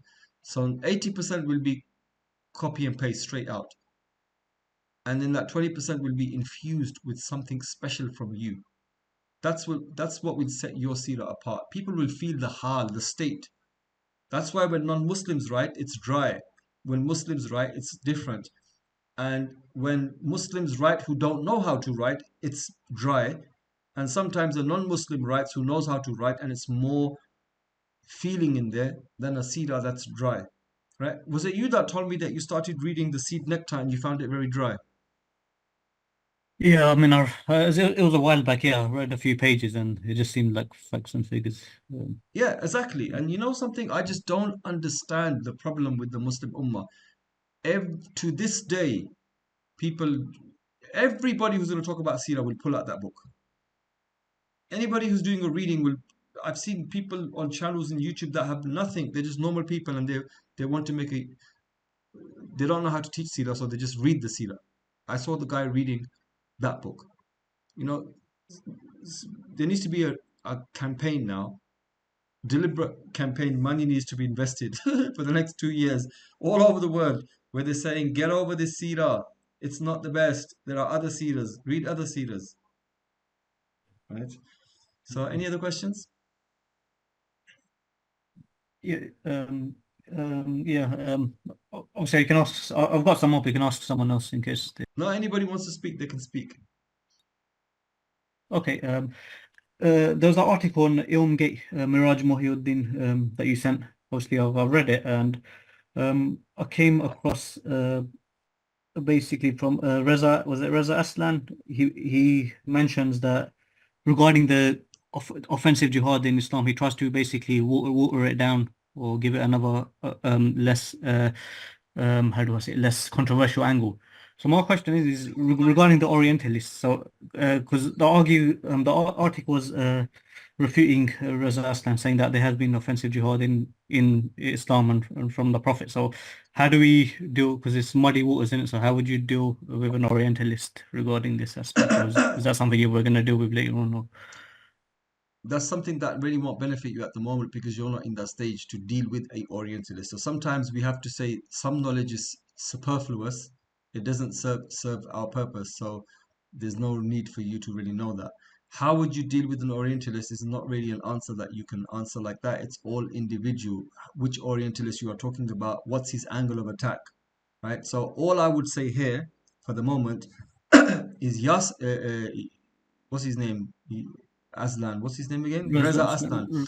Reza Aslan is nobody, right? He's not an authority at all on Islam, and any book he's written on Islam, you'll find mistakes in there.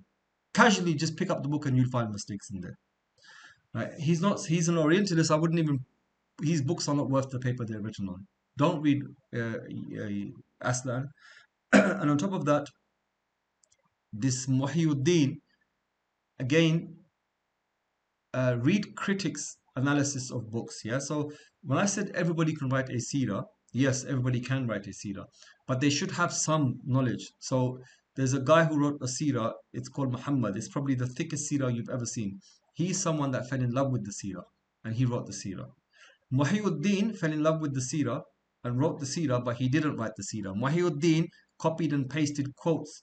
He didn't even do basic research, it seems like, because he just ended up copying and pasting quotes. Not even copying and pasting like the book. He's literally copying from 3 sources. 2 of them are Orientalists. So he's copying from Karen Armstrong, I think it is. He's copying and pasting from Reza Aslan. What the hell? What are you doing, dude? You want to write a seerah, write a seerah. Why are you copying and pasting from other books? His seerah is only good because it's graphs and charts. And they look impressive. But you will not gain anything from his seerah. You will not gain anything from his seerah. And the graphs and charts don't mean anything. You can formulate those in your own head. And especially now with online learning, people are making those graphs and charts themselves. So there's nothing, it's overhyped, over expensive, a book that I don't recommend.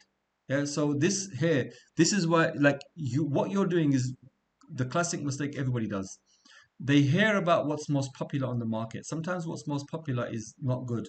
So Reza Aslan, popular writer on Islam, yet is he even a Muslim? I mean, if you look at what he has to say on his Wikipedia page about his belief, you're not really clearly sure what he believes in. If you look at Muhyiddin, right? If you look at his website, he's a doctor, and if when he's teaching Seerah on his YouTube channel, I don't call that teaching at all. I call that copy paste dialogue. That, like the seed nectar. So just because what comes up on your first searches, that doesn't mean it's the best. You need to do some in reading. You need to like we trust Yasir Qadhi, for example, right? So then look at his seerah, and then from there you'd be in a better position to, if you do a YouTube search and Reza Aslan comes up and you think, okay, I want to listen to him, you'd know the mistakes. Hamza Yusuf seerah, you trust him? Read his seerah if he's written it, or it's a video series, 20 years old. Look at it. They're the main 2 ones. There's Qalam Institute's one. It's 200 hours. It's 200 hours because he reads the Arabic, the whole seerah. He reads the Arabic and the English. But he's a good storyteller. He's someone you can trust, right? Of course, everybody would make mistakes, but they're ulama, they're students of Islamic sciences. You can trust them more than you can trust Muhyiddin or Raza Aslan. So by the time you've listened to their seerahs, you will no longer have a interest because you will fall in love with their personalities, and they're spiritual people, religious people. You will no longer be drawn to Reza Aslans in this world. Even Muhyiddin, you will not feel drawn to him because they don't exude the word, I don't know the word. They don't give out that spiritual hal that you feel from Yasir Qadhi, from Hamza Yusuf, from Qalam Institute guys, from the ulama who preach in mosques. because they come from a sound background. Whereas Reza Aslan is making money. Muhinuddin is a doctor. He doesn't know the first thing on how to teach a seerah. So even if his heart is in the right place, you're not feeling the hal from him because he hasn't generated that hal. Had he generated that hal for himself, you would have felt it. But then again, some people generate the hal. I'm not taking it away from him. He may have a hal, but he's not imparting it through language. He's not giving it. He's not been able to give you his hal through correct language. It's the ulama, the guy who wrote Sealed Nectar. I'm not doubting that he was a pious person. Maybe he's a friend of Allah. Maybe he's in Jannah now. But did he do a good job in imparting real love for Rasulullah in the seerah? No, he did a very weak job, in fact. Right? So those are the things you need to look at. So if you say to me, what should I do? I would say to you, yeah, like Sheikh Ibrahim Ossi is a very spiritual person, right? I have some problems with his seerah, but again, he will infuse his seerah with love, right? You want a seerah with proper love in its proper place. Yasir Qadi didn't do that, right? This is what I'm saying. So you need to find the styles, right? If you want love, boy, you listen to Sheikh, this Nigerian guy teaching seerah, right? And you have to sit with him and get used to his style. He speaks in that Liverpoolian accent, right? And you need to get past that. You need to get past his exaggerated style to really, get through and benefit from his hal. Then you will know the answers, but don't look at, like, why would you look at Muhinuddin? He's not an alim. Why would you look at Raza Aslan? He's not an alim. Your first point of call is to study with scholars, alims or academics, Muslim academics, right? And then you can make your judgments later on. So when I say to you, it doesn't take long to write a seerah, no, it doesn't. But that doesn't mean you're picking up anybody's seerah. You have to pick up the seerah of somebody who has some credentials. Okay. Yep. Right? How about Abu al-Hasan al-Nadwi's The Prophet of Mercy? That's a good book. That's a good book. But Yeah. again, see, that is written in a style that's very political as well, very matter of fact. Right? I like it. I like it for what he's done. But I wouldn't. That's not my first point of call for love. That's why I gave you Martin Ling's seerah. Right? It matches my personality. Right? You can read any seerah. Habibi, I'm not here to stop you. I'm here to encourage you to read widely. But if you want my hal, you're in my class, you're going to spend the next 200, 300 hours with me learning seerah, inshallah. And you're going to come away with, you're going to become a mirror image of your teacher. This is what learning is. And you're forever going to be orientated that way. Your compass is always going to point you that way in every science, and especially the science of seerah, because that's all you learned. And that would be the proudest moment for me. So why do I choose Martin Ling's over other seerahs? Because for me, that's the one that closely resonates with me. My style of teaching seerah is love. Martin Ling's book, exudes that word again. It pumps out love. Other books may not do that so much because they're concentrating on other areas. Ustad Ibrahim doesn't really like Martin Ling's book as much as I do. He would rather teach from another book. Fair enough. That's because his style is not my style. His strong areas are not my strong areas. He's going to give from himself what he understood, and he's going to put that out to the world. And he's going to select sources that align with his way of understanding the seerah. I did the same thing. So this is why I say to you, study widely. Study the seerah widely. But when you get one teacher, then you don't study widely. You complete with one teacher, you don't go to another teacher. Once you've finished with one teacher, then you are at liberty to now make your own decision. You may not no more like to go to the other teacher again. Why? Because you've been brainwashed, so to speak, in one way of learning that suits you so well. Your teachers basically molded you into an image of himself where another style of learning won't fit you. Now forever you will go and find styles that are befitting to your mode of learning because you learnt it from your first teacher. It's like learning a martial art, right? You learn I'll give you an example. Like when I'm learning Shami, That's 4 dialects. That's Syrian, Lebanese, Palestinian, Jordanian. Because for me, Syria is the most fascinating. I will use certain words and straight away people will know, okay, you're speaking the Syrian dialect. And they're tiny words, right? But even though I might like another dialect more for certain reasons, but because my first exposure was Syrian, I will never leave that. It's just me. It's like archery. Like my first teacher that taught me how to shoot the bow, all the mannerisms. After 20 years, I still have them.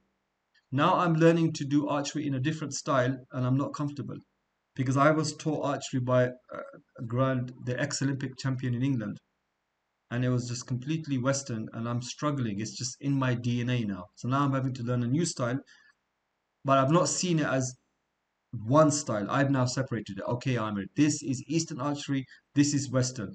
Now that I've done that dichotomy in my head, now my female teacher, she's an Olympic champion in Uzbekistan. The way she's taught me to shoot, I love it.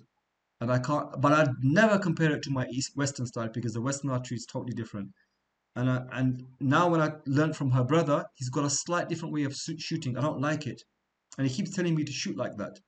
But no, I want it how your sister taught me. That slight difference, that's my first teacher. And I want to be like her. I accepted her as my teacher from beginning to end. It doesn't matter if her brother's teaching it in a slightly different way. I want to be like her, because she was my first teacher in archery. So that's why I'm saying get one teacher and complete any subject, whether it's fiqh, whether it's tafsir, with one teacher. Once you finish, you're at liberty.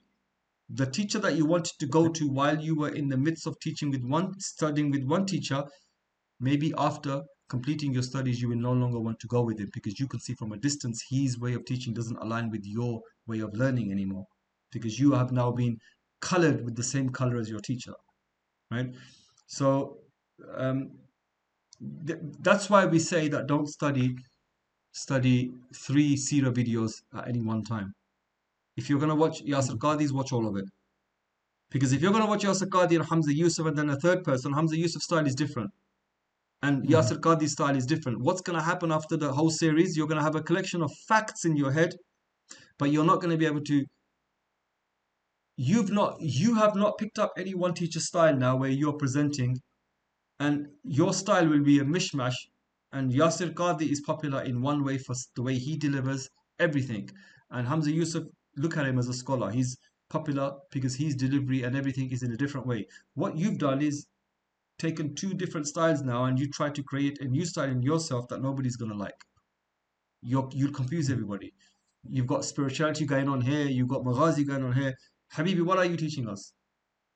Right? Abu Bakr Siraj Muhammad, yeah. Yes, he had a profound effect. If you remember back to the first lesson that we had, the second lesson was it. I, as part of the reading material, we read an article by Hamza Yusuf on Abu Bakr Siraj Uddin, and he even went to his house. And there's an interview that I even showed you to tell you who Martin Lings really was as the spirituality that he had.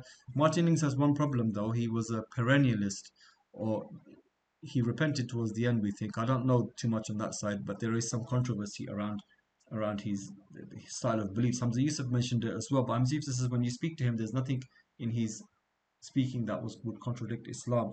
Just the views were a bit strange.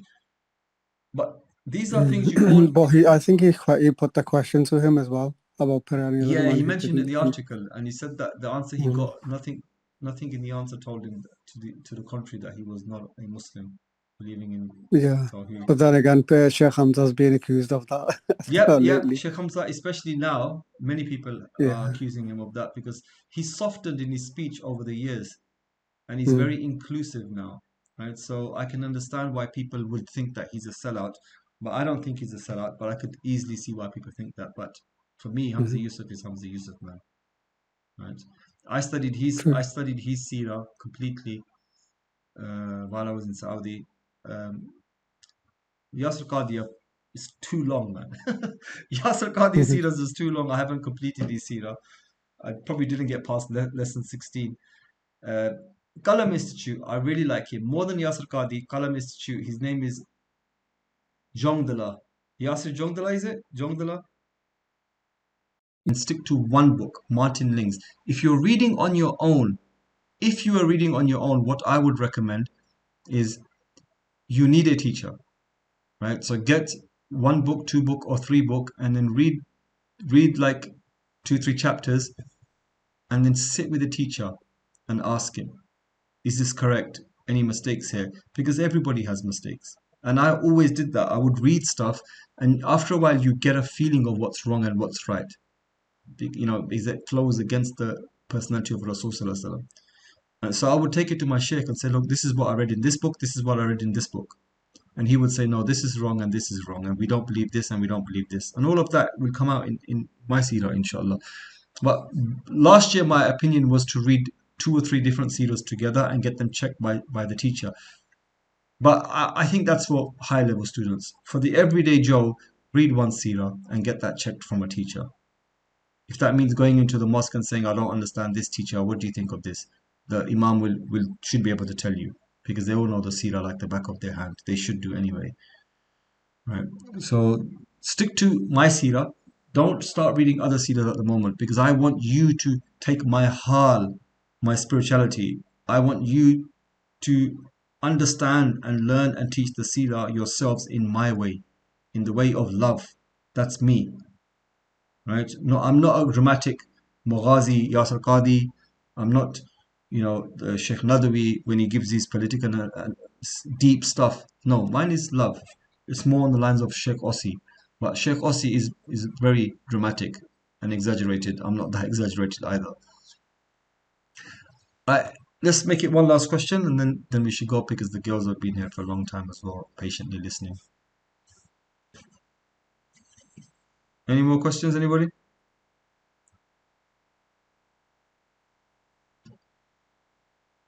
No questions? Okay. Yeah. Oh, sorry. Go on. I had a question. Early in the lesson, when we were talking about how the Sahaba came to the Prophet ﷺ and said that he buried a daughter, and how the people have been, there's like narrations going around saying how Umar radiallahu anhu, he also like buried his own daughter as well, and how you said that it's not true.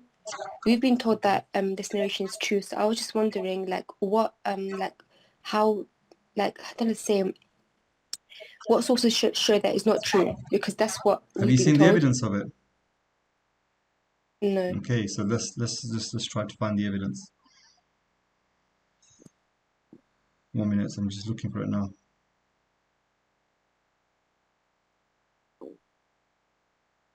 No offense to your teachers, but from the little what I've heard from the way things are managed in that place, there's not much. There's no. How can I say it? Anything goes, basically, as long as it's in the books. Teach it. There's no critical analysis. Yeah.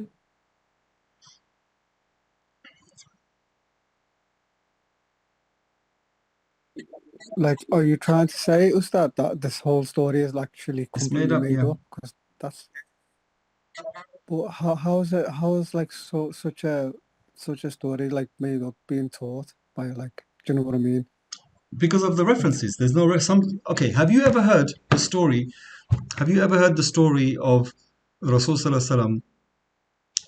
Every day he would go to the mosque, and there would be a woman standing on her balcony, deliberately waiting to throw trash on his head. Yes. Yes. I've heard that. Yeah. All of you instantly said yes. Show me one shred of evidence that story is true. You will never find anything, no matter how hard you try. That's not a true story, but it's just one of those. Not on the balcony, like on the way to the mosque. I've heard about the story where a lady would put out like trash and thorns and stuff like that on his way to the mosque or something, or to his house. You're talking about the wife of Abu Lahab here. She would do that. Yeah, but the other story, the one you mentioned just then, no, I have not heard of that. And to be honest, I have not heard about the Umar radiallahu anhu's daughter's one as well. But I'm just like sort of concerned about why would madrasas or certain teachers teach Why would they teach you that something that's Rasul completely wanted made to up? commit suicide? That should be a bigger concern, right? Really, yeah. It's I mean, shoddy scholarship. nah, that's just like People something don't else, think. isn't it? Like I haven't, yeah. Yeah, people don't think. Like you've been chatting to Ibrahim on the group for a long time now. Ibrahim comes out with some bombs every now and then, right? Yeah, Yeah. which goes to show what people end up, like he basically talks against the narrative as well, right? He will tell you truths that regular people will not tell you, and they will teach you other things, and he will say, no, this is wrong, and this is what they do, and this annoys me, right? He's a very good guy, mashallah, and he exposes things like they are, right? The same way I do. Mm. That story is that Rasulullah would go to the mosque and she would wait, and then the one day she didn't come out, he got worried, and then he went into her abode. She got scared, thinking, oh my God, now I'm sick, he's come to kill me or get revenge on me. And he said, no, no, no, it's okay, be calm, I just come to ask. Every day you did this to me, today you're not doing it to me, I'm just worried, are you okay?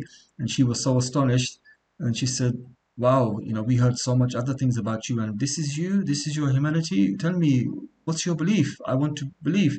And then he gave her the kalima and she read the kalima. This is the famous narrative that the whole world knows. But there's no shred of evidence. It's just a nice story. So there are many, many stories like this that there's no base for. How many of you, so we're collectively from the subcontinent. In Bangladesh, do they say Alamiya? Alamiya, what's that? Allah, Sorry. yani God's name, and then they say Mia.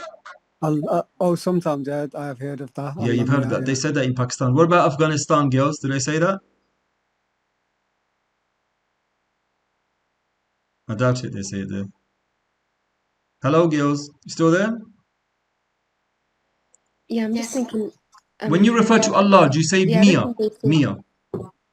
No, Mia is no. a title, right? It's like the titles it's like great, big, someone of Izzah, Mia.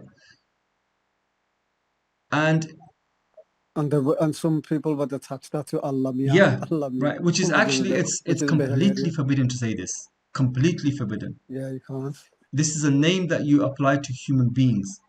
You are not allowed to call Allah by anything other than what He's called Himself. Even stuff like Allah the great mover, the great shaker. Okay, straight away when I say this, you understand what I'm trying to say. Allah the great architect. Have you studied Harun? You know Sheikh Harun. Have you studied his Imam Laqani's Jawhara? Sheikh Harun Yeah. Hanif, Liverpool one. You're from Liverpool, right? Yeah. So he's your local boy, right? Yeah, he's Imam Laqani's Jawhara. I studied it twice. And he mentions this in there, and everybody would mention it, but I remember his words because his is the most recent that I've studied. He says words like the great architect, or the first cause, the uncaused, or the great shaker, the mover, the original mover. These are ideas that we can straight away understand, but they come from Greek. The Greeks use words like this in their philosophy. We are not allowed to use words like this. If I say the the great shaker or the great mover or the original architect, I can't say this for Allah. Even though if I say it, you understand what I'm trying to say, but I'm not allowed to say this for Allah. So Allah Mia, we are not allowed to say. But yet, there are millions and millions of Muslims, and the ulama do not correct.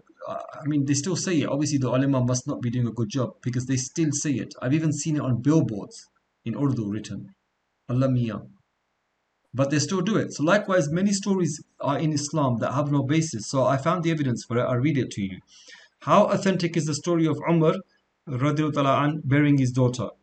So during our biyans after Gasht, and even otherwise, some of the Tablighi brothers narrate the incident of during Jahiliyyah, Sayyidina Umar buried his daughter. Is the narration authentic?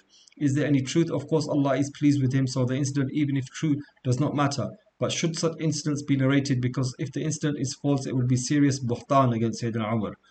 The answer is, Bismillah ar-Rahim, in the name of Allah. Brother in Islam, the story you refer to is as follows. Once Umar was sitting with his companions when all of a sudden he started to laugh, after which he began to cry. Those around him asked him, "What made you laugh, after which you cried?" He replied, "During the days of Jahiliyyah, we used to make idols out of dates which we would worship." And I thought he was narrating a hadith that I narrated to you lot. This would make him laugh. "And as for my crying, one day I took my daughter to a field to bury her alive. As I was digging the grave, some dust fell on my bed. My daughter saw this and wiped the dust off my bed. Remembering this made me cry." However, there are some fundamental flaws in this narration. Firstly, the story has not been recorded by any reliable source.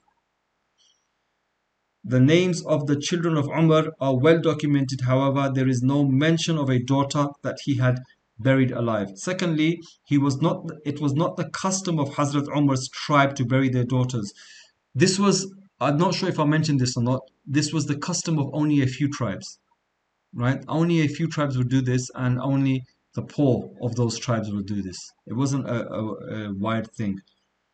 So it wasn't the custom of Umar's tribe to bury their daughters. Moreover, Hafsa, who was anha, was born 5 years before Rasulullah was prophethood, was his eldest daughter, but was not buried alive. Hence, it would not make sense that Hazrat Umar buried a younger daughter when he did not do the same with his eldest daughter. Thirdly, it is mentioned in Muj'am al-Kabir at-Tabarani that Umar was asked regarding the verse of the Quran, "When the girl buried alive will be asked." Umar replied, "Qais bin Asim came to Rasulullah and said, 'During the days of ignorance, I buried 8 of my daughters alive.' Rasulullah told him, 'Free one slave on behalf of every daughter.' Qais bin Asim said, 'I possess many camels.' Therefore Rasulullah said, 'If you wish, sacrifice one camel on behalf of each daughter.'" It is important to note that if the incident you refer to had actually occurred, then Umar would have replied to the questioner by mentioning his own personal experience instead of narrating the incident of Qais bin Asim. In view of the above explanation, the incident in reference is questionable and should not be mentioned. This is Darul Ifta in USA, checked by Mufti Ibrahim Desoy, which all of you know. And then the Arabic references are given as well. So it just takes a bit of research, right? Sometimes you will read something crazy, but like I said, if you know, it all depends on which madrasa you study.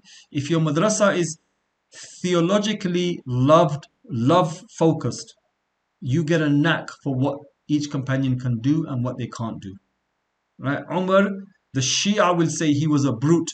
The Shia will say he is someone that no good came out of, and he made a woman lose her child, which is true, right? One woman got so scared when she came in front of Umar that she miscarried, right? But they will twist this in the wrong way and say, this is Umar, this is Umar, this is Umar. And when they describe Umar, they describe him as an ugly brute. The Shia literally do, right? They made him black even out of their racism. But if you've got a real Islamic love-based, theologically love-based upbringing and learning with your teachers, your fitrah will tell you what you can accept. This is not the personality of Umar. Umar was a noble person, right? You can see his nobility. What was so wrong about Umar before in Jahiliyyah? He beat the Muslims. So what? Yeah, have a look at people like the Mustahziyun that Allah mentions. Every single one of them were killed. Why was Abu Sufyan not killed? Why did Allah allow him to live? Because he wasn't of those who cursed Rasulullah. The others did. No, he didn't disgrace. Yeah, He kept his honor. He kept his honor. The other ones disgraced themselves as they were trying to humiliate Rasulullah. Abu Sufyan kept his honor. Umar kept his honor and dignity. So Allah allowed him to live. Somebody with honor and dignity is not going to go around burying daughters. As I told you in the beginning, it was some people, and mostly it was the poor people. Umar didn't come from a poor household. Umar's family was well known. Umar could read and write. Umar was a poet. So hardly he'd be burying his daughters. And the fact that he had a daughter, Hafsa, right? So a lot of these things are logic. People say, I was attacked for my YouTube video. Oh, he has a feeling. Habibi, go and study. Go and study. Everybody has feelings. That's how they make PhD theses. They wake up in the morning with a feeling and then they go with the feeling. And then all of a sudden you have a PhD thesis on it. Yeah, you get a knack for characters. You spend enough time with the Rasul Sallallahu Alaihi Wasallam, you'll find a story, a word out of place, and you're like, no, that's not my Habib. That is not my Habib. Spend time with Umar the right way, and you know what Umar is capable of and Umar is not capable of. Right? So if you're taught this in your madrasa, I expected this, to be honest with you. Because Ustad, would it be correct to question them on that basis? Would that become like, I don't know, would that become rude, or would that be to ask bad the adab? question. No, question the actual. No. This is not bad adab to question sources, right? Yeah, like, I mean, if you're being taught such a like a completely wrong, made up story about Umar radiallahu anhu, wouldn't it be actually right to question that to whoever is actually teaching you? You should question and say like, is that right, or is that because I've heard it's not? Would that go down bad? Questioning is part of the questioning the teacher. Like if your teacher's teaching you something that's not right, you should be able to question that. But sometimes it gets difficult. The questioning falls under manners and of how to do it, and it falls under the same thing as when you give da'wah. So sometimes you are not in a position to correct a wrong, and if you did do that, it would be blameworthy on you because you would cause more fitna, right? So sometimes that's what I was trying to say. But if you're being taught something wrong, what do you do? It depends on the dynamic between you and the teacher and the class. So if you're taught something that you know is absolutely wrong, you would say, I would phrase it and say, with all due respect, my beloved esteemed teacher, and may Allah reward you for your knowledge. I've benefited so much from what you've taught me so far. But this one particular story had come to my mind before, and I actually researched in on it, and it seems like it's a well-known story, and most people do narrate it as they've learnt from their own teachers themselves. But actually, this is one of those rare stories that doesn't really have a chain of narration, and it's become ma'roof everywhere. It's just become known everywhere. You just maybe do it. Yeah, you'd probably do it one-to-one because you don't really want to do it, and then the teacher would then correct it himself with the teachers. You'd do it one-to-one privately. Yeah, right. And the teacher would take better to it if it was one-to-one than if it was in a crowd. Yeah. Sure. So, girls, are you convinced now, or are you still not convinced? Is the brainwashing so deep that you're like, no, don't know about that, don't know about that? Look up the sources. Better to do. Yeah, just do your digging, girls. Do your own digging, and you'll see for yourself. There's no basis for this story. Right. Okay. Cool. So that was the last question done, and inshallah, no poems for next week. Next week is Mecca. So inshallah next week we're looking at pre-Islamic trade, Meccan trade. I said to you in the beginning I'm going to leave Meccan trade till last because Meccan trade is not what you think it was. Mecca was not the city of trade that they make out to be, by the way. Right? Had Mecca been the city of trade that they make out to be, it would have had hallmarks of the cities on the trade routes. Like, look at Palmyra. They have massive. Look at all the Roman cities up north. You can look at them and see their trade cities. Look at the cities in Hijaz. There's more to those cities in the north than Mecca. Mecca was not the trade city that they make out to be. Yes, some trade happened in Mecca, and we'll discuss what trade happened and why.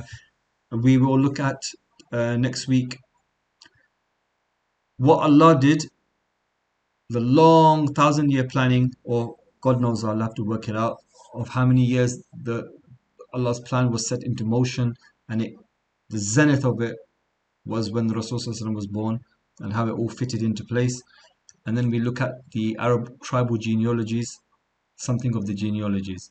So we'll have a perfect picture of Mecca and the genealogies of the tribes. So when we do start talking about when he was born and everything, we know who Abdul Shams and the Abdul Shams dynasty, Banu Adi, Quraysh, Banu Muttalib, and you know all of them. Hashim, Banu Hashim, you know all of them.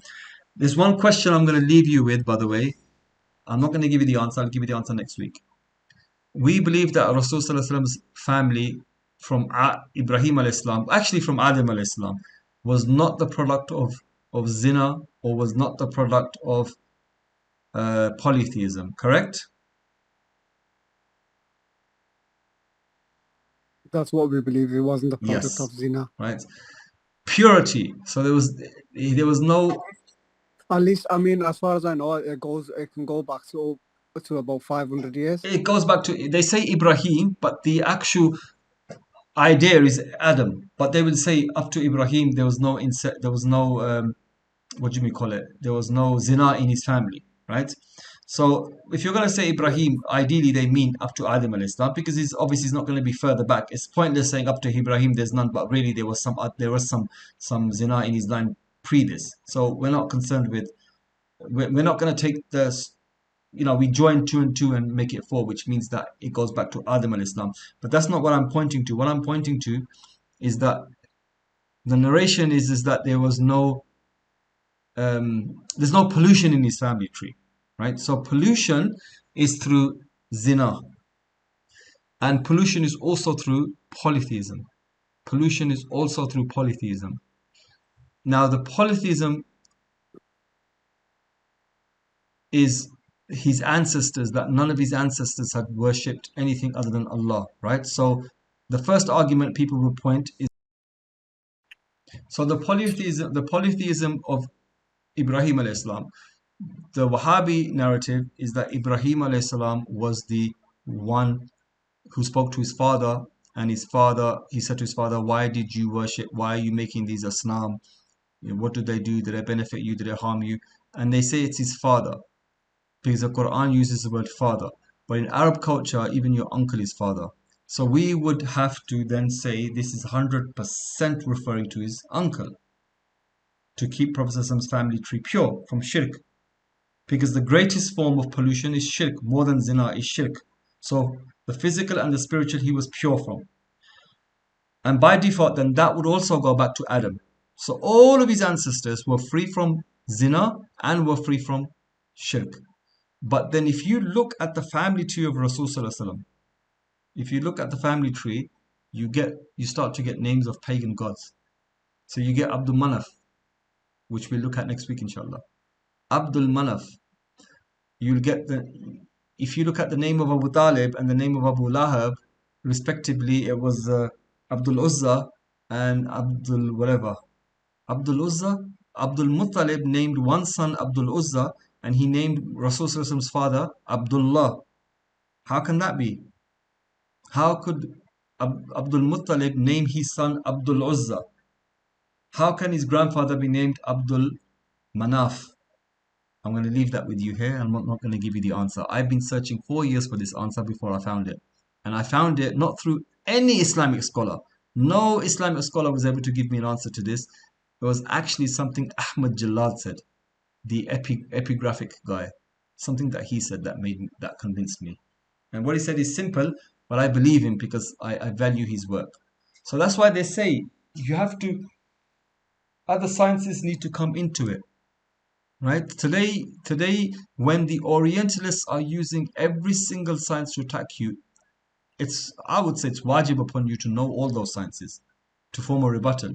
So I learned this answer not from an alim. No alim would have ever been able to give it to me. But Ahmad Jalad mentioned something in one of his talks regarding names that made me understand why these names were used. Otherwise, how are you going to answer that question? Rasul's ancestors, only 2-3 generations in the past, had pagan names.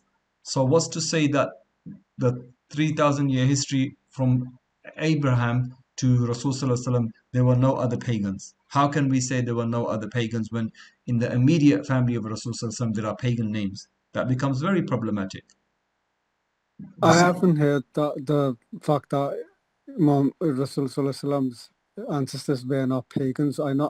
I've always heard that they were pagans, yeah. But about the zina part of it, I only heard that it can be traced up to like 500 years, that there were no zina committed within 500 years. But the paganism aspect of it, that was going on left, right, and center.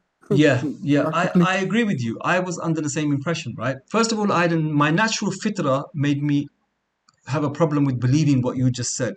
But something, because I had not come across the evidence, I was in the same boat as you, thinking, well, you know what, I've only ever heard the hadith regarding zina, right?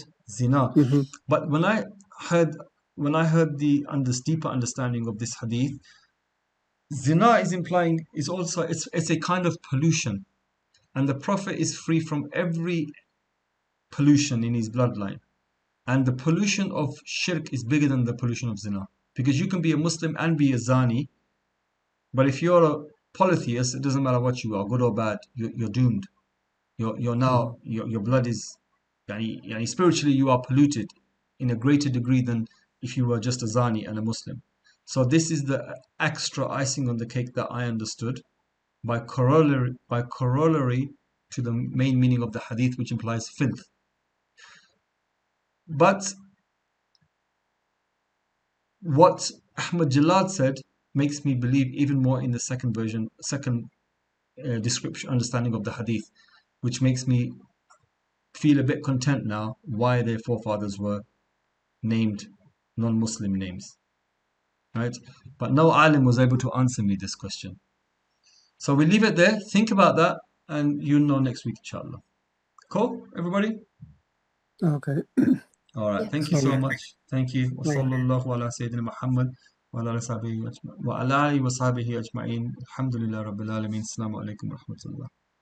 Alaikum salam. Walaikum salam. Alaikum. Assalamu alaikum. وسلم وبارك على سيدنا محمد وعلى آله عدد كمال الله وكما يليق بكماله اللهم صل وسلم وبارك على أسعد ما محمد وعلى آله عدد كمال الله وكما يليق بكماله اللهم صل وسلم وبارك على نور الهدى محمد وعلى آله عدد كمال الله وكما يليق بكماله اللهم صل وسلم وبارك على سيدنا محمد وعلى آله وصحبه وسلم